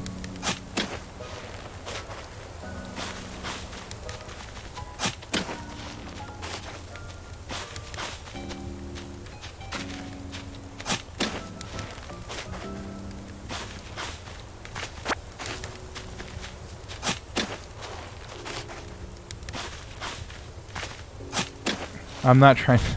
I missed twice now. I was trying to get these stupid plants out of the way.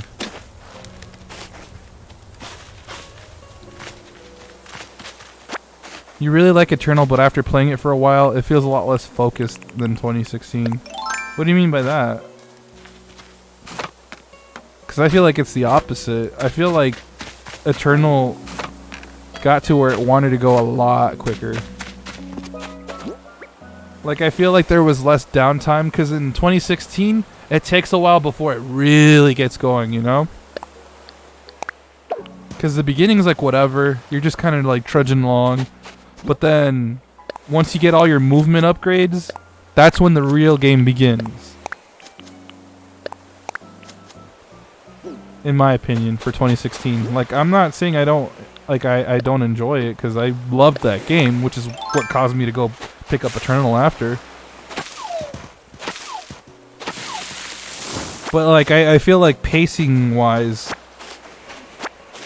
Eternal did a better job. Not by much, because there's still chunks of things where I'm just like, I really wish they had spent a little more time on it to, like, sort of get their ideas across a little better.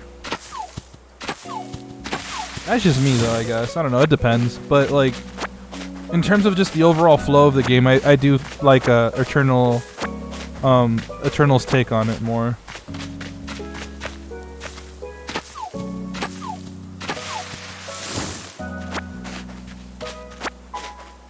I guess I might as well take the stupid freaking weeds. I should be shaking these trees as well, because who knows, maybe there's like an item I can get or something. Speak of the goddamn devil. Shower set. Okay. Very cool game. Nice subtlety there. I'm a clean boy, I can assure you. How dare you.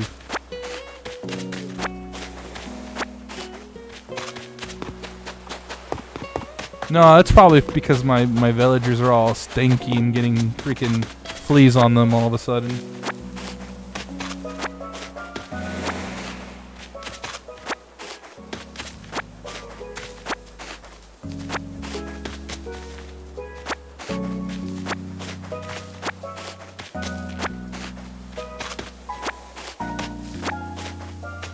2016 is a bit slow at the start, but you feel like Eternal introduced too many small mechanics and made the upgrade system even more needlessly complicated. I guess I could see that. I mean, it's not too different from 2016 though. You have your Praetor suit upgrades, and you have your weapon upgrades with the mastery mods. You know, like that stuff's very much the same in my opinion. Just it's, you know, at least for the Praetor suit stuff, it's laid out a little differently. That's all. It's a different like UI setup, but fundamentally it's still the same thing. I guess the addition of the crystals can be a little much. Maybe, I don't know. I don't really see it as too much stuff being introduced. Motherfucker. I'm done. I got it. I got hit. Why did I not have my net out? The one time I didn't have my net out, dude, I swear. God damn it, dude.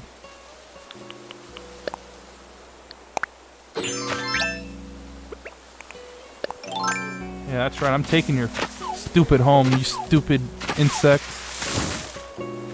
Freaking hate wasps, man. Fucking suck.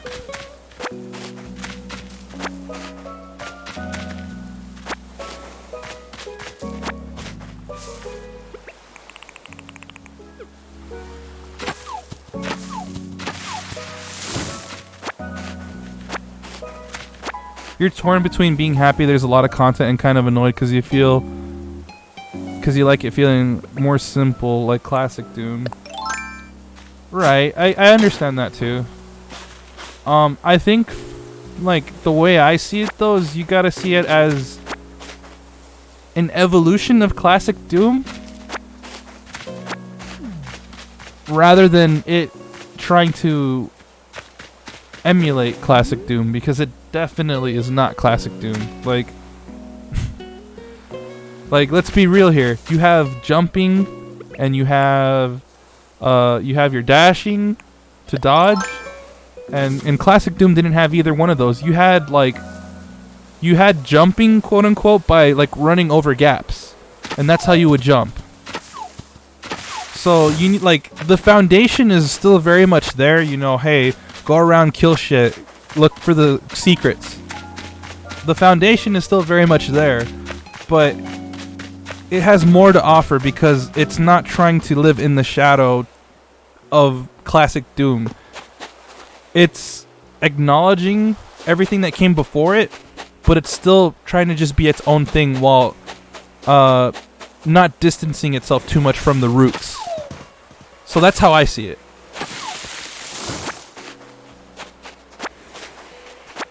And like, there's a bunch of people out there that kind of complained about the platforming a lot. There's like a sizable group of people that were very vocal about how they hated the platforming, and they're like the quote-unquote purists. But I don't think that even the purists were complaining about the platforming. I think it's just a bunch of like salty people that, like, I guess technically they are purists, right? Maybe it's more the 2016 purists, because they're like, oh, the platforming ruined this game. 2016, you didn't have to do it nowhere near as much or whatever. But then again, I get to thinking about that, and I'm like, even that's not true, because late game, that's all you do is platforming. So I don't even know what these people are going on about. The hub. Yeah, you know what? I'll agree with you on that. It did not need a hub. You're absolutely right. There was no need for it. It's more just because they wanted a space to showcase all your collectibles, and I guess it makes sense in that regard. Other than that, though, yeah, utterly pointless. Because I think it's more satisfying to have a space where you can interact and use the collectibles you've gathered, rather than just have it on a menu. So I think I understand why they did it that way, and I agree with it for the most part. But I can see how some people are just like, yeah, you know, it kind of like does slow the game down at parts, because you have to go, you know, put the Sentinel batteries into this thing over here to get to the next portion, etc., etc. So I do see arguments for both sides, and they're both pretty valid, but I'm fine with or without it, but I do enjoy that it's there. It doesn't get in the way for me personally. But the platforming, love it. Fucking love it. Absolutely love it.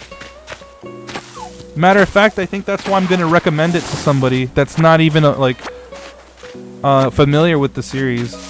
Because they saw some gameplay of the platforming sections, and I'm like, yeah, dude, you platform a lot in this game, and it's really satisfying. You love Eternal to death. You think it's just more of a different game to 2016, as opposed to just more 2016, and that's fine. Yeah, like, that's the thing, too, right? Like, I think it's fine that it's trying to stand out to be its own thing, rather than just be more of the same. Because I think if that were the case, the conversation would be happening on the opposite end, where we'd be like, oh, I kind of wish they did more things different, experimented a little more. Because I think we would be still content with what we got, but want more at the same time. I think that's just human nature, though, like, we're always happy with what we can get, but we're always wanting more,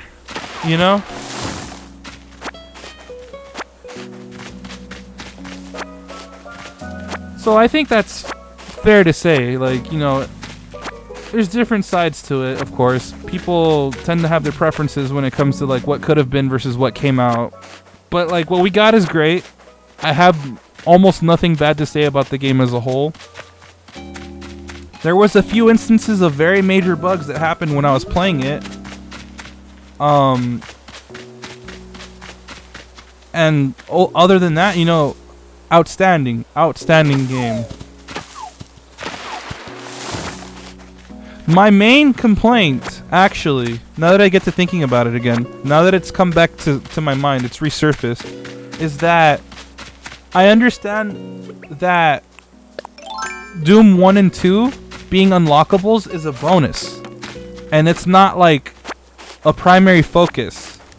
But it shows that that was the case because, at least for me on the PC, I didn't enjoy replaying Doom 1 and 2 when I finally unlocked them both. Because, first of all, you can't remap your keys. Secondly, the way that the midis work in that environment is it's very weird. Because, like, if you have a proper port of Doom 1, the music's gonna loop properly. But that's one thing. The midis don't loop properly within the little PC version there, within Eternal for 1 and 2. They don't loop properly. And 2 has an especially weird bug. It has an especially weird bug where, for whatever reason, when you boot the game up, it's playing 2 midis at once. Like, at 2 midis at the same time when you get to the title screen. And then the music for whatever stage you pick loads in and replaces the music that was playing during the title screen. But then the second song that was still playing underneath that is still playing, so it's overlapping midis on top of it. So, like, Doom 2 is especially unplayable just because of that alone. Like, it bothers me to death that the music doesn't loop properly, and it has a bug where it's playing multiple midis at the same time for Doom 2. They're also the BFG editions, so they have censorship. Oh, well, that fucking sucks then. I'm not missing out on much. Thank you for telling me. See, here I thought they were like flat out just the vanilla wads, but I guess not. So they're not even worth, like, porting to a source port for. I would need to find clean copies of the original and then get a source port. Because I was thinking of just dumping those wads into a source port, but if they're the BFG editions, there's no fucking point. I'm actually glad you told me about that, because I wouldn't have known. I really would not have known. Wolfenstein levels have all the Nazi stuff removed. That's fucking lame, dude. That is actually lame. I'm actually very disappointed. You're gonna go to sleep now. Alright, Wally. Good night. Good night, even though it's 4 a.m. Jeez, yeah, it's pretty late. You're right. But alright. Thanks for stopping by. Have a good one. Good night.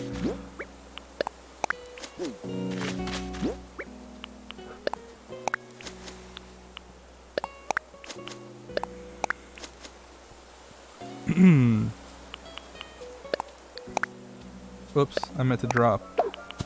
Hey, I got a gold nugget though. Cool.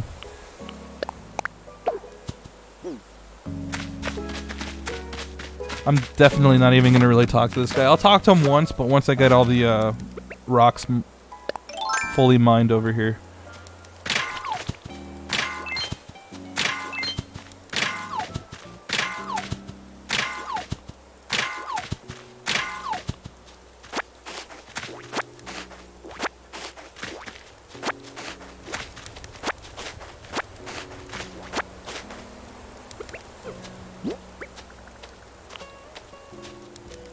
God, I have so many peaches it's not even funny. The Steam versions are literally just DOSBox, but they're the original releases with no censorship of the medkits or Wolfenstein 3D stuff. And most source ports are most source ports automatically recognize them. Oh, see, that's the thing though, is I don't have the Steam versions, and like you said, they're just basically running DOSBox. So like, I don't want to have to run things through DOSBox if I can help it. If I can just get a good source port and find the original WADs, which I'm sure I can, because Carmack doesn't give a shit. He's like, yeah, dude, I don't care. Pirate that shit. So I'm sure I won't have much trouble finding the WADs, but it's just figuring out what source ports to use is where I'm struggling currently. Because I know people... I've seen a couple things here and there. People generally say GZ Doom for general purpose, but like I mainly just want it for vanilla. If I want to do mods, I'll do mods later. Oh my god, I didn't... Why did I eat? Oh my god, I'm not focusing. Yeah, okay. But yeah, I know people recommended GZ Doom for general purpose stuff if you want to do like mods. But for vanilla, I hear different things all the time. I hear people say chocolate Doom or crispy Doom, I think is what it's called. And for just the pure vanilla experience, which is what I want, with remappable keys, what would you recommend personally? That's my question to you, I guess, since you seem to have a little bit of knowledge on that stuff.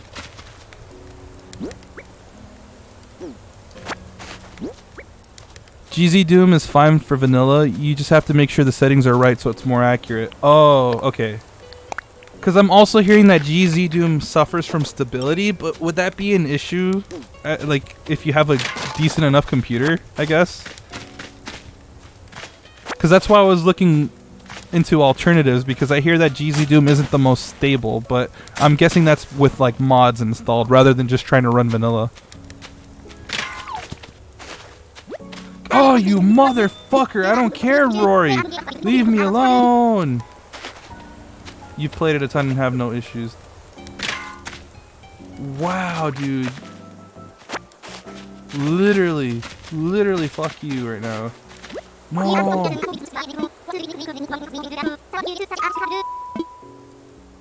Thanks, good luck.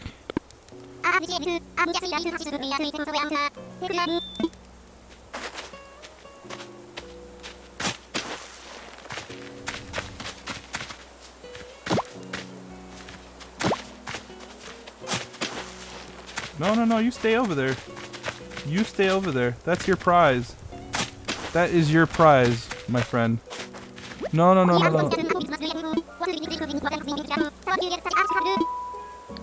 I'm so glad it doesn't force you. I'm so glad it doesn't force you. You're staying here, motherfucker. Good luck with that.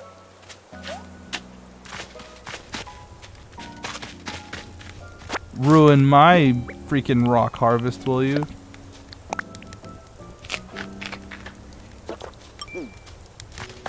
You're okay, Rory. I don't hate you. I'm just mad at you right now. But just stay over there, okay?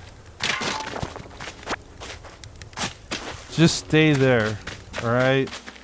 It'll all be okay if you just stay there.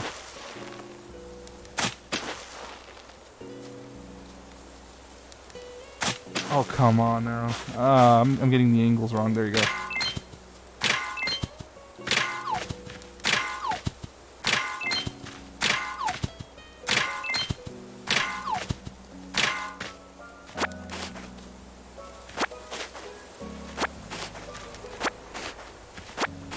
Your biggest issue with GZ Doom is that it has a lot of modern FPS stuff turned on by default. But yeah, you can turn it off easily anyways.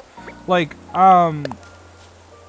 when I mean like, I want like a close to vanilla experience, I definitely mean more just from a gameplay standpoint. I'm fine playing Doom as close to vanilla from, you know, as close to vanilla as possible. Like, gameplay wise, I want it as close to vanilla as I can make it. But I don't mind any enhancements like lighting, higher resolution textures, higher resolution, things like that. I'm totally fine with.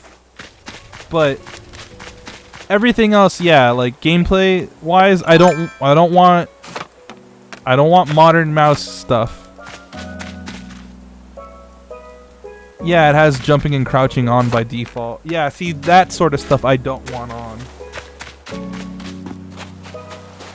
I'll turn off jumping, I'll turn off crouching, but I'm fine with like lighting and stuff. That's fine with me.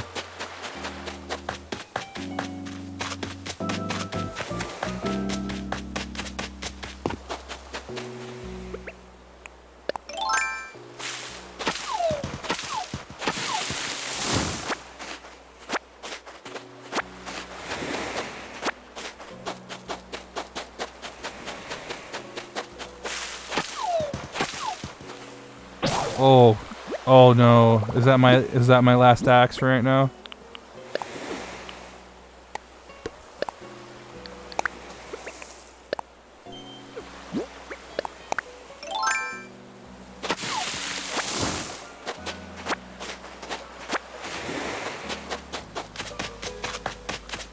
Jumping literally breaks the original maps and will most likely kill you more than actually help anyway. Yeah, no, that game was not designed for jumping at all. That's why I don't want to use it.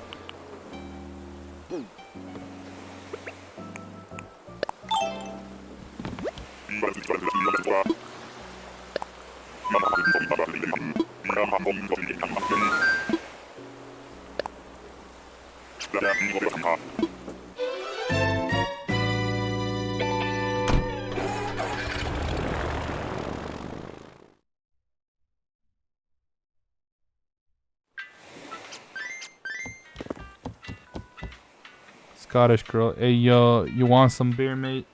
I'm good. Thank you, though. Okay.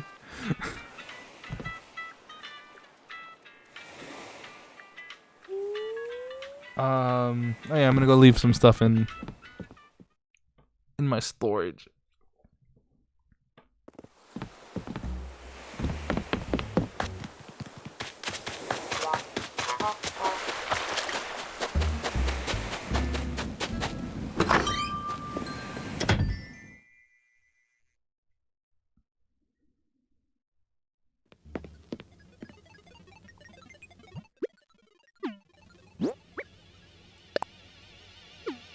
You know, let's go put this on the bathroom wall, actually.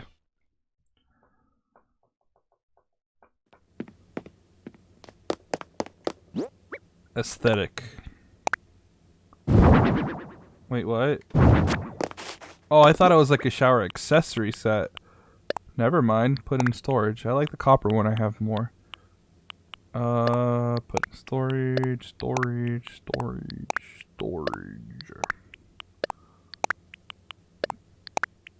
Yeah, I gotta make more. Gotta make more tools. I'm running out of tools.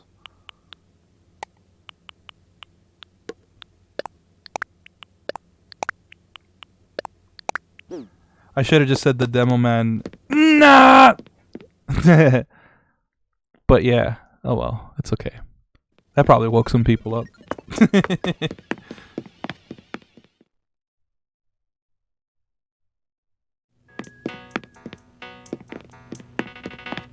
Okay, so I need iron, stone, and twigs, I think, to make the things I need to make.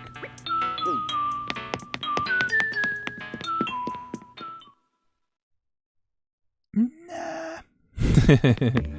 Nah. Man, I like TF2 a lot. I miss it. I don't play it as much. I miss it. Okay. It's odd how bad in-game source ports in Eternal... The in-game source ports in Eternal are, because the new ones on console are actually pretty decent after the updates that fix the problems. Yeah, see, that's the thing, right? I honestly thought they were going to use those versions of the game. I really did, which is the weirdest thing, because it would have saved them a lot more work than to just throw together a new source port. It would have saved them time, honestly, and I don't know why they didn't do it that way. Okay, so I need to make... Oh, that was the only axe I had. Okay, actually, let me take that back. So I need to make 4 more axes, because I'm restocking on my supplies here, my tools. So 4 more axes, 2 more rods.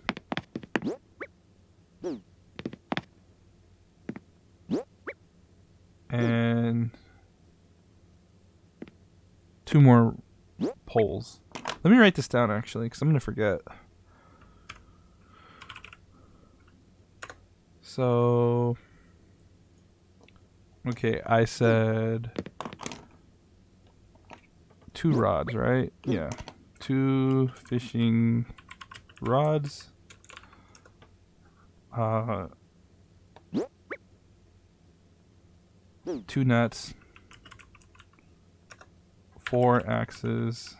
How many shovels do I need, though? Okay, so 4 shovels. Alright. Probably has something to do with running it directly in engine. I guess, right? Because I mean, like, I'm no game developer, so I wouldn't know, but maybe. I mean, that's like crazy to think about all in its own right.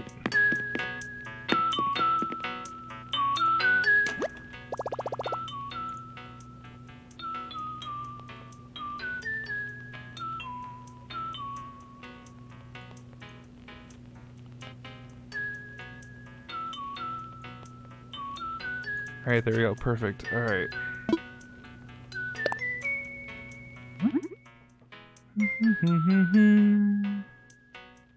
So this is what I could have made earlier. I don't have enough materials though. I'm not going to use gold nuggets for anything yet.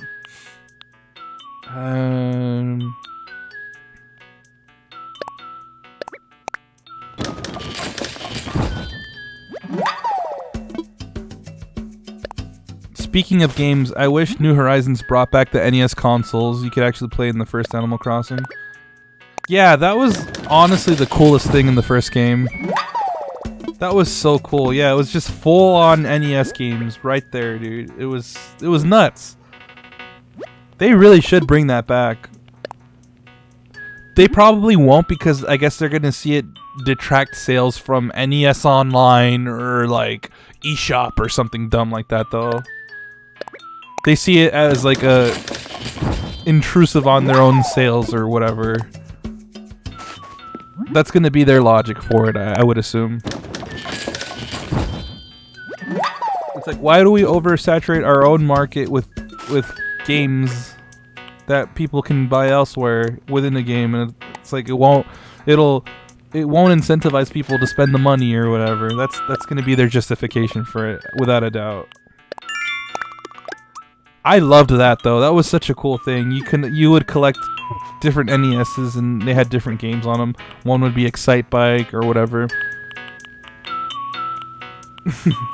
They can make the items exclusive to Nintendo Switch Online subs. Just give them to me. Why don't they do that, actually? That would force people, not force people, but it would really, really tempt people into getting Nintendo Switch Online. And instead of having to launch the game, you could do it in Animal Crossing. You could do it within Animal Crossing, and then you save your session, and it puts you back in Animal Crossing. That's actually really smart. Why don't they just do that?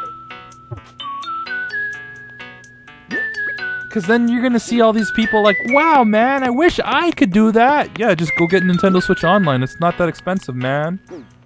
That's actually very smart. Like, really, it is.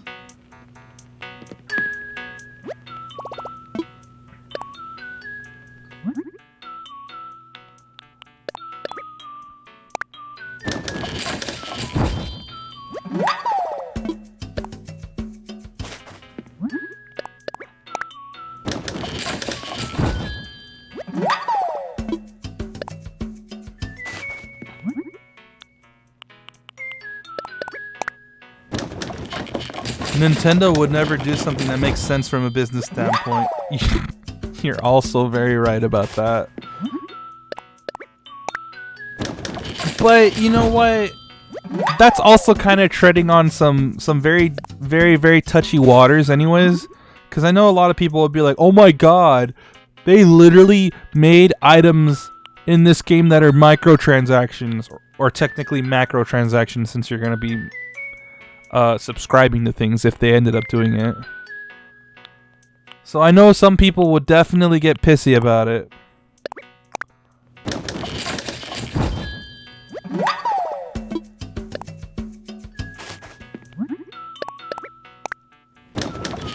Okay, hold on. Let me get rid of these boys just for a moment so we can see the materials lists. Oh yeah, see? I need more tree branches. I figured.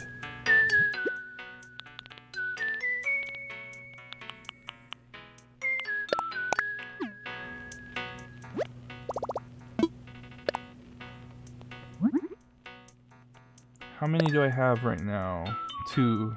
And I needed 4, so... But you're absolutely right about that though, man. Do things that people want and they'll pay? Pay for it? Nah, couldn't be me. Oh, I need hardwood now, okay. Nintendo's constantly sitting on piles of free money they could get by doing very low effort re-releases, and they just don't.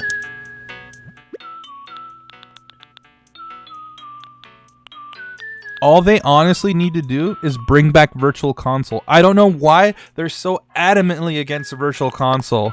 They honestly need to just bring back Wii's Virtual Console. Not even the Wii U's library, because that was a piss-poor attempt of porting the Wii's Virtual Console library to the Wii U. Bring back the Wii Virtual Console with the addition of GameCube and, if possible, Wii games. In the very least, GameCube. And then add online functionality in the same vein as Nintendo Switch Online. And then that's it. You're done. People will continue to buy these games and rebuy them and rebuy them and rebuy them. Because who wouldn't want GameCube games, N64, Super Nintendo, NES, Game Boy Advance, DS, and all of that? Who wouldn't want these games on the go? People will rebuy them. But Nintendo's like, no, we want to become a subscription service instead. And on top of that, our updating schedule, our release schedule for these games is just abysmal. Downright abysmal. You would be fine with Virtual Console being gone if Nintendo Switch Online had a similar rate of games and a few more consoles. Yeah, but that's too much work for them and they're not going to do it.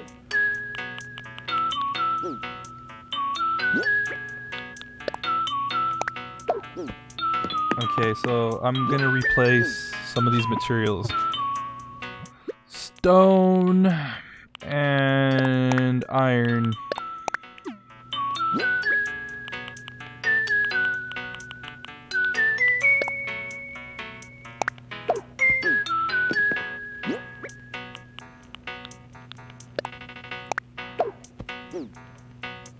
That's too much effort for their low effort value, or their low value, or the low effort. It's too much effort for their low effort profits. There you go.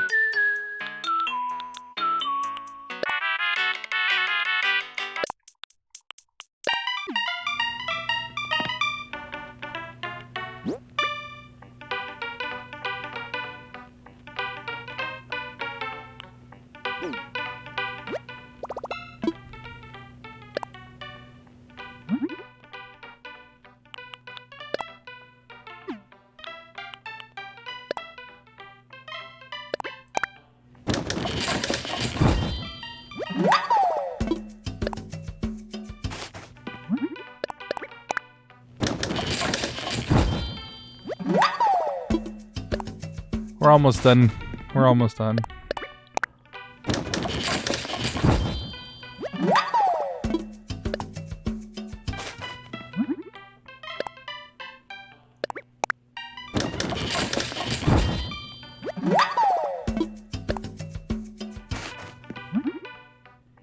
So 4 of these and 4 of these, right?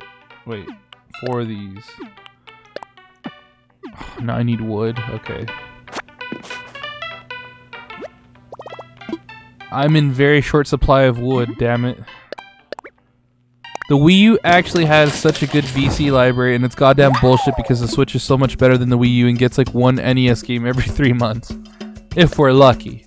If we're lucky. If we are to be as fortunate.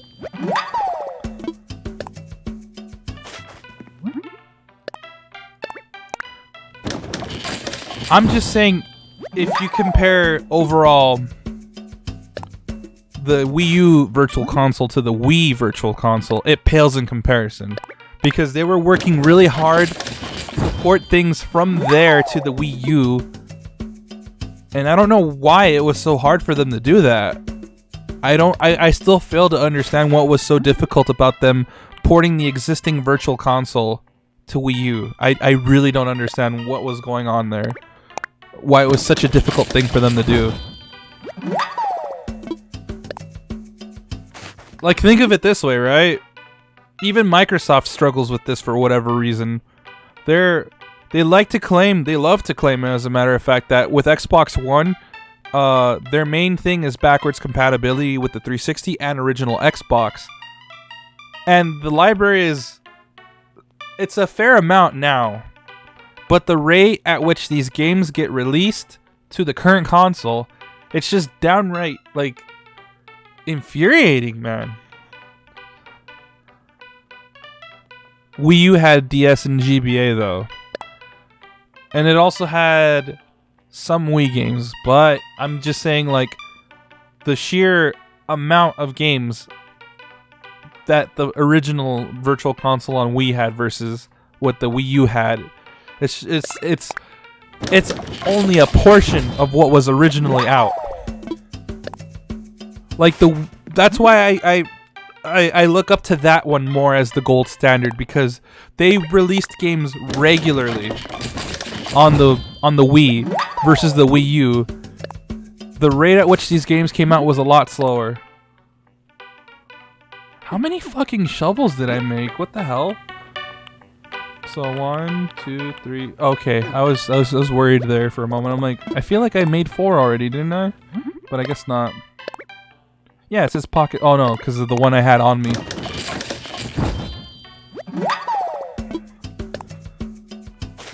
That's what was throwing me off. And axes, right?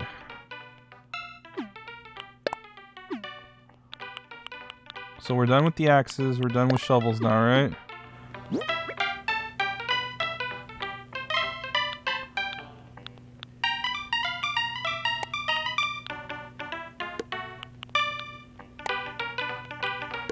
Okay.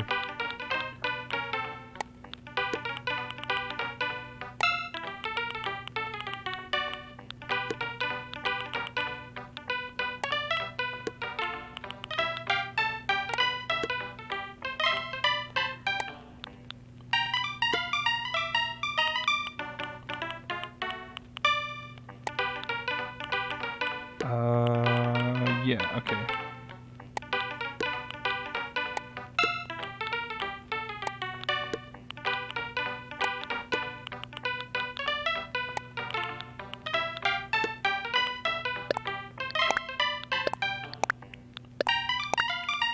Didn't N64 Virtual Console on Wii U take like 3 years? Yeah, that's what I'm saying. Like, it took them really long.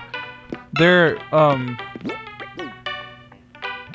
their release schedule for Wii U Virtual Console, it sucked way more than it did on the original Wii. That's what I mean. Like, comparatively, it had a better release schedule and it had more games overall. You love this game, but I'm just being reminded that I actually hate the tool breaking mechanic. Yeah, you're not alone. You're not alone. I don't know what it is. I don't know why Nintendo has this odd fetish lately of tools and weaponry that breaks all of a sudden. It started with Breath of the Wild. Nintendo was like, yeah, you know what would be fun? Equipment that breaks on you. I don't get it. I really don't.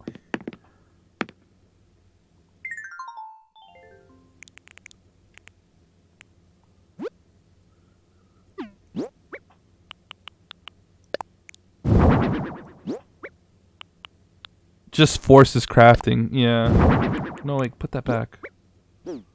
Welcome to crafting. So 1, 2. At least with Breath of the Wild, it adds something to the combat, I guess. Wait, what the? I wasn't even aiming there. Okay. In New Horizons, it just wastes time. Why are they doing that? Yeah, I do agree with that, honestly. Oh no, wait. Put that back in my inventory. Or not. Whatever. It's cool. It doesn't matter.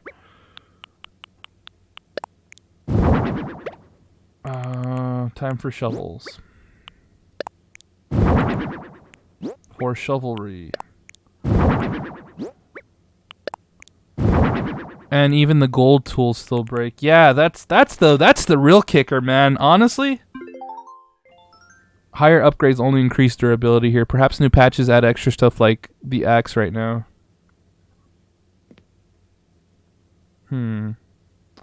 Okay, so I think we're done with all of that finally. Anything before regular axe chops down trees, yet flimsy and stone axes don't.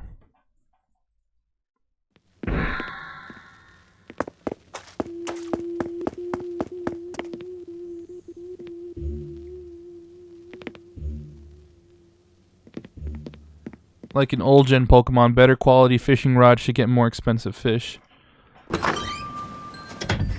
Nah, see, I don't know about that. I mean, I get where you're going at with that, but then that would mean you'd have to have 3 different rods just to catch 3 different kinds of fish when the seasons change and all of that. That's much more work. I just think they need to get rid of the durability issues in general. Like, I understand why they did it. Maybe certain bugs overpower your weaker net.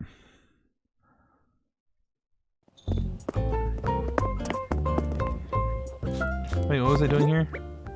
Oh, What? Did I not make enough nets? What the heck?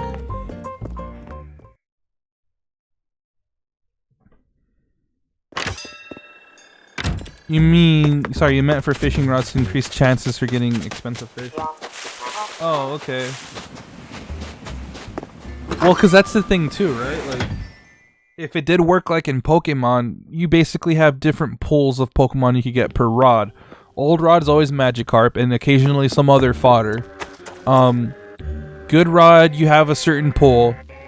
And Super Rod, you have the better ones. Durability should stay for early game tools, teach you more about crafting, but better tools should either not break or break much more scarcely. They do, but not to like a satisfying degree is the problem. Like, if you go through the trouble of crafting golden tools, they're not much more durable than these tools that are available now. Which is the dumb part, honestly. What am I missing here? So slingshot. No, that's it. That's everything. Perhaps higher grade tools don't use durability for lower tier materials.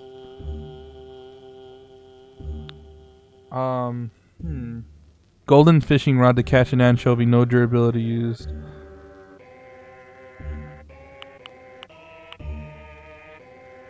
I guess, right? If you use it like on more common things, like what you're saying, I guess, that it shouldn't affect durability or the number of uses for the tool.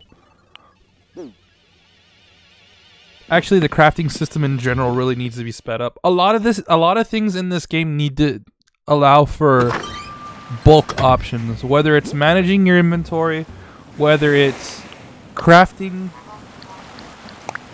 There's a lot of things that they really need to add bulk options to.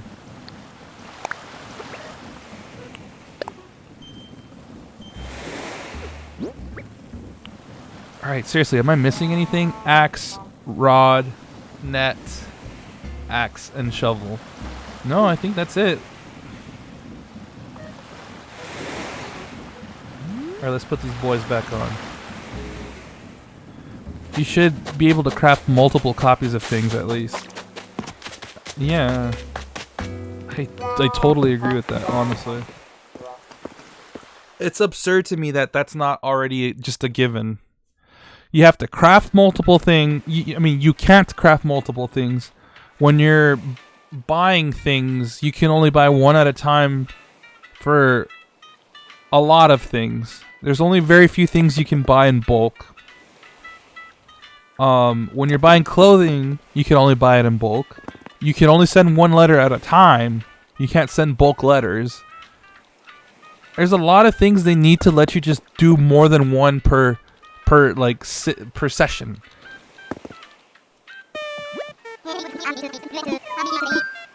I'm not even gonna bother.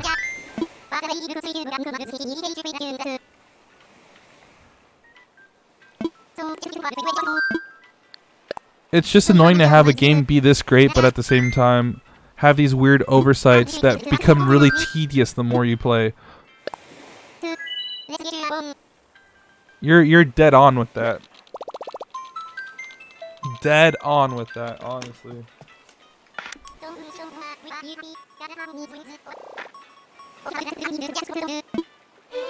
Oh, and how could I forget? It happens even with the multiplayer. You can only have people join one at a time. Everyone has to stop what they're doing so someone else can drop in. It's absurd. It's like really obnoxious that you have to just everyone has to stop what they're doing so somebody else can come in or leave. It's annoying. Just annoying, really. That's just the best way to describe it, is just flat out annoying.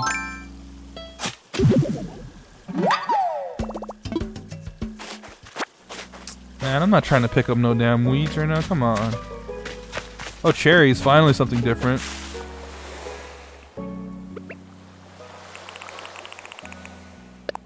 I really feel like I'm missing something, but I have no idea what.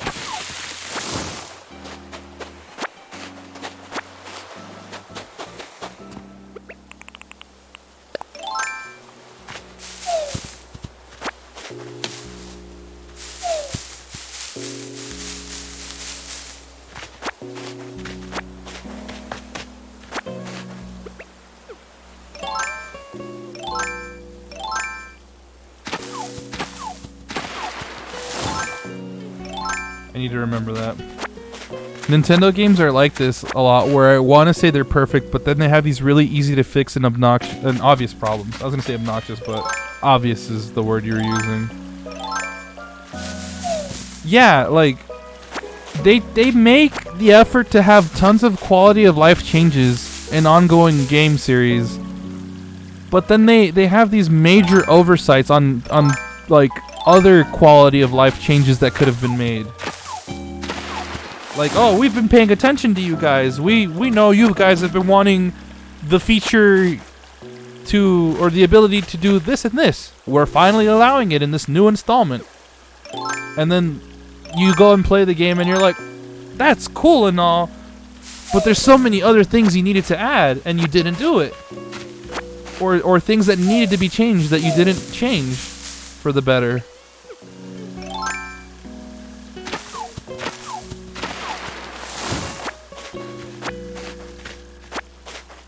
Like, I'm about ready to just give up and let the game pick villagers for me at this point, man. Because, like, I haven't had any cool villagers show up.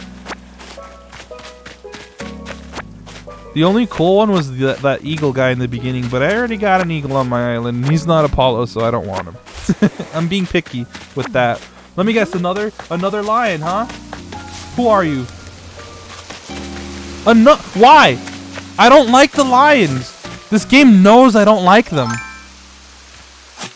I swear, it's being this way on purpose right now. I actually don't like the lions in this game. I don't. I'm sorry to those that do, but I just don't. I'm not even trying to say like I want specific things like Coco or Anka or whatever her name is. I don't care. It'd be nice to have those, but I don't care. It's tough wanting one specific villager when there's like 300 plus in the game. No, see, that's the thing. That's what I'm getting at. Is like I don't even want a specific villager. It'd be nice if I got them by chance.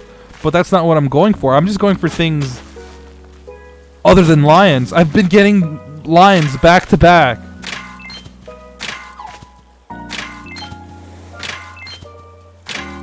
I've literally been getting them back to back, and I don't want anything to do with them.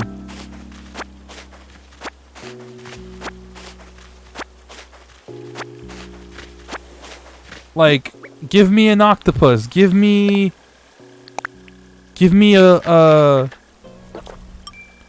cat. Give me, what else is there? Like, something else that I don't have already. I don't care for the lines. I've skipped them, and I want something else. Let me get something else, please. There's cats. There's dogs. There's so many other things. The octopi. The rabbits, the bunnies or whatever. There's only like 3 octopuses in the whole game.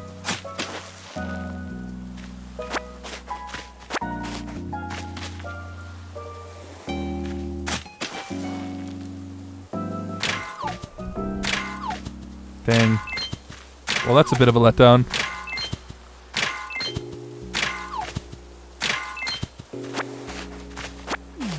Give me a penguin then. I'm fine with a penguin. Give me like Roland or something.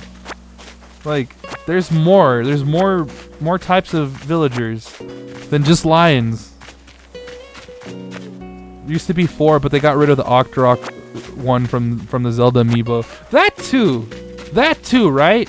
So there's amiibo functionality, but only with the Animal Crossing stuff. They removed the additional amiibo villagers from New Leaf, and I don't get why either. I don't get why. I really don't. I struggle to understand why they did that. That was a deliberate choice.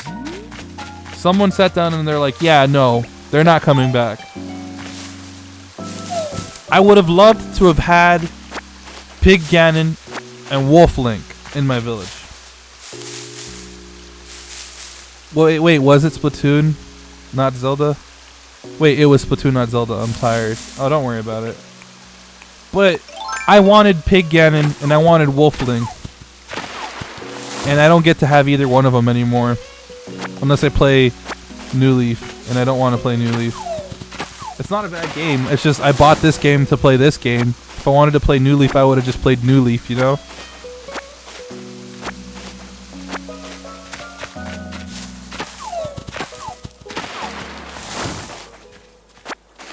Look at this George Washington ass shit going on right now. Chopping down cherry trees. This is the truth. I ain't a liar. Is the truth.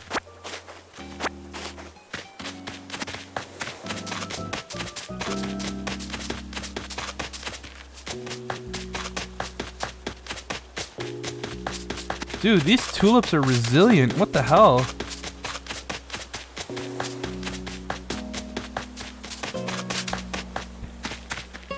It's weird because it supports Amiibo and has every other villager, but they cut the crossover ones for no apparent reason. That's what I'm saying. Like, it seems like almost all of the other ones came back, but not the crossover ones, and it doesn't make sense.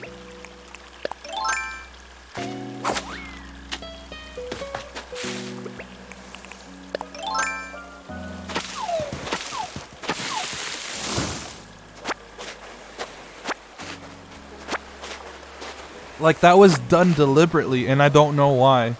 It's like, if they're in the game, they're in the game. Just leave them in the game.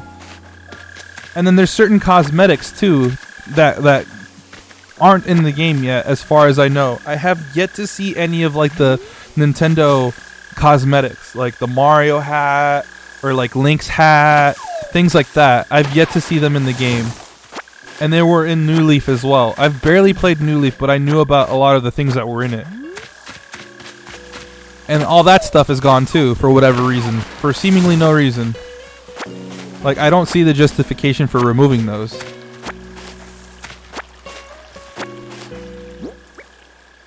I wanted a damn Link hat, I'm gonna be real. That's me, but yeah. Actually, yeah, are there any Nintendo references in this game? Not as far as I know. I think the like crossover items are gone. I've yet to see anybody with any of them. I haven't seen any R-Wings. I haven't seen anything of the sort, like, really.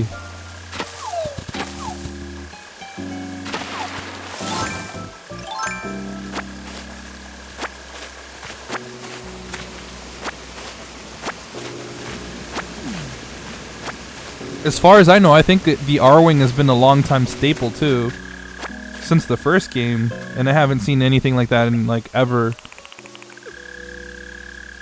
It's such a weird choice. That was one of my favorite parts of New Leaf. Yeah, I don't get why. I really don't. Maybe they're gonna, like, reintroduce it through updates or something, like a seasonal thing. Hey guys, here's the Mario anniversary event. Go collect toadstools and mushrooms and craft Mario's hat. That's fine if they do it that way, but it's very annoying, and it's also forcing you to play more when it used to just be something you could encounter. Like, it's forcing you to participate in these events if that's how they're gonna do it. I would much prefer that they don't do it that way. We've yet to see anything of the sort happen, but it does seem like it's a very real possibility. Oh, you want the Yoshi hat? Well, go collect Yoshi eggs. You know, like, they're probably going to do something like that. I wouldn't be surprised. Look at this Yoshi event going on. Because it's weird. They're making events out of things that used to just be in the game, is what I'm saying. Like, if we have any reason to believe what I'm speculating.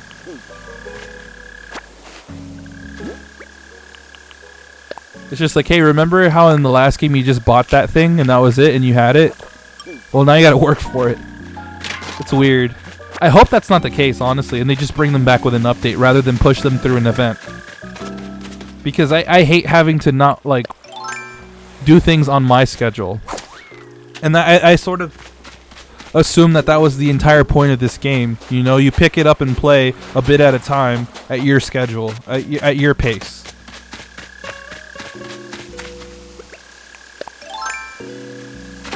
I'm so sick of these lines, though. I'm actually done with these lines.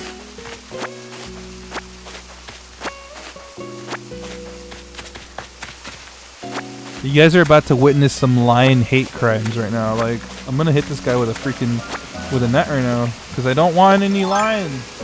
I don't like them.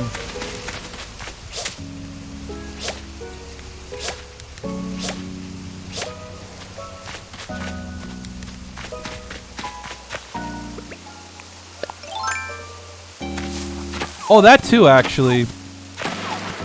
I miss the dialogue the villagers would have in the earlier games. I liked when they were meaner to you. I understand, yeah, kids game, but, like, come on, dude. It was fun when they were sassy and, like, snappy and had these comebacks towards you, you know? Like, when they would see you and be like, oh wow, who dressed you? You know, like, make fun of your wardrobe and all of that. It was fun. They had much more personality in the older games. Now a lot of their lines are interchangeable. You can hear something from, like, one villager that's supposed to be, like, you know, timid. And then you'll hear that same line from another outgoing, like, athletic villager, for example. You know? I've noticed that they cut a lot of corners with the dialogue. Because I do see a lot of it cycle.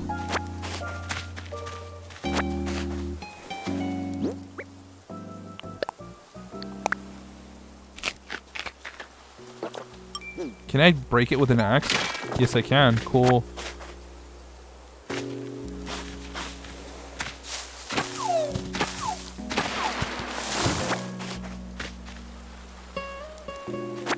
Yeah, these Joy-Cons right now. Oh boy. Are the batteries low on my Joy-Cons? Is that why?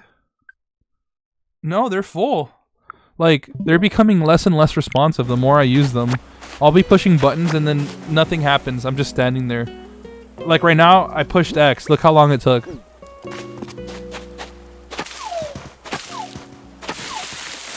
Sometimes my character won't pick anything up. It's weird. I think this is still the best Animal Crossing game. It's just not the definitive Animal Crossing. When it very well could be. Yeah, absolutely. Like, in terms of just core gameplay changes, it's definitely improved a lot of things. But it's far from perfect to be considered the definitive Animal Crossing experience. You're absolutely right. I totally agree with that 100%.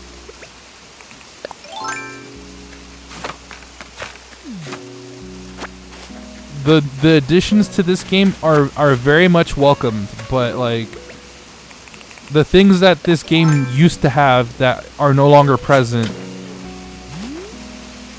baffle me.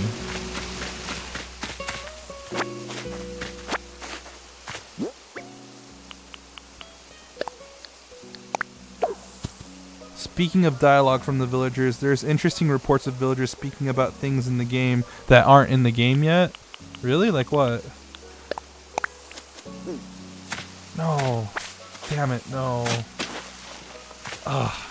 I just turned one item into two. Great. It may be some prep code in these recent patches and the villagers are using the dialogue. Oh, like placeholder stuff. I get you.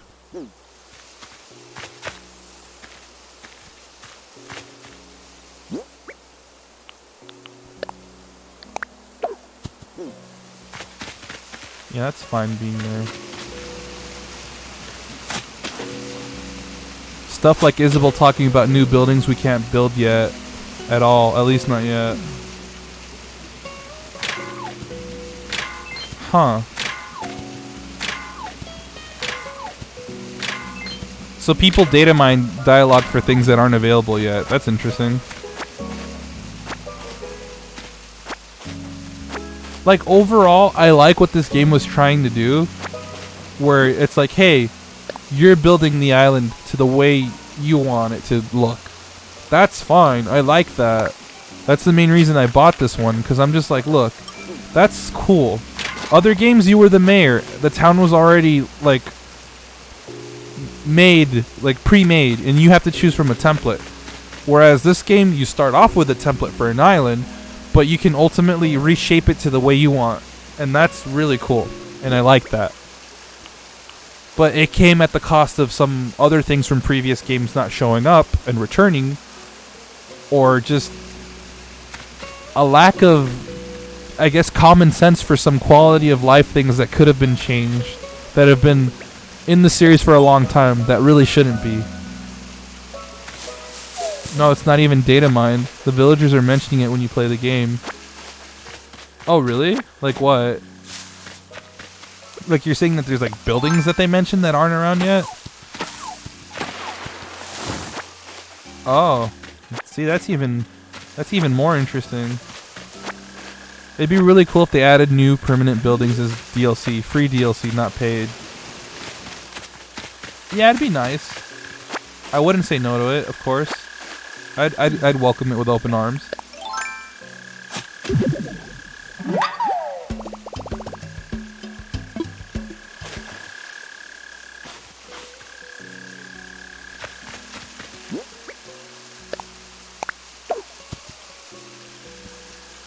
Sometimes villagers would talk about something that doesn't seem to be in the game.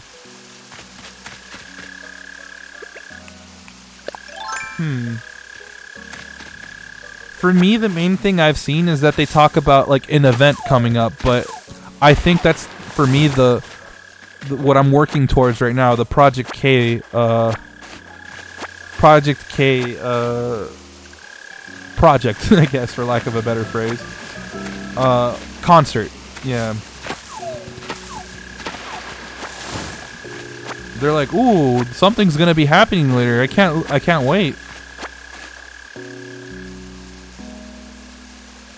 It's similar to the villagers talking about timed events like the Bunny Day stuff. Yeah, I haven't seen anything of the sort yet, though. These events are just kind of I don't really ever end up playing Animal Crossing near holidays because I'm busy with actual holiday, and I play Animal Crossing when I have nothing to do. For me, like, this was the perfect time to... Oh, it was the perfect time to get into Animal Crossing because now I have a portable Animal Crossing that's console quality. Like, not saying that New Leaf wasn't, but I mean, let's be real here. Look how much better this game looks than New Leaf. That's not a fair comparison, of course, because New Leaf was on a 3DS, but like, that's what I'm saying. That's my point, is that it's not a 3DS game. It's a full-blown console game I could take on the go, and it looks so much better.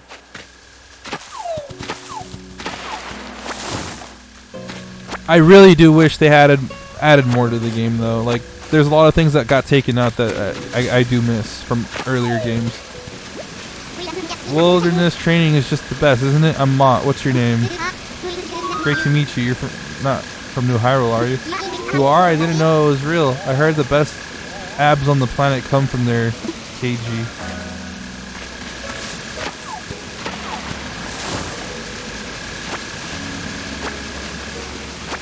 Yeah, these islands have been kind of crap, honestly.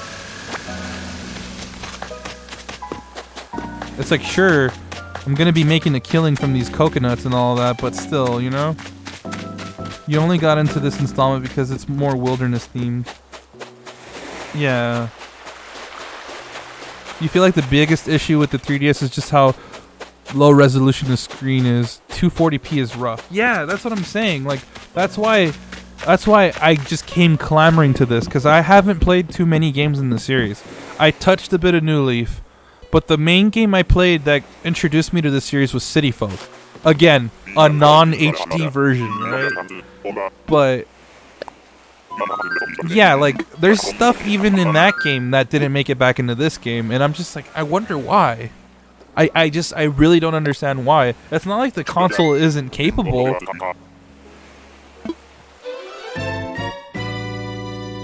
The town and city stuff didn't lure me enough. Actually, that's one thing I do kind of miss from City Folk.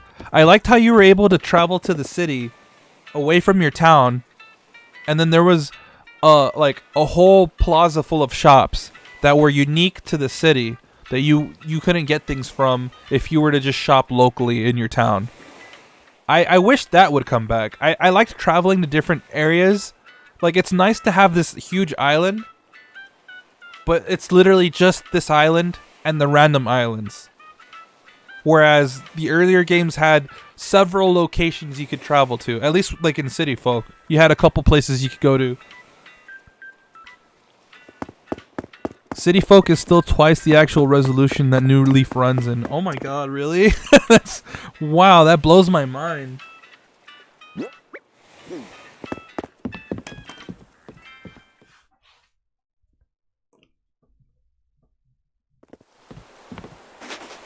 But yeah, I really did like City Folk when I played it.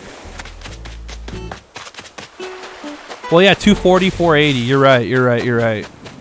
It's literally twice the resolution. You're actually right, because 240p is 3DS.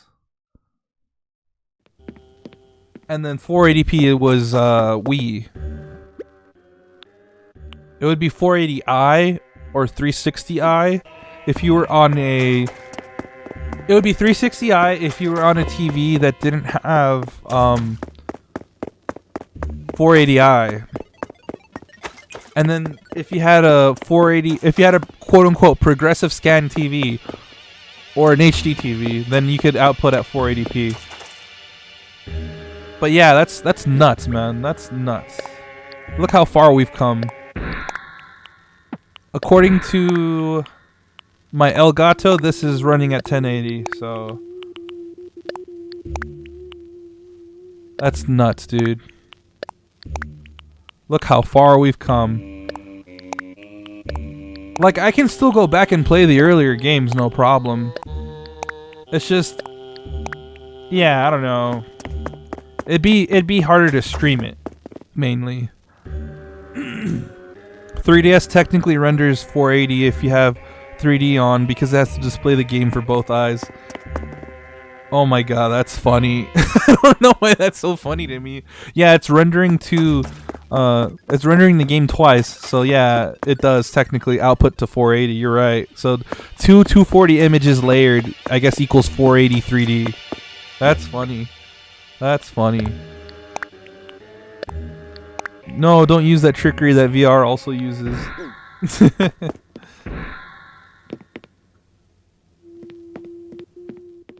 That's funny though, dude. I'm about to run out of tickets. And I've yet to find any interesting villagers. Well, interesting to me. I don't want duplicates, and that's already kind of like stepping on some toes here. Duplicate species.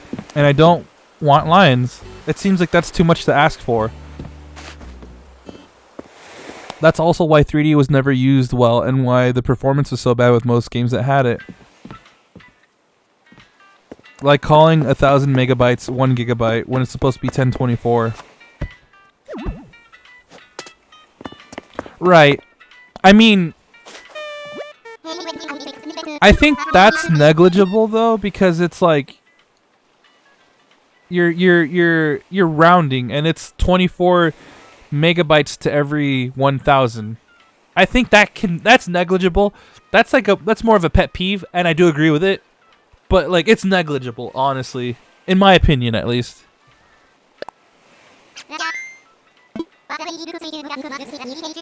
That 24 megabytes adds up. I guess so. I mean, with a certain amount of gigabytes, yeah, you have a couple hundred, sure, but that's after a couple, though. You know, like we're gonna assume 24, right? So like, yeah, that's almost like, yeah. Well, meh, you know. It can add up over time, but like, again, like, it's not by a significant amount. Like, it's not. It is negligible, I think, wholly. Smash actually having 3D and being 60 FPS on 3DS is still really impressive to me.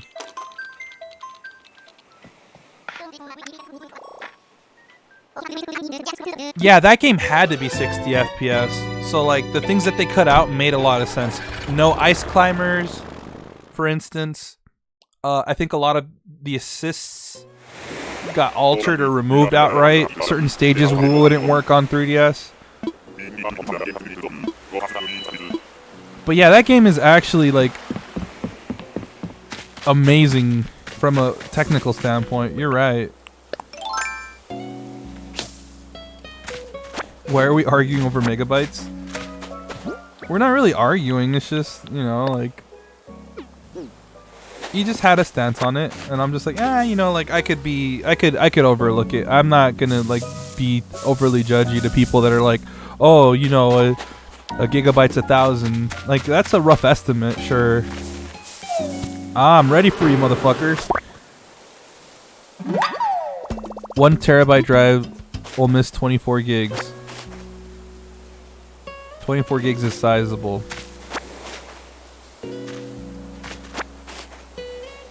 I guess. Yeah, that's like an update file for something.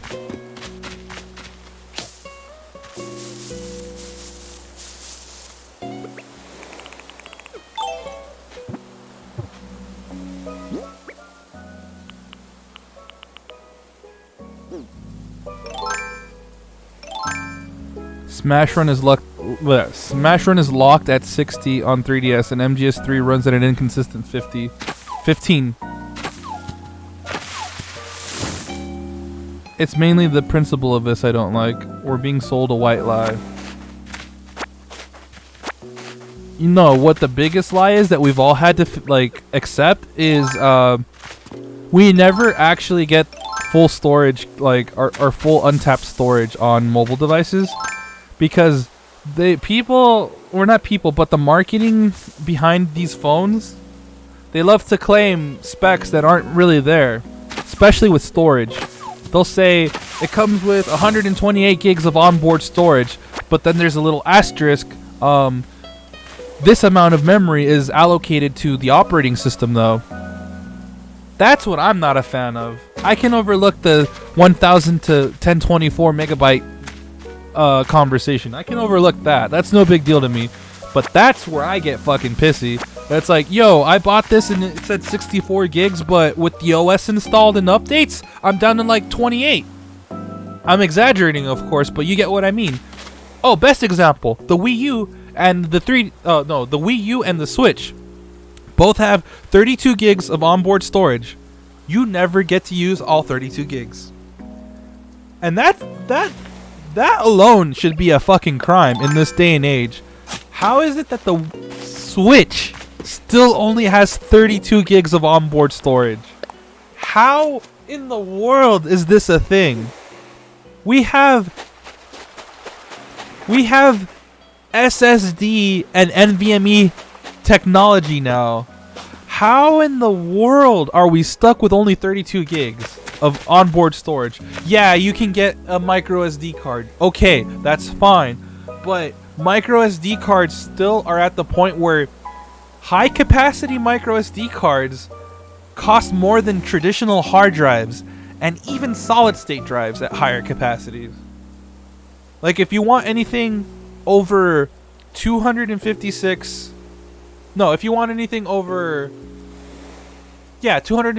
gigs, that's where you start pushing it price wise. You start getting into real expensive territory.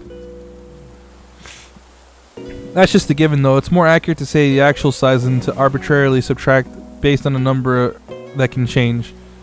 You've gotten 128 gigabyte SD cards for $35. Right, but 128 to 256, that's still within like the price range.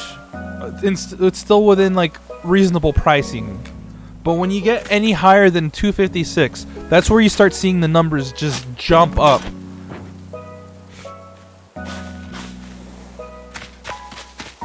So like it doesn't make sense, especially now because of how affordable SSDs are. The Switch should have come with 512 gigabytes of storage minimum on flash storage.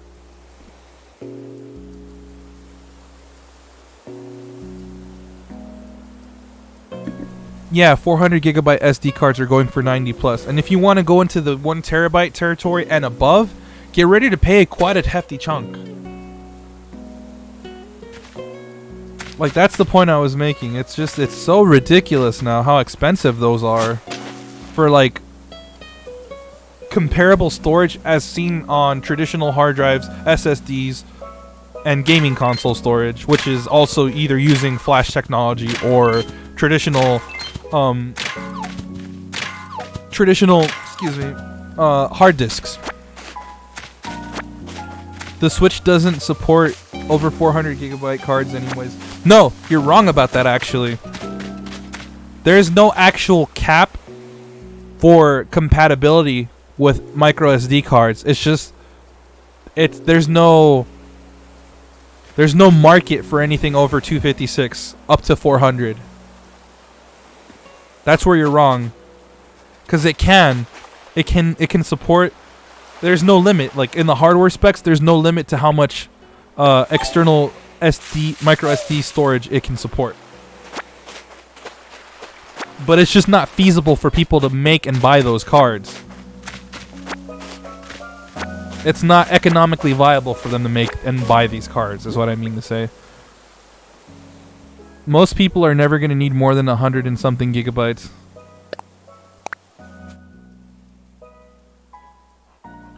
To someone on an island out there, I was cleaning and found this DIY recipe written on a piece of paper that I'd use as a bookmark. I didn't want to waste a good idea, so now I'm sharing this with you. Try it if you have the materials.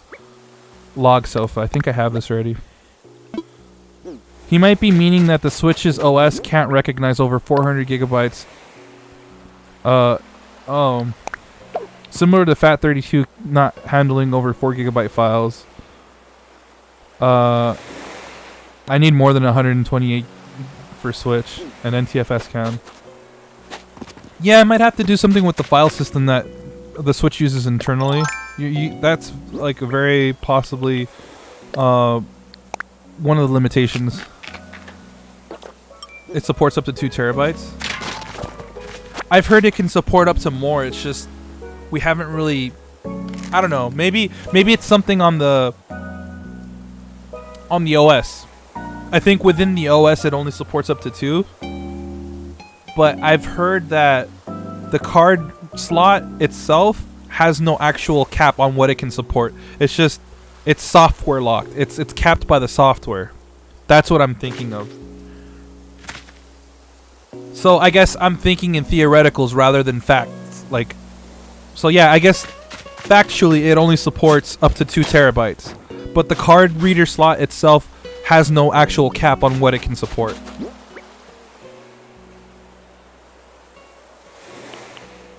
The slot itself can support up to whatever. It's just that it's software locked. The hardware is unlocked or uncapped, but the software is capping it. There you go. That's what I was thinking of, actually. So I'm mistaken. Sorry. You're right. But still, 2 terabytes? Like, 2 terabytes fully supported within the system? That's pretty good. Really good, as a matter of fact. But, like, let's do a bit of Googling, right? Let's do a little bit of Googling real quick. Let's just, because I'm curious. I haven't checked micro SD card pricings in a while. So, let's see what a let's see what a 512 gigabyte micro SD card is going for. Okay, so there's an Amazon listing for a SanDisk one. $90 for 512. Do we have options to bump them up here on the pricing? 512 is the largest, so let's say 1 terabyte micro SD card. I think they're not. Oh, there you go. See, once we go from 512 and double it down, you're getting into like, do I really need this territory? $259 for a SanDisk 1 terabyte. And if we double that, what is that going to come up to?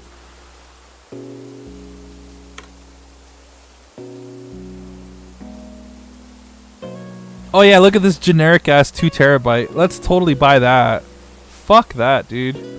They don't even make 2 terabytes. I guess. Let's just Google it then. 2 terabyte micro SD card. Let's go with that. Extreme Tech, sure. No, I guess this is new technology. They haven't made anything higher than 1 at the moment. But get ready to pay almost the same amount as a Switch. We're getting into like, you could buy a Switch Lite or you could buy a terabyte of storage territory here. That's fucking nuts, dude. That's fucking nuts. Even if it was unlocked, what would you do with 2 terabytes on a Switch? I would not have to worry about running out of space for a good while. I could actually just buy games digitally without having to worry about running out of space.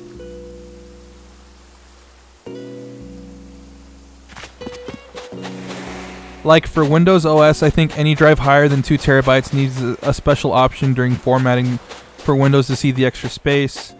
2 terabyte is a hardware lock considering 2 terabyte micro SD cards don't exist yet. Those 1 terabyte cards are for high-end video production at that point, not gaming, recording stuff in 4K, etc.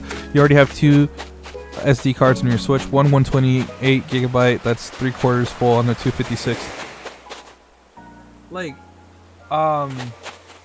what do I have in mind? I don't even remember. I think I have either a 128 or a 256. We'll see right now.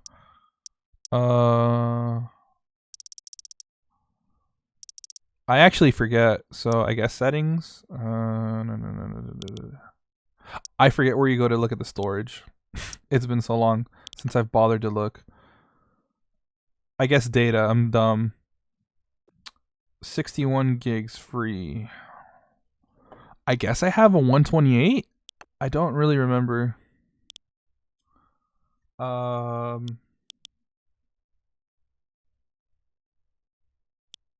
It only tells me how much is free rather than what I have. Yeah, I'm gonna say it's a 128 then.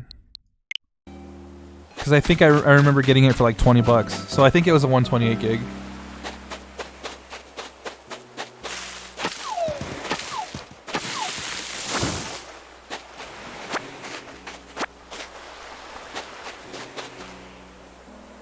You still hang on with the onboard memory, but you don't really use your Switch. Exactly. Like, I would be inclined to use it a lot more if I had more storage for it, honestly. Like, I'm using it right now for Animal Crossing, and that's basically it. I haven't played Smash in a while. I played like once, like a couple weekends ago, or like last weekend or something.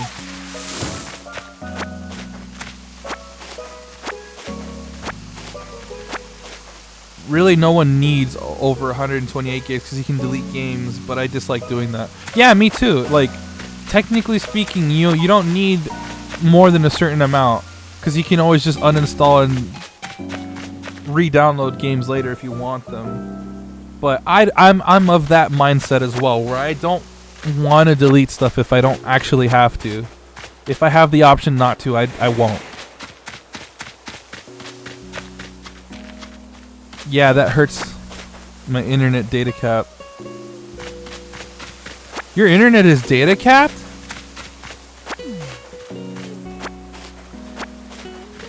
Whoa, whoa, whoa.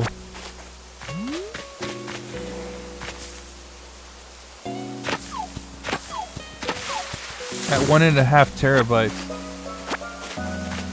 What if I want to play it at some point even though I literally never touch it?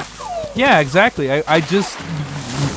You might be bored one day and you're like, you know what? I finally have some time to sit down and finally play like a game that I haven't played on the Switch yet.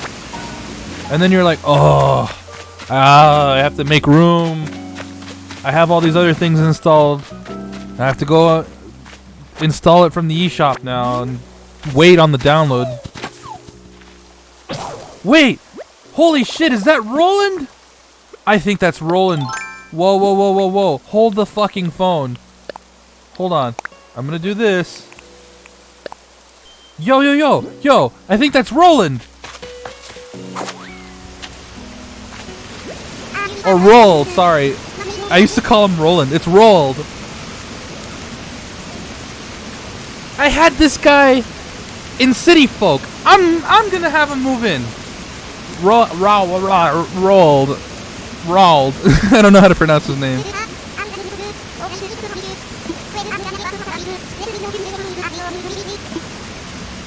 Dude, yeah! I had this guy in City Folk. You know, as much as I want to stay here and train, I can only build so much muscle by gathering stuff. What would be really cool is if I could live near someone that inspires me to go big on bulking up. Roald, yeah. Someone like you, your triceps are just astonishing, buddy. Come train on my island. Dude, yes! Come the fuck over! Train with you and your glorious triceps? I can't turn that down. New Hyrule, here I come. Just you wait, we're totally gonna push each other to muscular new weights, buddy. We'll be sworn rivals of swoldom and best buds in buffness. It's gonna be mega epic, just like us. Wow, yes. It'll be a blast. You ever see 30-pack abs? Neither have I, but we're gonna, buddy. Alright, I just gotta bug Tom Nook to put the ball in play. Thanks for the first round draft pick. Yo!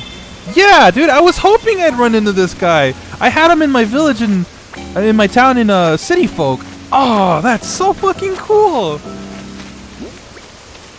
Now the package will be complete if I get Caroline, I think is her name. The squirrel. I had her on my town too. I just had to drop everything I was fucking doing right then and there, though. I was like, hold the fuck up. That looks familiar. Roald. I used to just always call him Ronald because I never knew how to pronounce his name. So, like, muscle memory and like, just, like, what I remembered from back then kicked in. That's why I called him Ronald or Roland or whatever.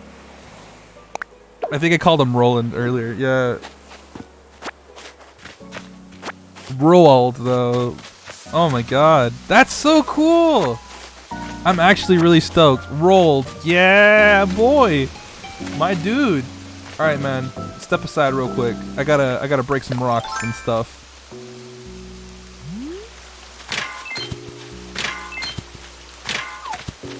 I think I just saw. No. Did I just get 2? I got 2 gold nuggets. No way.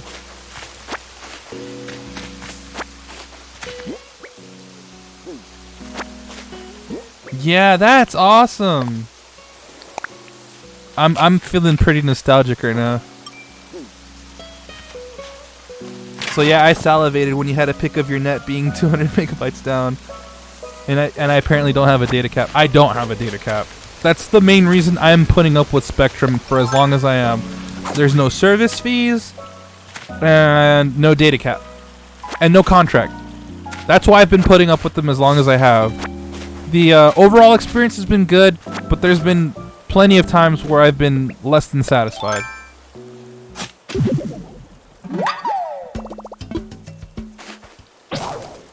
It's crazy, dude. I didn't think here in our state we had data caps to worry about. That blows my mind, dude. It really does.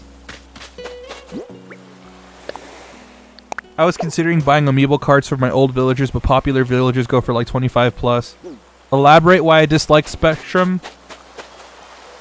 Like I said, it's just I've had many streams where around this time or whenever I'm streaming, it just happened to be honestly whenever I was streaming, there'd be times where my internet would go out, the stream would go offline, and then, you know, it would put me in a bad mood after because I'm like, well, fuck, you know, like here I was doing my thing, having a good stream, and then internet's dead. There goes the stream. So it's frustrating. It's frustrating to have that happen. It's sort of like how your internet would randomly go out, or not randomly, but oddly enough, specifically around 420. It's choppy here and there. I think it's because of where I live, though. I've been told many times that where I live is like an area with weak signal. And like for you, like your guys, your updates and resets happen at 420, so like you've come to expect that to go out. But see, that's the thing, right? If it was a consistently scheduled thing that happened at the same time every day, I would work my schedule around that, and that'd be fine. I'd be like, okay, I just don't stream around this time. But that's the thing, I stream at different times, and more often than not, when it does happen, it's just literally whenever I decide to stream. So it's like, fuck me for trying.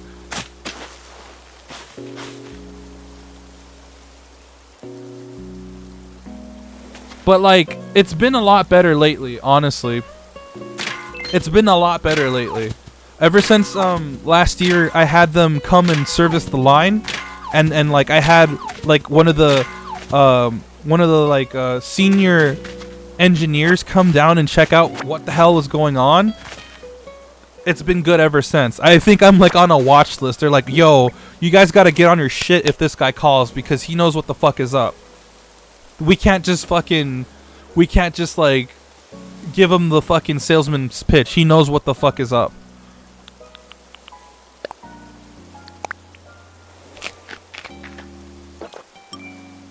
Funny enough, though, it's 4:36 a.m. right now, and I still haven't gotten the router disconnected. You gotta remember also, daylight savings rolled out, so like, I don't remember. Did we go an hour forward or an hour behind? Because that's also something you have to take into account. You think your router hasn't been disconnecting at 4:20 a.m. for a few days? So did we roll an hour forward or backwards, though? That's the thing. I don't remember. So yeah, it'll happen like at 5:20. It's just been pushed an hour forward.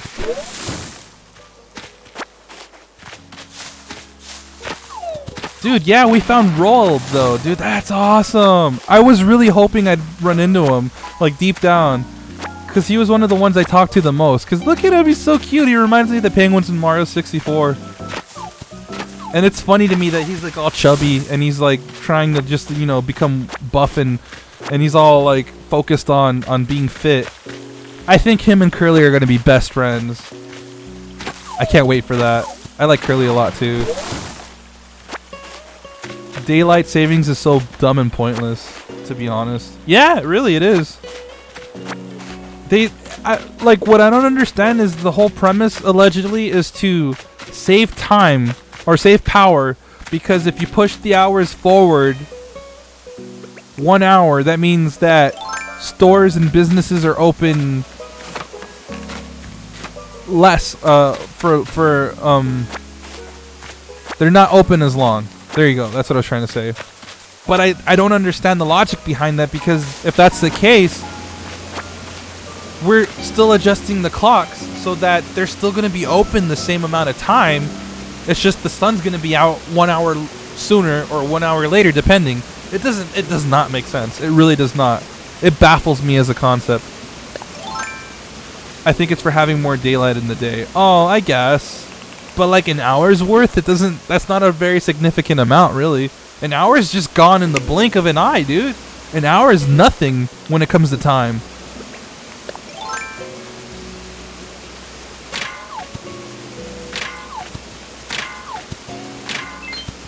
From back in the day when electricity maybe wasn't so widespread, I guess. Could very well be.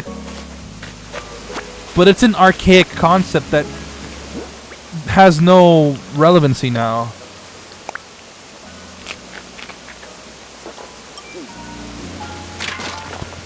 Like, even in rural towns, they have electricity, so like, what's there to actually worry about, you know?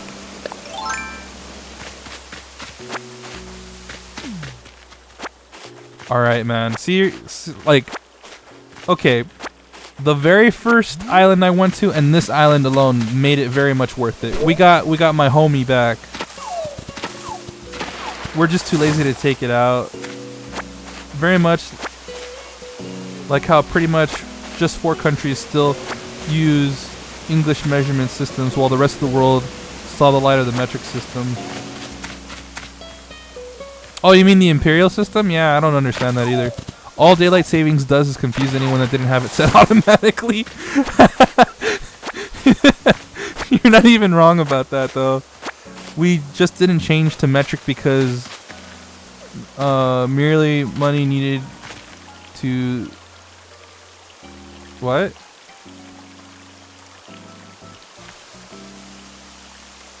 Merely of money needed to change every single sign in the country.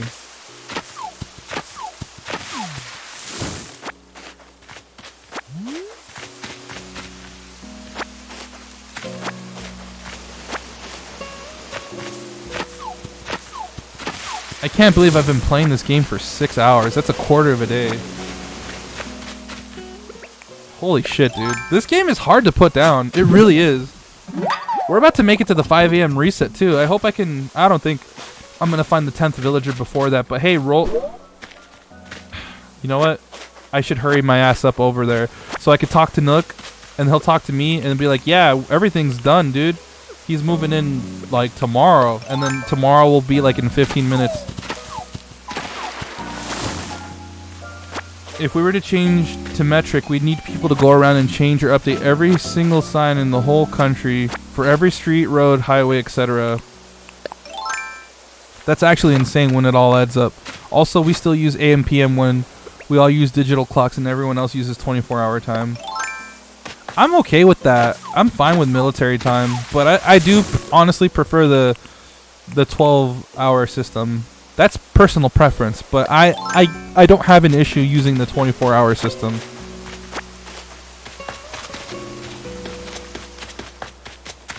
Oh, I left the wood up there. Crap. It's softwood, but still, it's wood.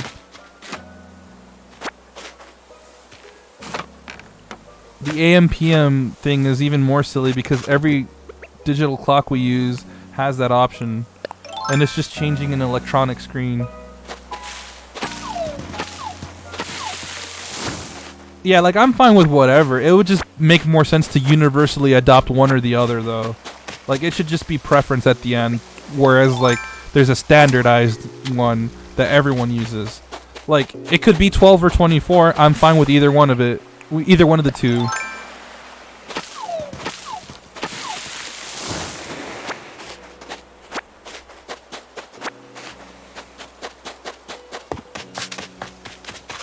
I think that's just about everything on this island. You would prefer 24-hour time, but you're too used to AM PM. I get you.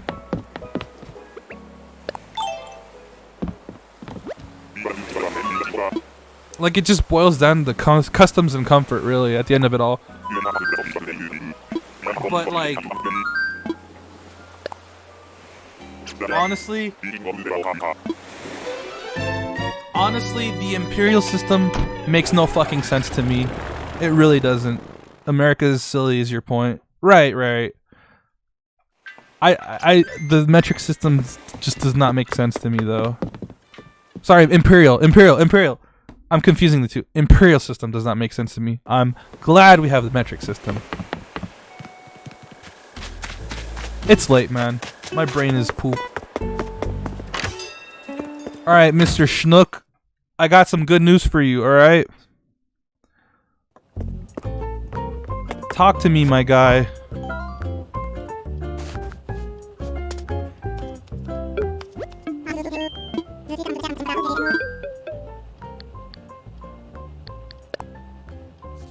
We're on the last part of Project K, the grand plan to hold a KK concert on this island. If we can raise the image of this island and get some excellent word-of-mouth PR, then I'll make a proposal to KK about holding a concert here. If you need help on improving the island's image, chat with Isabel. It wouldn't hurt to start getting ready for the concert by familiarizing yourself with some KK songs, too. Alright, well, thank you. Imperial system is old enough to originate from a time when people didn't really know what they're doing, so that's why it doesn't make sense.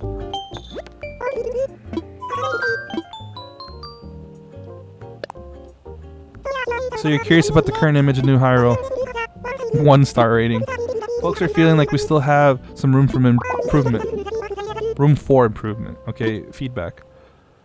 It's a place I've been quietly watching. It's a secret to everybody. I don't want it to become famous. It's a secret to everybody! Guys, it has actually now officially been christened New Hyrule. It's a secret to everybody! We got the reference. We got the reference. It has officially now been christened. It is now officially New Hyrule. I appreciate that. Thank you.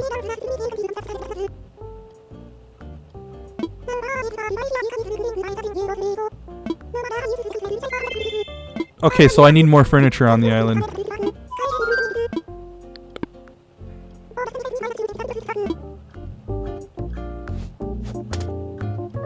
Alright, I'm out, guys. Bye. But... okay, no, we're good. Yeah, like... it made sense back then to have the Imperial system. Not so much now. I mean, even the name sounds archaic. Imperial. Bro, who talks like that anymore? It's so antiquated just from the way it sounds. Even just calling it old sounds old, you know? Like...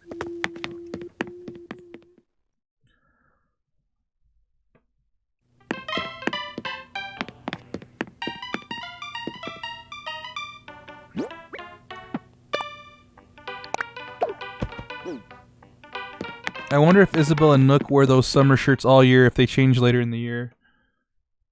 I would have expected them to change outfits now because of the whole cherry blossom thing, right? The spring season. But I guess not. I guess they don't. Maybe they will like in winter and summer. No, they'll probably wear it in summer. Maybe they will for winter though. Imperial is such an old word, it's only given any light in medieval RPG games. Oh my god, that's fucking great. We got 2 fossils now, by the way. That's pretty good too. So let me go grab some more tools. We'll evaluate those fossils. evaluate those fossils.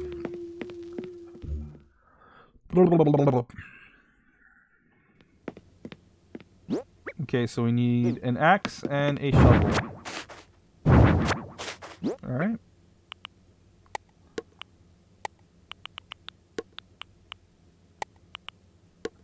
Okay, let's go see what property Rolled got. Because he's like, I'm gonna talk to Nook right away. Alright, dude, you do that then. Let's go. I just realized that they cut all the Nintendo references, but there's funny haha MLG meme sunglasses. Yeah, there's literally deal with it sunglasses, but all the Nintendo references are gone. The cool Mario hat, the cool Link hat, Toad, Yoshi, all the other stuff, gone. This is Babra's land, okay. The other two houses were up here. Are they? Yeah, this is Rold's place. Dude, I'm gonna actually relocate him. I'm gonna move his place over here where Chief's at. Maybe they'll add it back like Link and Inklings and Isabelle and Mario Kart. Cool, so one more house, guys. I doubt I'm gonna find another villager in time. Especially because I'm gonna go to Blathers and have him evaluate these fossils. But dude, one step closer to being completed. And then after that, it's just a matter of redecorating the town so it's ready for the Project K event.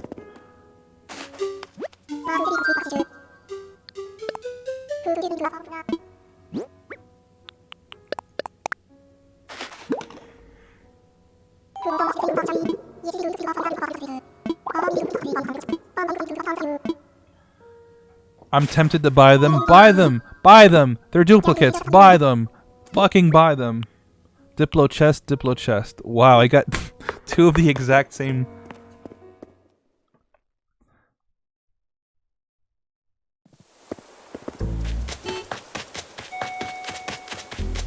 Maybe if I'm quick enough, huh? Maybe.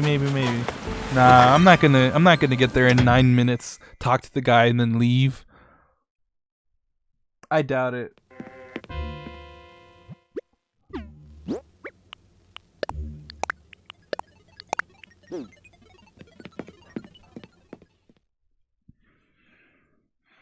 But yeah, that's funny. You're like, oh, they have the funny MLG meme glasses, but not Nintendo references in a Nintendo game. God forbid.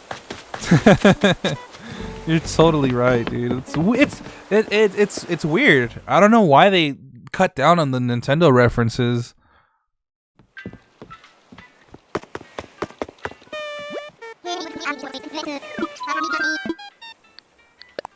Does it start a new day when you're on a mystery island? So 5 a.m. is when it's considered the next day, right? I think I don't get the morning announcement until I'm back on my island. I haven't actually been off my island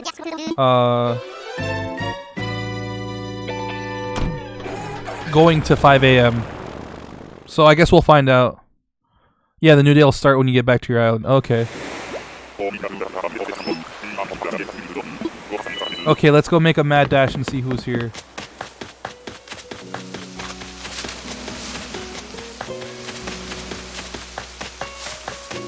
Is there anyone here? Oh, I got a completely deserted island. Cherries.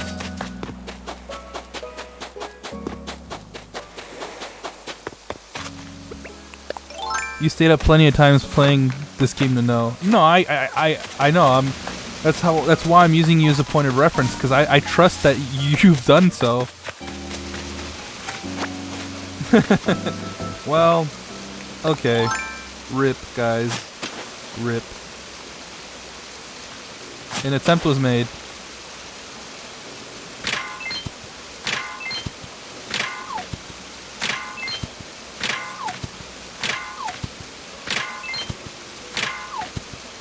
Why does that feel like a backhanded compliment? Does it? I mean, I didn't intend for that to be what it was. Sorry if you took it that way. My bad.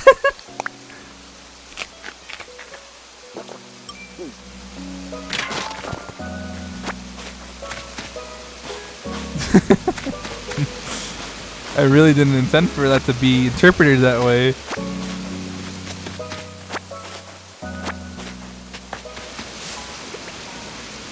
You just realized you need to buy plots to get villagers to show up on the mystery island.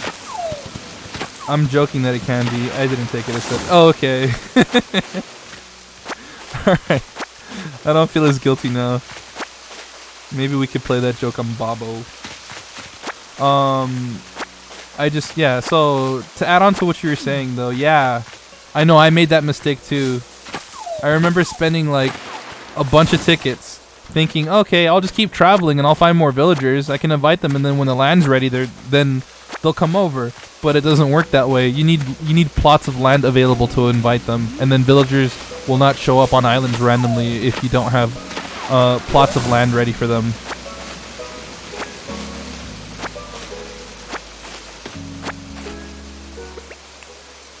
You know, it's kind of a bummer that I haven't found any new flowers. I keep finding either tulips or windflowers, and I have both.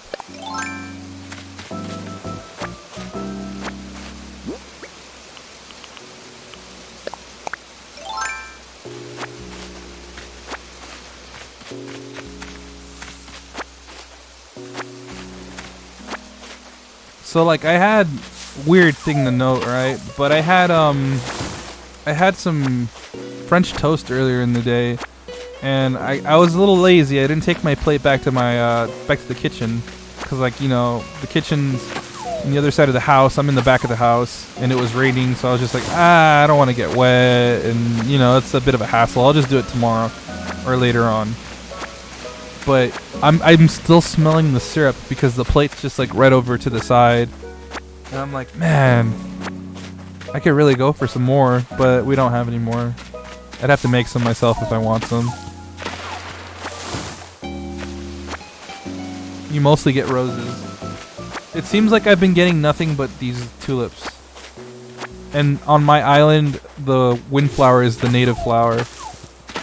So like I'm getting really unlucky. As for fruits, I don't really care because I mean I have a little bit of everything, but I've been getting a lot of cherries. If they're not peaches, they're cherries for some reason. And then again, peaches are what grow on my island normally to begin with, so it's weird.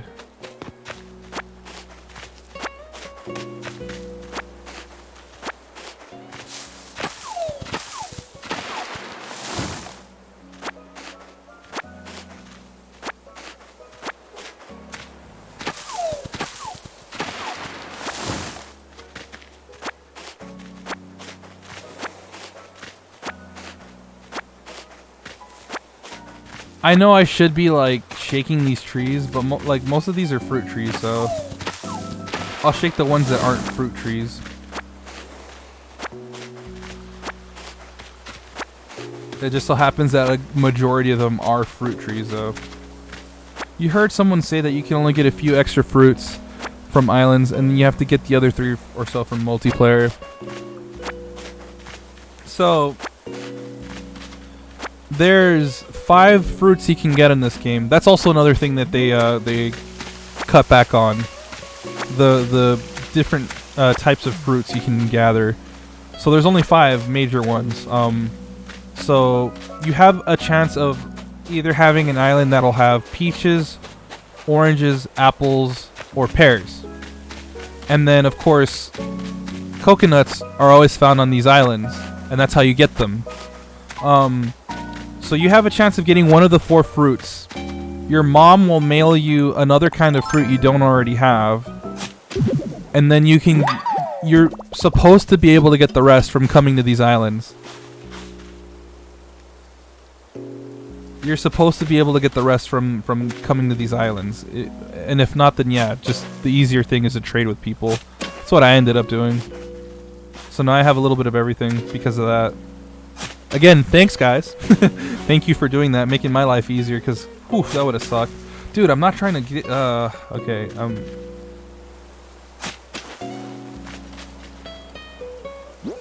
what I kind of don't like that I'm starting to notice is that this game is grid based, and that'd be fine, except you kind of have to guess where the spaces are for the most part. So like, I find myself missing things a lot of the times because I'm like, oh, I'm a space off.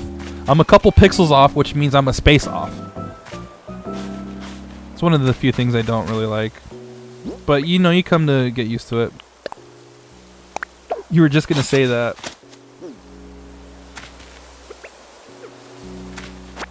Cause it's weird. This game gives you the illusion that it's, you know, omnidirectional, right? Cause you can move in 8 directions. And in between, right? But it's still tied to a grid. It's very weird.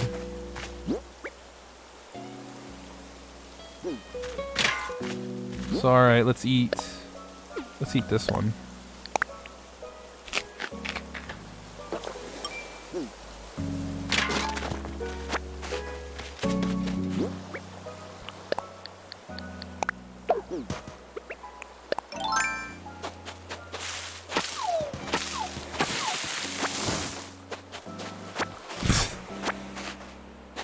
So essentially like Pokemon X and Y handled movement. Yeah, pretty much.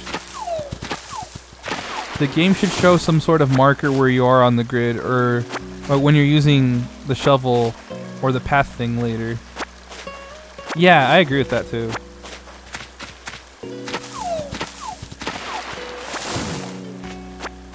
Yeah, there should just be like a highlighted trail leading to where your trajectory goes for like the fishing rod, or where you're gonna swing with like the axe or dig with the shovel.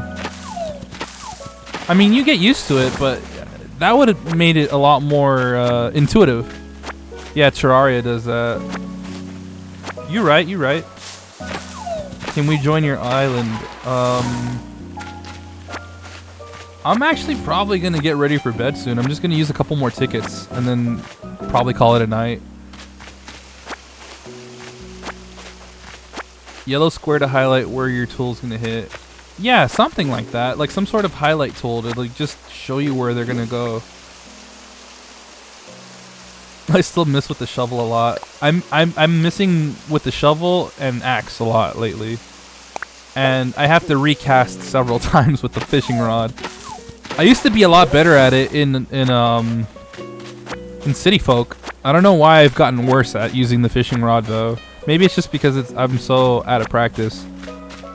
Because it's literally like, if it weren't for this game, it would have been years since I last played Animal Crossing.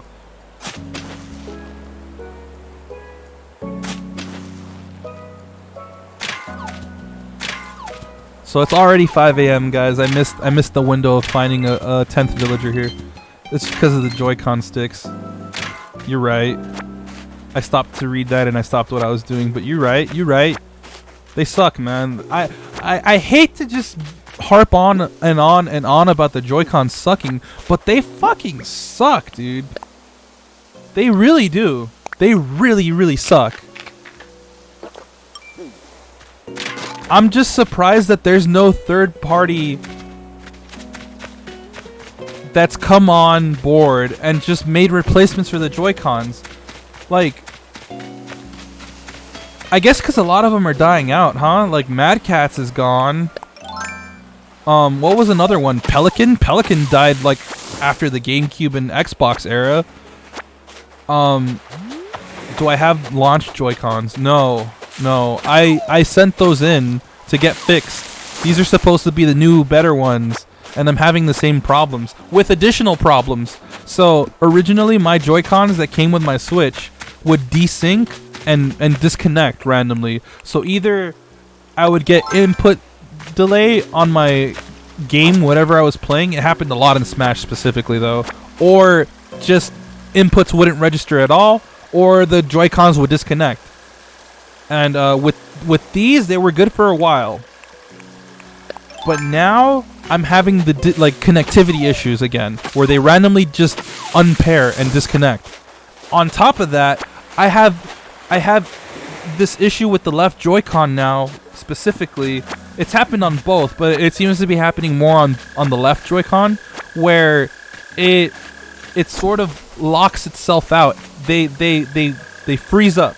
So the LEDs on the side will show that they're on, but then they become unresponsive. So it's on, but like it's like it software locks or hardware locks or something, and they become unresponsive even though they're on. And then I have to hold the sync button to turn it back on. On top of that, I got mad one day because of that. It happened during Smash. I got mad and I tossed the Joy-Con and it hit a wall, and the left stick doesn't click in anymore. So yeah.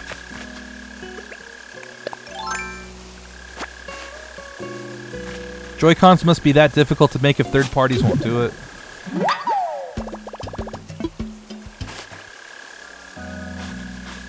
You aim far better with a Joy Pro controller. You were planning on sleeping 5 hours ago. My bad, dude. I did too. But here we are, 5 a.m. and I'm still playing Animal Crossing. Like I said, I'm gonna just do a couple more island trips and call it a day, though. I think Nintendo doesn't want pirates making them.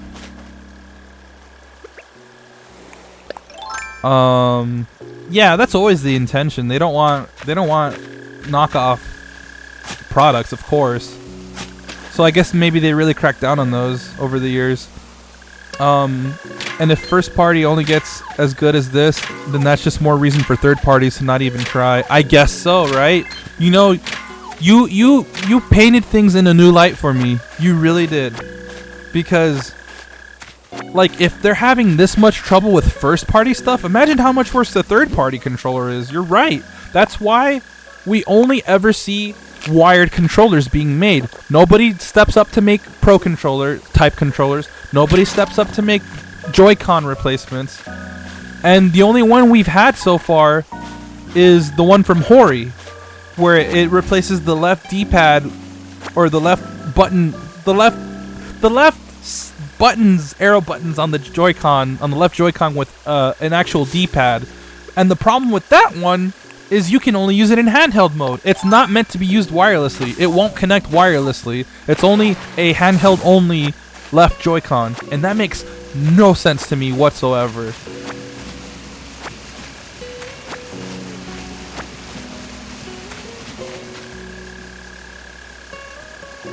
I'm sure Hori has enough money to even try.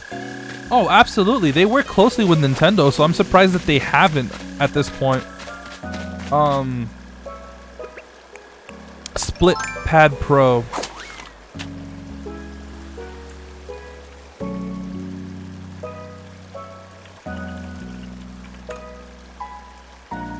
Oh, right. Right. Yeah, the Split Pad Pro. I forget, did that come out for Animal Crossing or whatever? Because I think there's an Animal Crossing, or sorry, not Animal Crossing, Dragon Quest variant of it. No, it was for Daemon X Machina, actually. But there is another controller set that came out for Dragon Quest.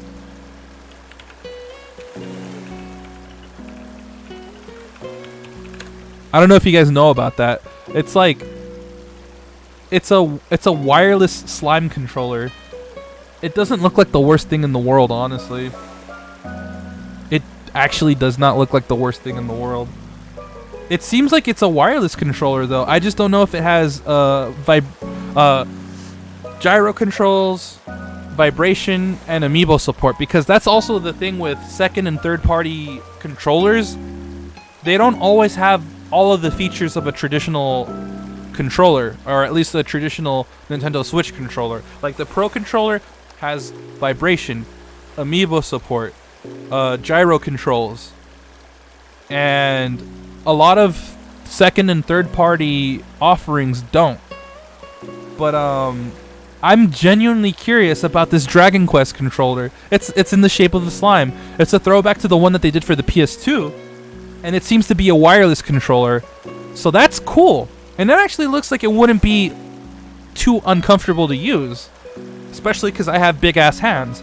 But yeah, like, does it have amiibo support? Does it vibrate? Do I have gyro controls with it, right? Like, those are the questions that come to mind. So I guess we'll go on the website here, or the Amazon listing, I should say.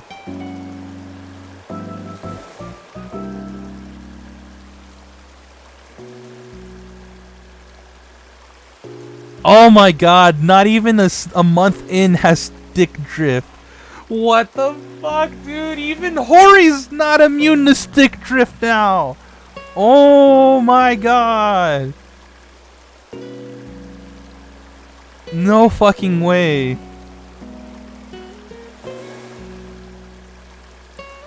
That's hilarious, dude. Okay, let's go to Hori's website then. Hori. That's fucking hilarious, dude. No way, not even a month in. And they got stick drift. Oh my god. Oh, they're not even listed here. Oh, by the way, I have this controller. I bought this when I first got my Switch, like way back when it first came out, right? A couple years back already. This thing is great. It's just like I was saying. It falls under the category of one of those budget controllers because it doesn't have vibration, it doesn't have motion controls, and it definitely doesn't have amiibo support. But as a just good old plug and play control pad, it's really good. I use it to play Splatoon. It's really good otherwise. It's just I wish it had vibration at least. At least. I could live without it having amiibo support or even motion controls. But if it only had vibration, I could actually wholly recommend it to everybody. But like, it's a good budget controller. I remember getting it for like 20 bucks. So like, it's not bad for the price. But you're missing a lot of stuff because of it. That's funny. Mario Kart Racing Wheel Pro Deluxe. So they don't have the Dragon Quest controller on display. Oh, look, wireless. Oh, does it have vibration though? Let's look into this. Wireless, motion control. Oh shit. Does it? I don't know if it has vibration though. This is a pretty decent controller though. I might look into this later. But no, we're here to look at the slime controller. Where's the fucking slime controller? Slime controller. Maybe the Play Asia listing will have information. Continuous fire function, gyro sensor, built-in battery.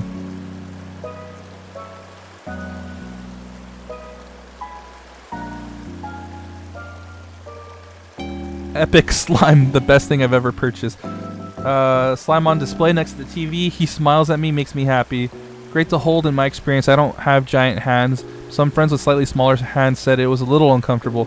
Makes a home decoration, blah blah blah blah. Such a great talking piece. Now, not knowing as much Japanese as I should, I do wonder if it's supposed to have rumble. Oh, so I guess it doesn't. As I see HD followed by some kanji on the box. Otherwise very responsive as my pro, comfortable, bigger hands only, and a great collecting piece. So it's wireless, it does have gyro. Vibration is up in the air though. I would not mind having one of these, man. They're out of stock. Because it's a collector item, of course. That's a fucking adorable display box, though. Really, it is. Okay, so I guess I got options. If I can find one, I'm gonna try to get one, man. Because they're fucking cool. They're fucking cool. Oh, and yeah, Eli. Sorry, I'm a bit late. I was looking at some stuff on the side.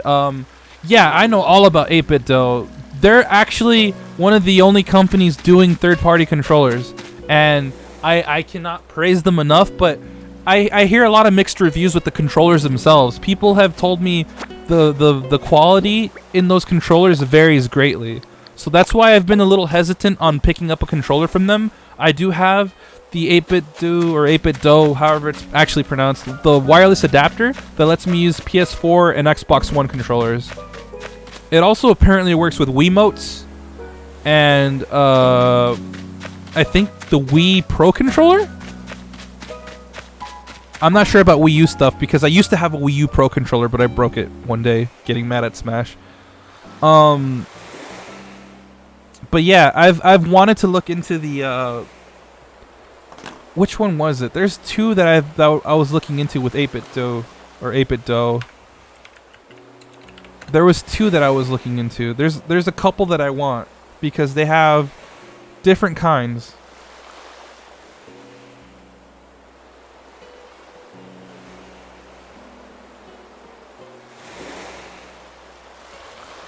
Oh yeah, so there's two.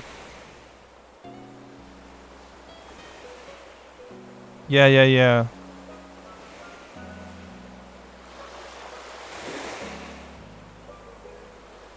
So there's two, yeah, definitely.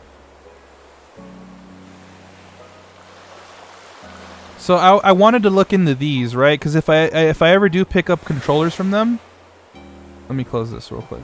If I ever do pick up controllers from them, it's probably going to be between these two. So the SN30 Pro, because it's basically a Super Nintendo controller with all the buttons you would come to know and expect on a traditional controller. So it has LR, left trigger, right trigger, A, B, X, Y, home, screenshot, start, select, a D-pad, like a decent D-pad. Like, look, you can have a SNES D-pad or a GBA D-pad. I'd probably go for the SNES one. There's a variant of this called the SFC30 Pro. That's Super Famicom inspired. And I like the Super Famicom controller colors more than the SNES colors. But the benefit of the SNES controllers is that the X and Y buttons are concave. Like, they're indented inwards, and I actually like the concave buttons on those more than the flat, or not flat, but the convex buttons on the Super Famicom controller. And the SFC30 Pro is like almost a carbon copy, so it has all of the same sort of details as the original controllers do. So there was this one I was interested in, and I thought about it. I'm like, it could either work very well for a lot of the games I play, or not at all. And it would probably only work for a handful of games, like, I don't know, like 2D side scrollers like Sonic Mania, or like maybe something simple like Mario Kart. But then there's this one, the SN30 Pro Plus, and this one looks like it could be very good because layout-wise, the same, but it has these ergonomic grips on the side. And so I've been thinking of looking into these because this also has vibration. I don't know if it has motion controls, though. If it has motion control, amiibo support, and vibration, I'm willing to put down the money to get one of these. But again, I want to try to get the SFC 30 Pro Plus variant, the Super Famicom variant, if I can. If not, I'll probably get the SN30 or the or this one, the nice black one, because this one looks nice too. It's just I'm kind of bored of the colors, but like I do like the concave buttons, like I was mentioning before, so I do appreciate that. So I might go with one of these if it's worth the money, if it does have amiibo, vibration, and motion control support, and maybe one of these if they go on sale again. Because I did miss out on a sale. I would have totally picked one up though. But yeah, I know all about these guys. I've been following them forever. They're supposed to be doing a N64 type controller at some point, unless they've already done it.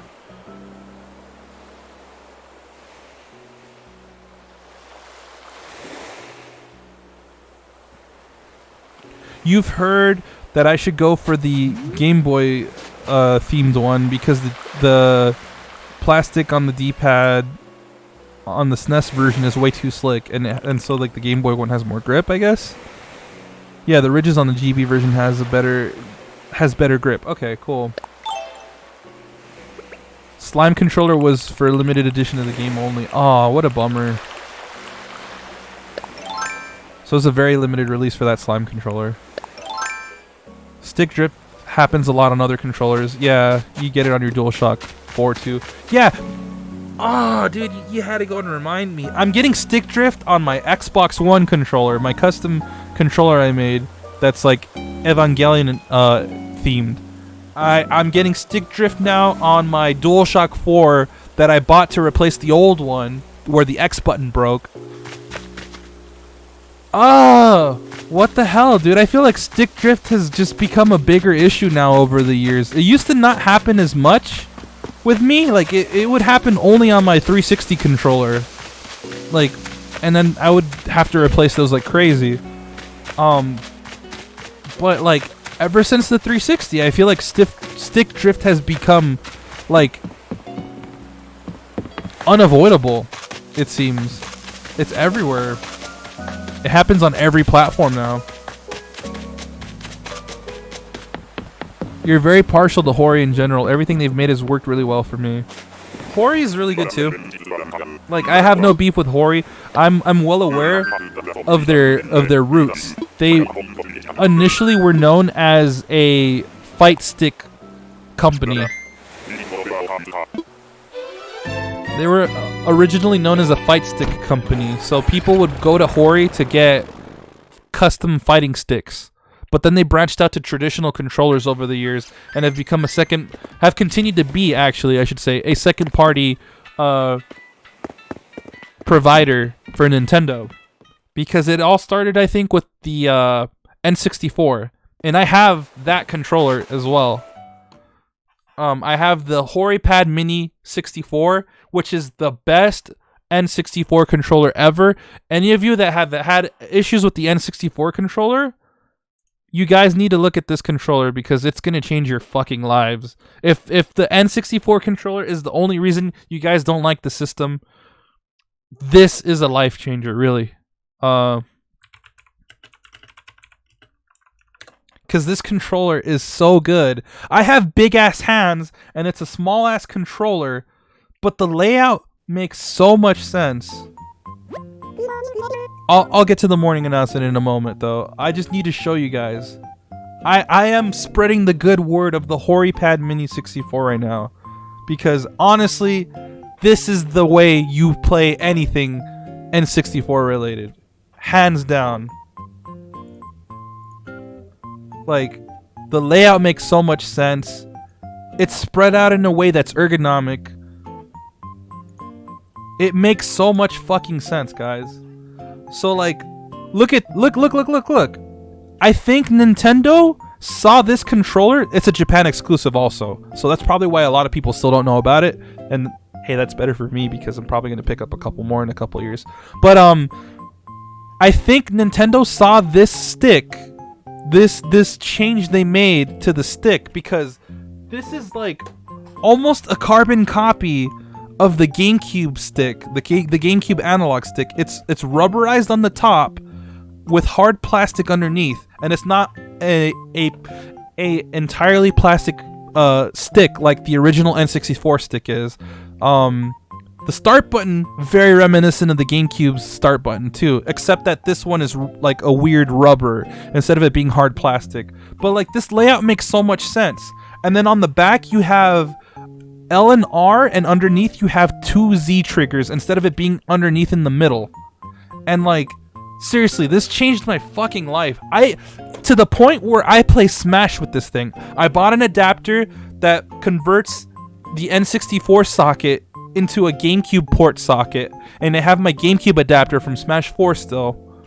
So I plug that into the adapter, going from that adapter to the GameCube adapter, going into my Switch when it's docked, and that's how I play Smash. And the craziest part is that even after going through 2 adapters, there's less input delay on that controller than like using a wireless Xbox controller with the 8-bit DO adapter, or a PS4 controller with that wireless adapter. And you would think going through 2 adapters would cause a lot of input delay, but it's like amazing how little input delay there is using this thing. So like, I cannot spread the good word of this thing enough. Really, I can't. Like it looks fucking tiny, and it is, but I can use it comfortably, and I have big ass hands, man. So look, this is like a weird fan render of it. Hold on. Oh no, this is a different thing by another company, Retrobit. They copied the design verbatim though. But this is how the layout is. So you have L, R, Z, and Z. So 2 Z triggers Don't buy this, by the way. Don't buy the Retrobit one. I cannot vouch for that at all. I don't know if it's any good or not. I really don't. I haven't messed around with it. Oh, here they are. Oh, they changed the trigger layout a bit. So, like, there's a little comparison right here. So, yeah, Z and Z right there. These things are fucking awesome, man. I love them so much. I have this blue one that I was showing earlier. I have this very same color. And look at how it looks with the freaking... with the rumble pack in there. Oh, that's another funny thing too, right? So if I want vibration, I have to keep the rumble pack in because it's an N64 controller. But like these AAAs last forever, dude. I've only had to change it twice. That's the crazy part. But yeah, I love this controller to death. I really do. It's my favorite controller that I own. But I would love to have it in this color next if I can somehow track it down. This like clear atomic purple style one. Oh my god, dude. I would love it. Clear purple, but you know, synonymous with atomic purple because of the Game Boy Color. But yeah, that's me. I love this thing to death. Absolutely fucking love it.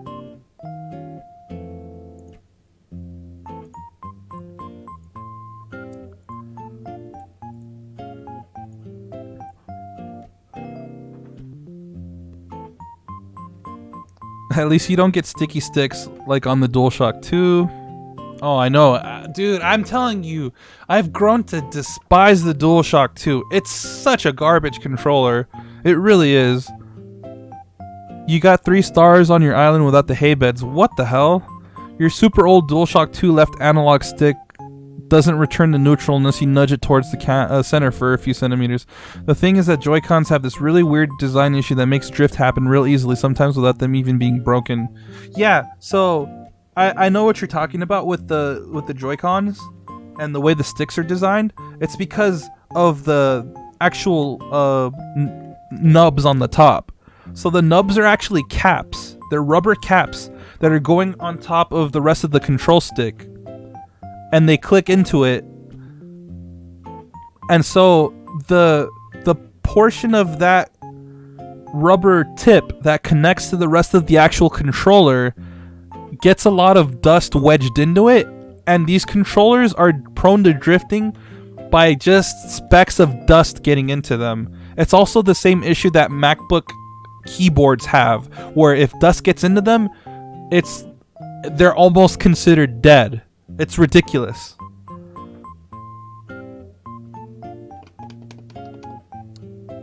So I know what you're talking about. Dust will mess these controllers up, dude. And dust will kill MacBook keyboards. Oh man, Macs and Apple, pfft, forget about it. That's me though.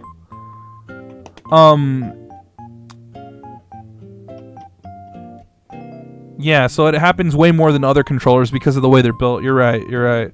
When I joined, I heard you talking about GameCube sticks. It has come full circle. Yes, I know. I have to spread the good word of the HoriPad Mini 64. That is the best way to play N64 games. It is also a really good way to play Smash. That's how I play Smash. It's a really weird setup. It's a unique setup. I like to just spread the good word because not a lot of people know about this thing. It's literally one of my favorite controllers ever, and I forgot to mention it when we were talking about controllers earlier. So consider that my favorite controller for the N64 era because it helped shape the GameCube controller. It really did. Nintendo took design cues from this controller and implemented them into the GameCube controller. How do you use that X or Y? So that's the thing, right? As you saw, right? Since it's an N64 controller, I don't have X or Y buttons. I don't have a home button. And I don't have a screenshot button. So I have to have either the Joy-Cons on the side to do those specific things. Or my wired controller, my wired Hori controller that I was mentioning. So, aside from that though, for my control scheme, yeah, I have the jump configured. I have jump configured to the C buttons in Smash because Smash lets you remap buttons. and I play with stick jumping off because I absolutely hate it. It gets in the way of me doing my tilt attacks. So I have stick jumping off, and I only use the C buttons for jumping. So like I'm basically playing Smash Ultimate like Smash 64, but with a better controller. What do the C buttons appear as in the Smash controller config? It actually shows up as the C stick. And that's because it's registering the N64 controller as a GameCube controller because, like I said, I got an adapter from the N64 socket to a GameCube controller socket, and that socket goes into the GameCube adapter that goes to the Switch. So it's being interpreted as a GameCube controller. And so it's weird though because L, Z, and R are swapped. So Z is R and L sometimes. Like when it comes to the shoulder button layout, it interprets it as different buttons, but they're all there. Z, L, and R. The C buttons register as a C stick. A and B register as A and B. And so that's how I play. I use, I think, Z to like guard, and I use L to grab or R to grab, one of the two. And it's a really good setup though. Once you get past the lack of certain creature comforts of a modern controller, that's actually how I play. Yeah, with Smash Ultimate's new controller config, then that controller works just fine. It does. It works just fine. I'm literally playing this game like if I was playing Smash 64, and I love it. I really do. It's great. But yeah, all this controller talk, and it came back full circle because we started talking about the GameCube controller, and then it went from GameCube to other controllers, and then we talked about Hori for a while, then from Hori to this N64 controller that I used to play Smash. So that's cool. We've come full circle with all of that because of Hori. But alright, on with the morning announcement. Good morning, everyone. Right now it's 5:30. Now for today's announcements. We have a new friend on our island. Let's give a big new Hyrule welcome to Barbara. Congrats, Barbara. I'm sure you'll enjoy island life here. So you're only welcoming Barbara, but you're not welcoming Roland, huh? Or Roald, sorry. See, I'm calling him Roland again. It's Roald. It's just ingrained in my mind as Roland, but it's Roald. Isabel's sitting there thinking, God, these nerds talk way too much. I know, right? She's like, did they really just sit down and talk about controllers for like 25 minutes? Daily stole Barbara from me. Dude, I didn't steal anybody from anybody, okay? So like, she came to my island on her own. Nexus Coco. She did, actually. I had no say in the matter because I had a weird mouse guy here in my village, or in my town. My island. Crap. It's an island now. So I had some weird mouse guy here in the campsite in my town island. And I was like, oh, I don't want him on my island. He's not like unpleasant or anything. It's just I want to pick the villagers I get. And while that was going on, this plot of land got picked up. She just moved here. And I had no say in the matter. It happened while I was dealing with another dude in my island. So that money tree is ready, huh? I wonder if my other money trees are going to be ready. Oh yeah, it's also, since 5 a.m. happened, the inclines on my island are all done. Oh my fucking god. First world Animal Crossing problems, another money tree.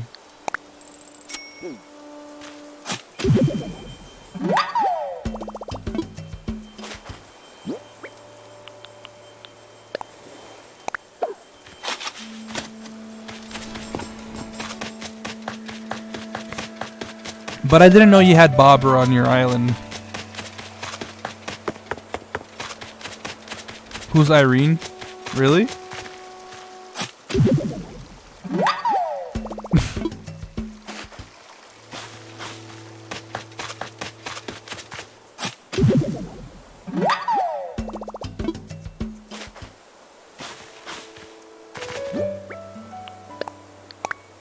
Oops, I meant to drop that.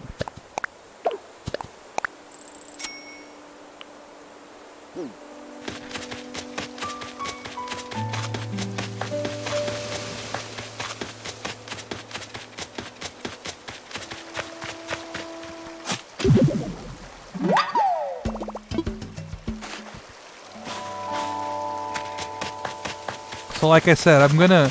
Oh, alright. So let me catch you guys up on that, alright? So like, I don't know if you were here for it, Toy, but I ran into Rold, the little penguin dude. Rold is coming to my island, and I was like... I was experiencing some hardcore nostalgia because Rold was one of the villagers on my town in City Folk. And I was like, no fucking way! After getting lion after lion after lion after lion. I'm sorry, but I do not like the lions. I don't. I got rolled, and I was like, dude, fuck yeah! I was so happy.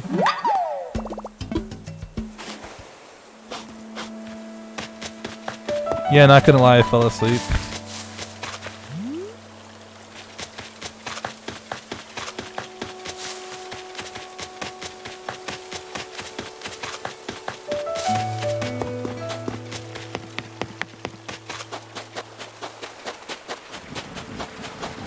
Who the fuck is Rowan? Roald. R-O-A-L-D. He's like a penguin. I had him in I had him in my town in City Folk. Yesterday I was thinking about ways I could boost my pop star profile, but I couldn't come up with anything. I mean, practicing, dancing, learning to sing, whatever, none of it makes me famous now.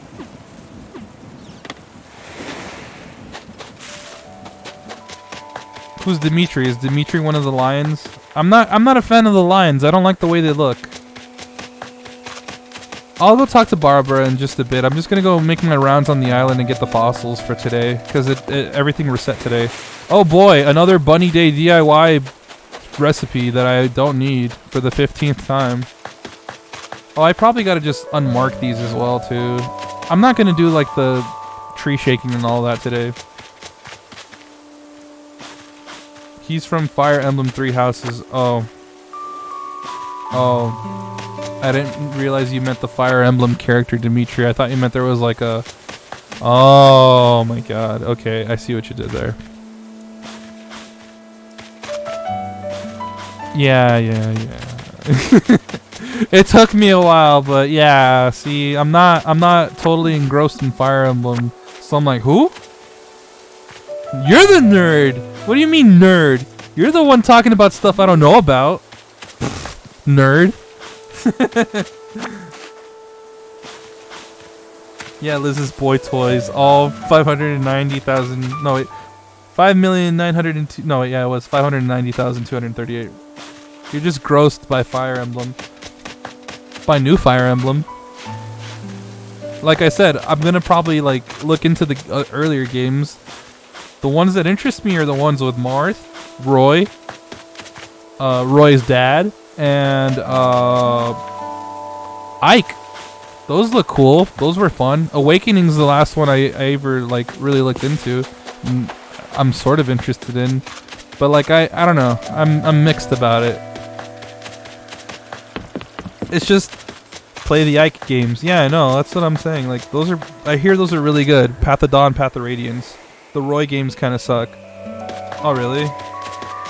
I liked the one on GBA. Supposedly that's like Ike's dad, or not Ike, Roy's dad or something. The Marth games are very dated. Even the remakes on DS?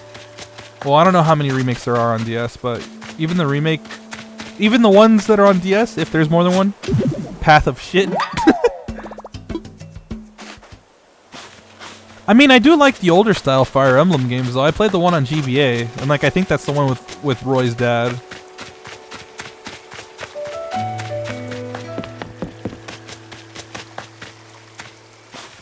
I'm just gonna remove all these X marks so I can check things later while I'm looking for the rest of these fossils. Oh boy! My cajillionth fucking egg.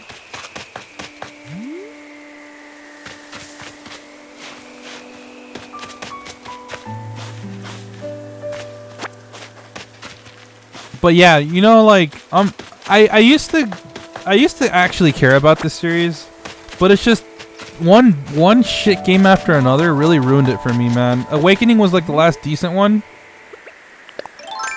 but then what ended up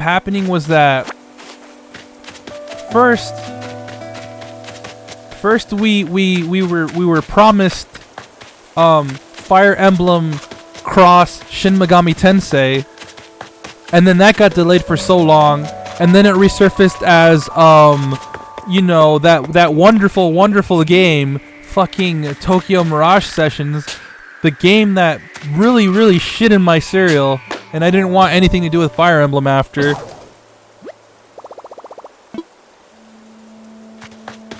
And as if that wasn't bad enough, right? Because they shit in our mouths, and they're like, "Yo, you're gonna like this. You're gonna like this, though. It's not Shin Megami Tensei Cross Fire Emblem like we promised you, but you're gonna like this. This idle moe garbage. You're gonna like it, though. You're gonna like this idle moe garbage." And I didn't care. I was like, "Fuck you guys. I don't care. Maybe the next game will be good." Guess who came out after? Fucking Fates. So I was like, alright, no, fuck you guys. 2 games in a row now. I'm fucking done. Fuck you guys.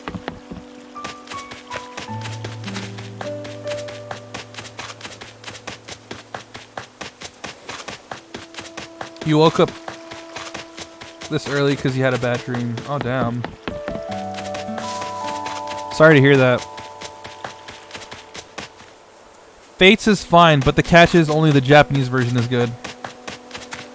You lost your 3DS at school and couldn't find it. Was that your nightmare? Oh, that's fucking horrible. Fates suffered terrible translation. No. Let me sit down and say it wasn't because of translation. It was because of localization. And that's why I cannot let that game slide. Because I'm like, look, man, Treehouse was responsible for the localization. It was an in-house thing. If Nintendo can't even be trusted with Fire Emblem anymore, why am I gonna stay on board? So that's why I was like, look, you guys fucked up not once, but twice. I don't give a shit anymore.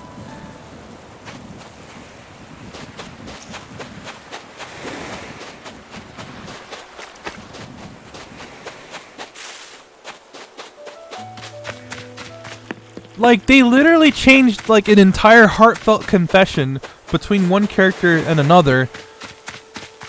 And, like, she's just spilling her guts, finally racking up the courage to tell this person how she feels about them. And then the localization, it's like, roar, that's dinosaur for I love you, XD. Like, I cannot fucking believe that they did that shit, dude. That's why I'm like, nah, fuck you guys, I'm done. I'm sorry. Intelligent Systems, we had a good run. I'm done. You guys also abandoned the fucking Advance Wars series, so I don't give a shit. I really don't.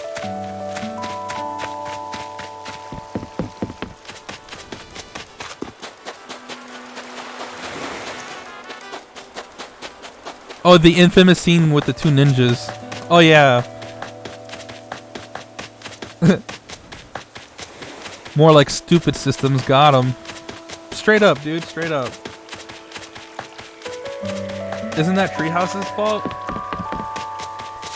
It's Treehouse's fault, but also Intelligent Systems' fault for not stepping in and having the integrity to preserve the translation and the messages and the dialogue. So it's both of their faults. It's Treehouse because they're like, oh lol, funny memes, get it, guys? But Intelligent Systems didn't step in and say, yo, you know what? That's not the direction and mood we're establishing with the dialogue. Maybe not do that. They're a second party, after all. They work directly with Nintendo and pretty much only for Nintendo. So they have a lot of say in the matter. But they took it back with 3 Houses. So I've heard. But, like, I don't know, man. I'm weird. It's like, with me, a lot of times, if I hear too much about a game, I lose all incentive to look into it. I'm weird that way. I don't know why. I can't help it. That's how I am. It's kind of gotten to that point with Fire Emblem for me now.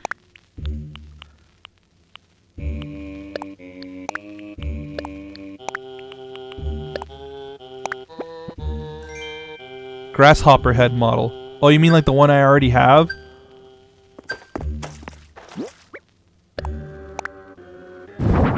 Oh no, that's a mantis. Oh no, I got a grasshopper. Yeah, I get what you mean. I call it the Justin Bieber effect.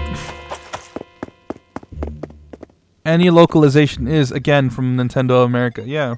Treehouse butchers every game they translate, and people usually don't care because the games aren't about a story as much. Yeah, see, if that was the case, if it wasn't Fire Emblem, I could give less of a shit, honestly. But it's because it's Fire Emblem, where the story is, like, the main reason you're doing anything to begin with.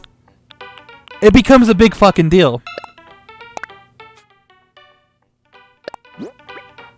Okay, cool. Some chicks just love Justin Bieber. I don't, but glad you got something you like. But then they keep talking about it and it just gets passively annoying. That is exactly what I go through with a lot of games. That is verbatim what I go through. I'm not naming names or nothing because I'm not here to out people, but it's just that's the case. I reach a point. And I'm just like, well, okay then. That's cool. You like the thing you like. I may or may not look into it.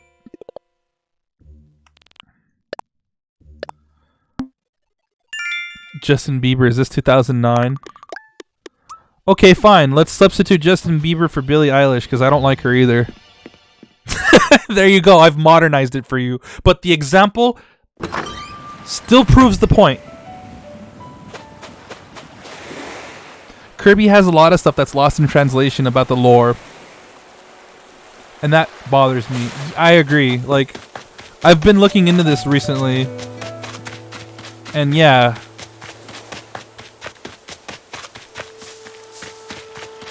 Still glad it's not 2009 then. Like, I could give less of a shit about Billie Eilish, honestly. It's just I don't understand the appeal. Kirby has a squishy fucking face. This is true. You're not wrong. But I gotta go get another axe. Kirby is soft and adorable, and I really wish we had the full context of the lore outside of Japan, because Japan has one interpretation of things while we have another.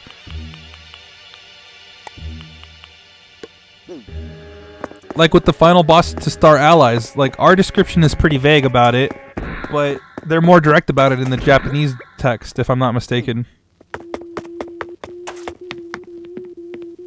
There are some legitimate, mildly dark themes in Kirby, and Treehouse cuts them out a lot. Yeah. Exactly my point. Oh wait, I wasn't supposed to get this. See, like, you saw that? That was another instance where, like, the input wasn't registering. I was spamming A, and it wasn't registering. You gotta love these Joy-Cons, dude. You gotta love these Joy-Cons. They're so good. The transforming thing that dies with a Kirby face? Yeah, that thing. Yeah. The cut stuff in Star Allies is... Oh, cult stuff. Sorry. In Star Allies is way more direct in the Japanese version. Oh, yeah. Yeah, they don't hide it at all. They don't hide it at all in the original dialogue and descriptions. Without a doubt. Reminds me of Final Fantasy getting localized, and lots of the mature themes and personalities were changed. And then it just became anime school tropes. Wow.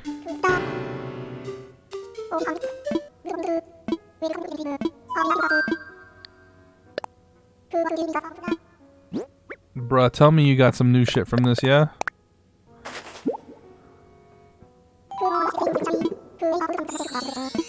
Oh, nice.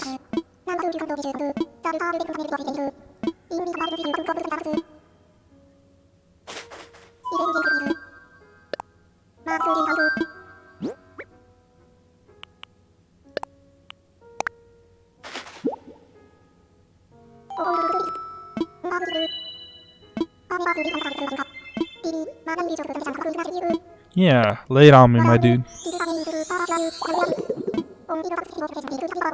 Ankylosaurus was the herbivore hero, the grazing gladiator, the vegetarian barbarian of antiquity. Between its club-like tail, heavy armor, and honest-to-goodness spikes, it was a formidable beast. Can you keep a secret? I have even heard recent theories that it actively attacked predators.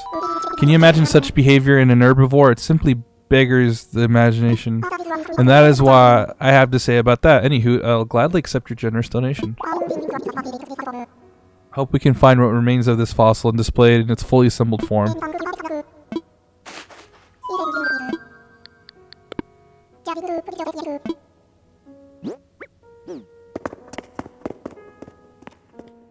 The thing about all this is that Kirby doesn't really have anything that's bad enough to affect the rating. It just makes the little bits of story more interesting. Yeah, I know. It adds to the characters. It really does. And we're missing some crucial stuff that really explains motive and personality. But Americans must always think of the children. Thanks to those children. Think of the ESRB rating before you buy. Never mind the ESRB. Think of the child care before you splort. For fuck's sake. What the fuck was Marx's motive? See, I'm not very well versed in Kirby lore, so I'm like not the best person to ask. But maybe Zachary here can shed some light on it. Funny troll. Okay, he was just a prankster. Alright, that's pretty much the same then. I mean, he is a little, like, jester thing, so yeah, that makes sense. I thought there was more to it than that for Marx, but I guess not. Marx is pretty direct then. Alright, let's go spend these tickets. Also, you were asking me, why do I have that music playing? Because it fits thematically with that room. Also, hold on, let me actually complete the look. I'm gonna turn into a demon and fight you. Just for the lol.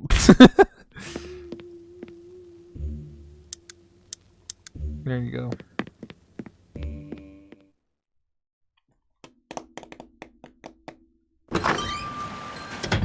Like, I love Kirby games. I'm a huge Kirby fan. But I'm not too versed in the lore because I only really like started getting really deep into it when Star Allies came out. To be honest, because I played a couple games here and there and I really liked them. Like, I started with 64. I did play a bit of Kirby's Adventure. But I never really sat down to, like, beat the rest of the games. There's a lot of games in this series.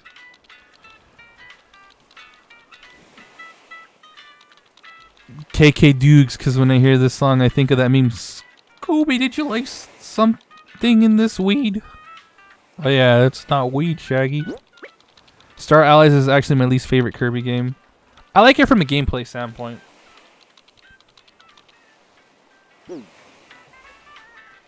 You want a Marx Pogger. Fine, let's just fly. I think this is my last ticket anyways.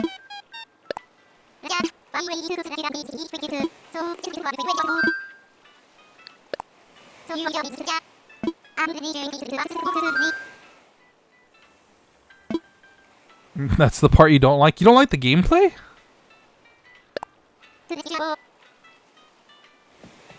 Bellsprout Poggers, Mark's thick. The lore in Star Allies is nice, but I think the level design is bland.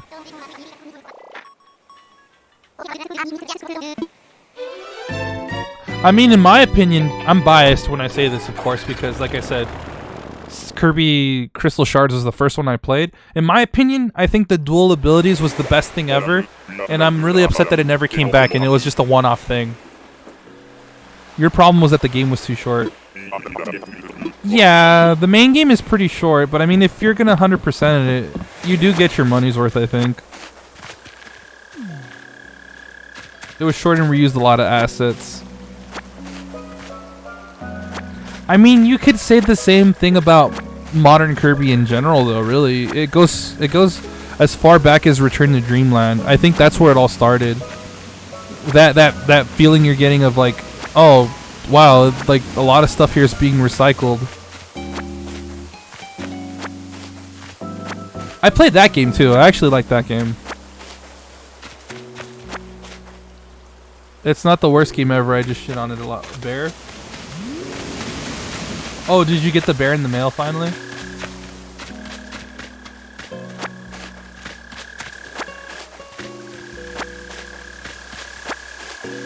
At least Robobot was interesting, and I've yet to play it. Like, I've really not played too many games in the series. By assets, we mean like mere color swaps. I got a theory why color swaps shouldn't get so much hate as it does.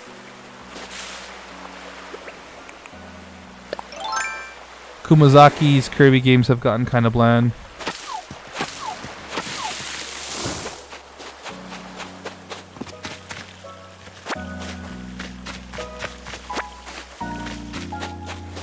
They're very samey. Yeah, like that's what I'm saying. Like that's why I feel like if you've played Return to Dreamland, you've played most modern Kirby games at this point. Really, you have. It's just that there's one main gimmick that sets them apart. Like Robobot has the suit. Return to Dreamland had like the super abilities. Star Allies has the Return of the buddy system. And the friendship moves, you know. So yeah, very much so. Triple Deluxe, the Hypernova.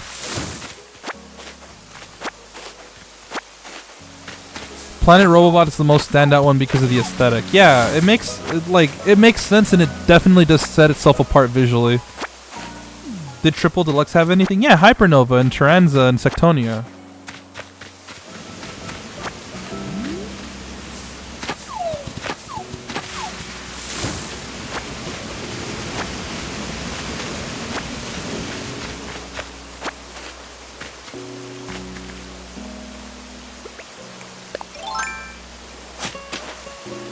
It also introduced a lot of bosses that got recycled later on in the series.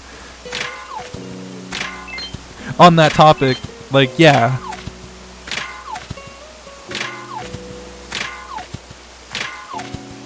Artistically, maybe color swaps aren't as creative, but they already give the player a way to expect what's going to happen because they've met a similar enemy before, yet this time they'll face something new for the color swap edition of that enemy. Oh, unrelated note, okay. I like that crunch sound that plays when Kirby dies.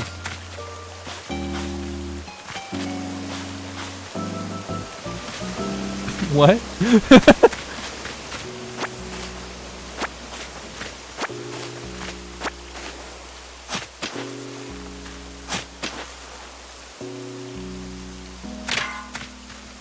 Oh wait, I already... Okay, I'm dumb. Hold on, let me...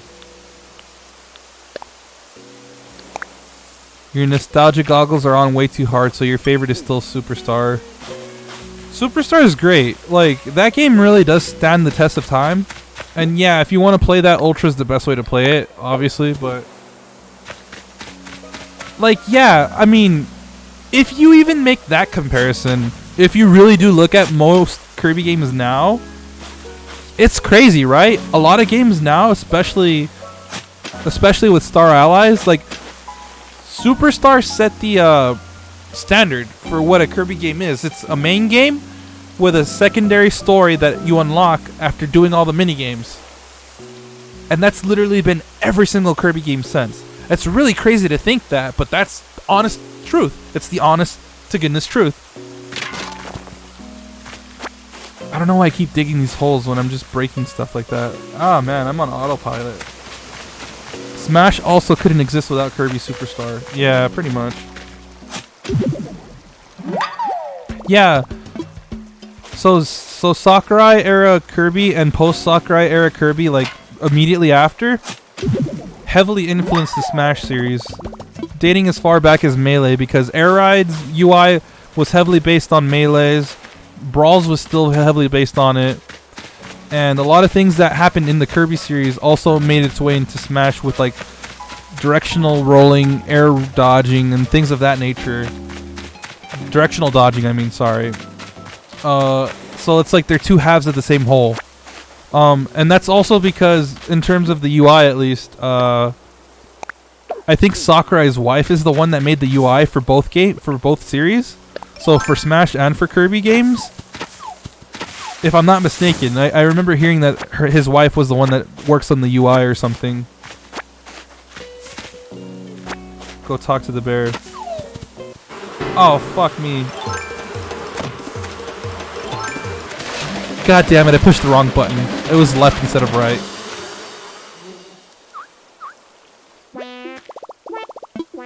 Oh yeah, there is a bear there. Cool. That's what you were talking about. Did you get the bear that I sent you, though, on that note? Because I did ask earlier.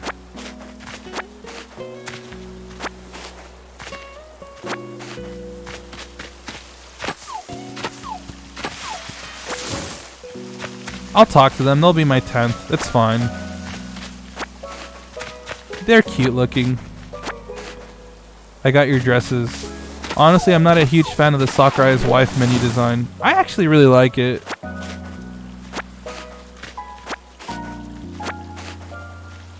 What am I trying to do? I'm just looking for my 9th and 10th villagers, but I found the 9th one. This guy's gonna be my 10th. Or girl. I don't know if it's a dude or a girl. Because I'm trying to complete the Project K stuff.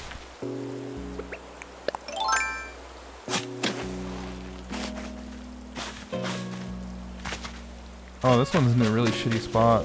Oh, not really. I could just do this. Oh, why are you sending me cute dresses? Because they were in my village. They were in my Able Sister store. So I decided to send them to you, to Miska, and to Liz. I'm not doing anything. I'm just sending you stuff. I can't send you stuff. I mean, you sent me stuff all the time, so like, it's only fair, right? Melee's menus are good though. I love the menus in Melee, Brawl, and Melee, Brawl, and I want to say Kirby Air Ride. They're really good there, but they do start to teeter off after that. Oh, I know you're just messing around. Oh, the remote island music changes every hour too, huh? Oh shit, it's 6 a.m., dude. I should be asleep soon. Yeah, I like this. Oh, this is more upbeat. I like this. We're gonna save the talking to the bear last. Smash 4's menu sucks. It does.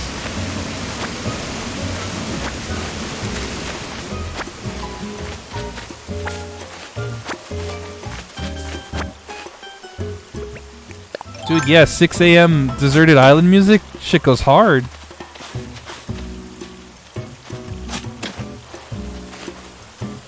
Shit goes hard, bro. Barbara hasn't moved in yet.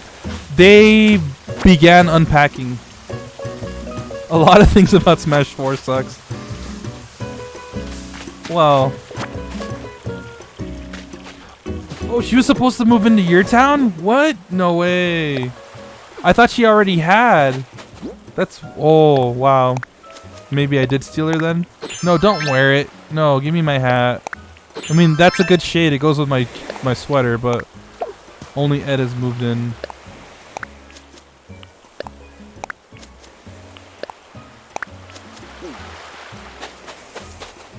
That's what Jovi was talking about. Oh, yeah, okay then.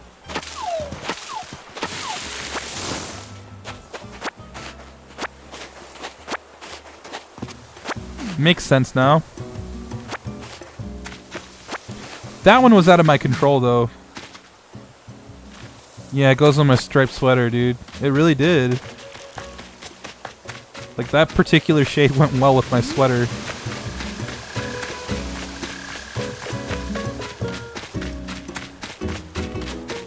Only 1K miles for getting a new villager. Should be at least 5K. Nope, still blaming you. I had no control over that though. I had one guy in my campsite, and while that happened, they snuck into my town. They're like, "Yeah, I'm stealing your land." There's only 2 day and night songs for the Mystery Islands. Oh, really?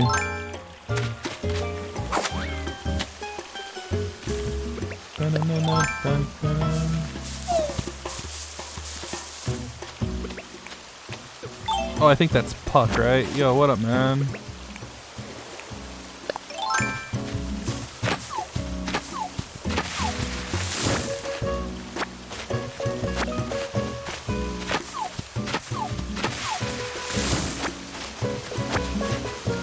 By the way, I think they're wearing the same sweater that I gave to Celia. And I think I got that from someone else. Welcome to Man Plays Animal Crossing at 6 a.m. I know, dude. Fuck. I've been playing for 7 hours! What am I doing? Because quarantine. When I was still on the prologue, I was under the impression that there was only one song for the whole game. Yeah, that happened to a lot of us, honestly.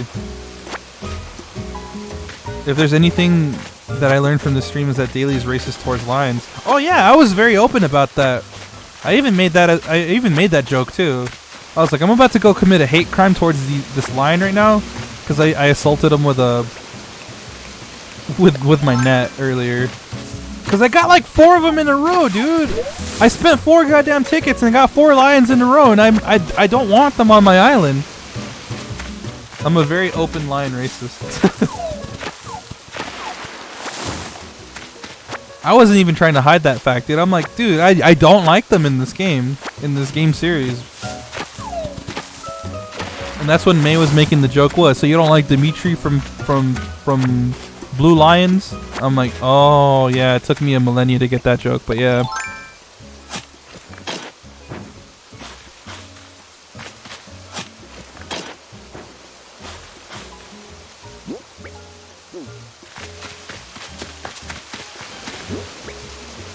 King of Beasts, more like King of Simps. They are though, dude. Was there something I was gonna toss? No. They like to act like they're alphas, but they're cucks, dude. Beta ass cucks. Did you see the Kirby Crunch sound I sent earlier? I will check it.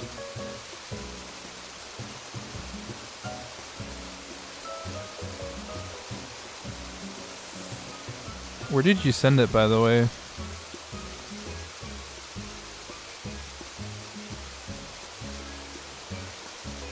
Because if you like linked it in chat, it must have gotten deleted or something. Because I don't know, there's a weird filter for links, and I don't know how to change it. I never knew how to change it.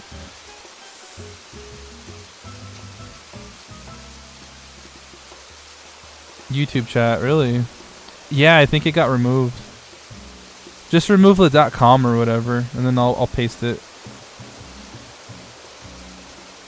I honestly don't know how to remove the link filter.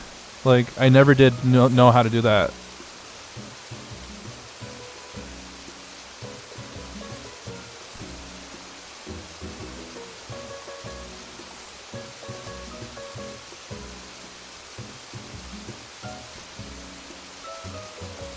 Yeah, it's not in chat anymore. You sent it over Discord. Okay. I'll check it out then.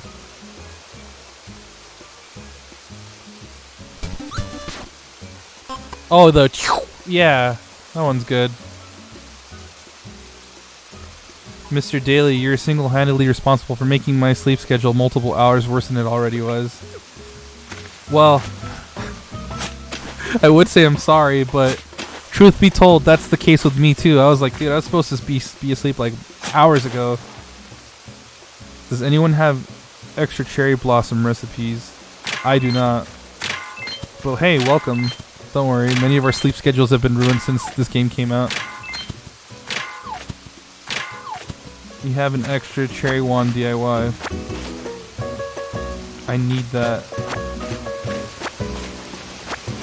Do you have any cherry recipes then? Cherry blossom recipes, sorry.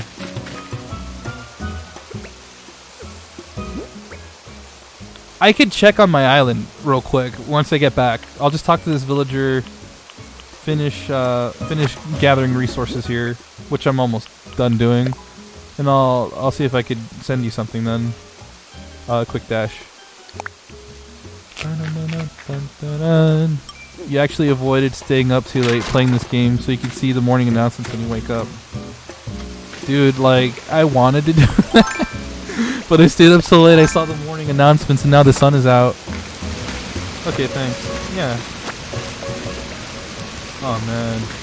I'm in a world of hurt. I'm gonna, like, wake up at 6, man, I swear. Oh, God, no.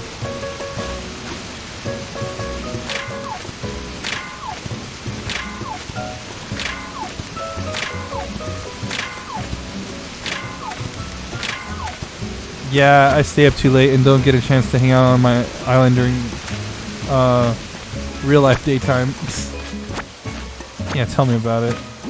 Oh, I left the stone up there. I guess I'll climb and get it after. I still don't understand why eggs crunch like that when you eat them. They better be chocolate. It's the only thing that makes sense to me is that they're chocolate.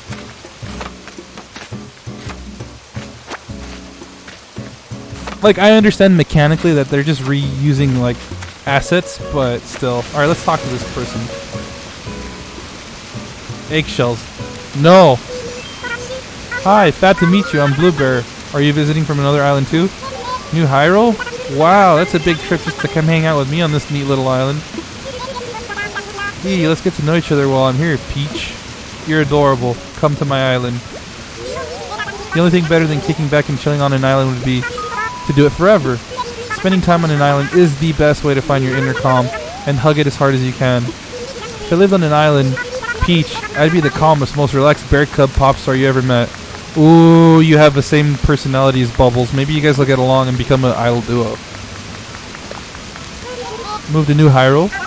Oh my gosh, yes. I could move to any old island, but this is way better since you'll be there. You hear that, world? I'm moving to New Hyrule. Okay, oh my gosh, moving. Okay, God, so stressful. So much to do. Gotta calm down. Center yourself, Blue Bear. Find your happy place. Calm down. All better. So, all I've got to do to get this train going is talk to Tom Nook. Easy. I cannot wait to have a chic New Hyrule zip code. She's cute.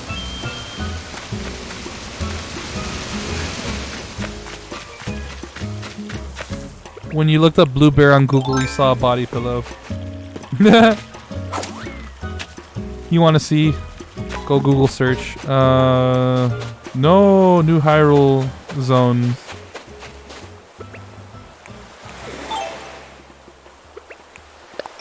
Hyrule zones. It's late. I'm starting to understand things less and less. I'm becoming less and less coherent as well.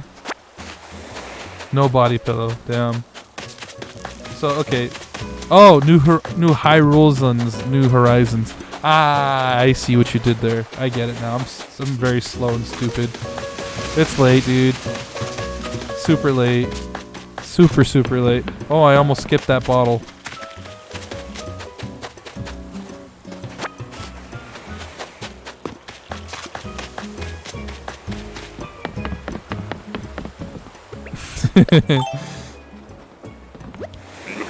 Okay, that's our 10th one. We don't need any more tickets. We're good.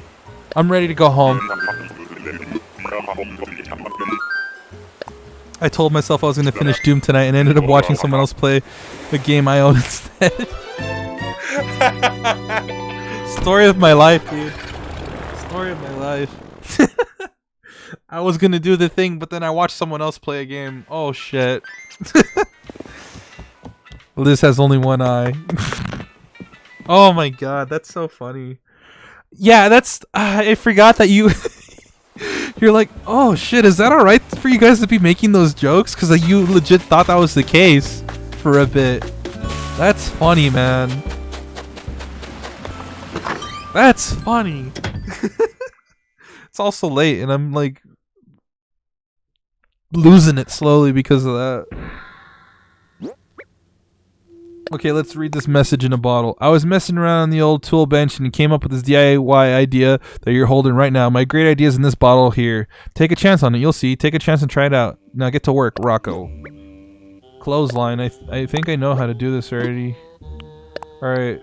Time to leave all this in storage.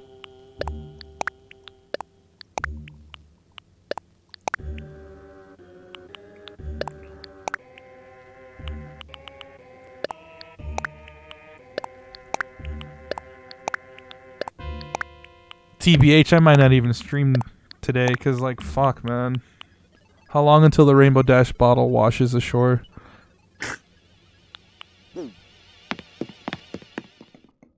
I've already seen some, like, floating around in the sky, so...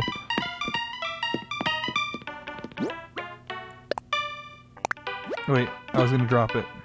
At least you're mildly inspired to maybe start streaming sometime eventually. Well, hey, I appreciate that. That's I'm glad to hear that, actually. So clothesline, log sofa, bunny day glow garland, birdhouse, bunny day table, unglazed dish set, bunny day vanity, bunny day vanity, bunny day table, bunny day festive balloons, steamer basket set, wooden simple bed. Sorry, but no No spare cherry blossom DIY recipes. Sorry.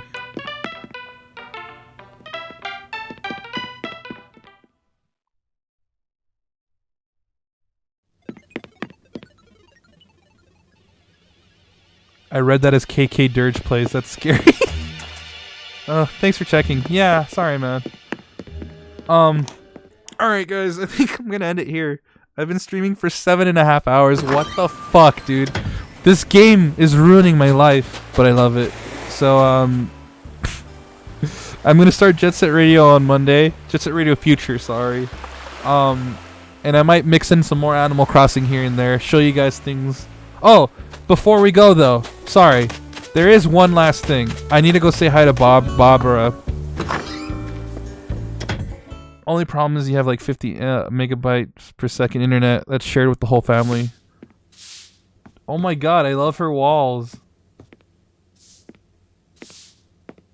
Ruin your life but loving it. Basically what a bad girlfriend does. Oh, I like how when I talk to her, the instrument that plays my town theme is like a sort of like little 8-bit like synth.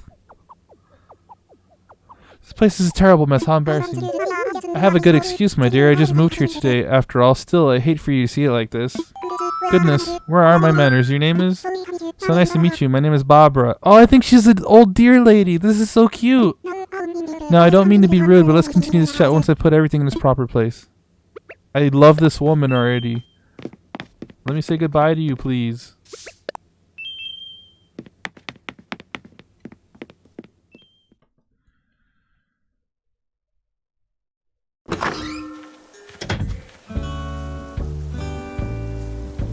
The thing you need to look into is not download speed, but upload speed.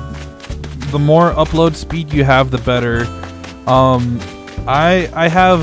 Apparently we're paying for a 300 megabyte down or megabit download connection with a 10 megabit upload connection. But yeah, oh my god, dude. I was supposed to stream Vampire the Masquerade later today, but I don't think that's happening. I think I'll just pick up Jet Set Radio Future on Monday. I might do Vampire the Masquerade on the weekend, maybe like a Sunday stream. So that might happen still. But I'm not streaming tomorrow, or later today, that's for sure. That is for damn sure. It's super late. I need to go to bed already. Thank you all for watching. I really do appreciate you sticking by, keeping me company. I had a lot of fun. Hope you guys did too. Now y'all should get some sleep because I'm about to do the same right now, actually. So good night and see y'all on Monday. Maybe on the weekend. We'll see.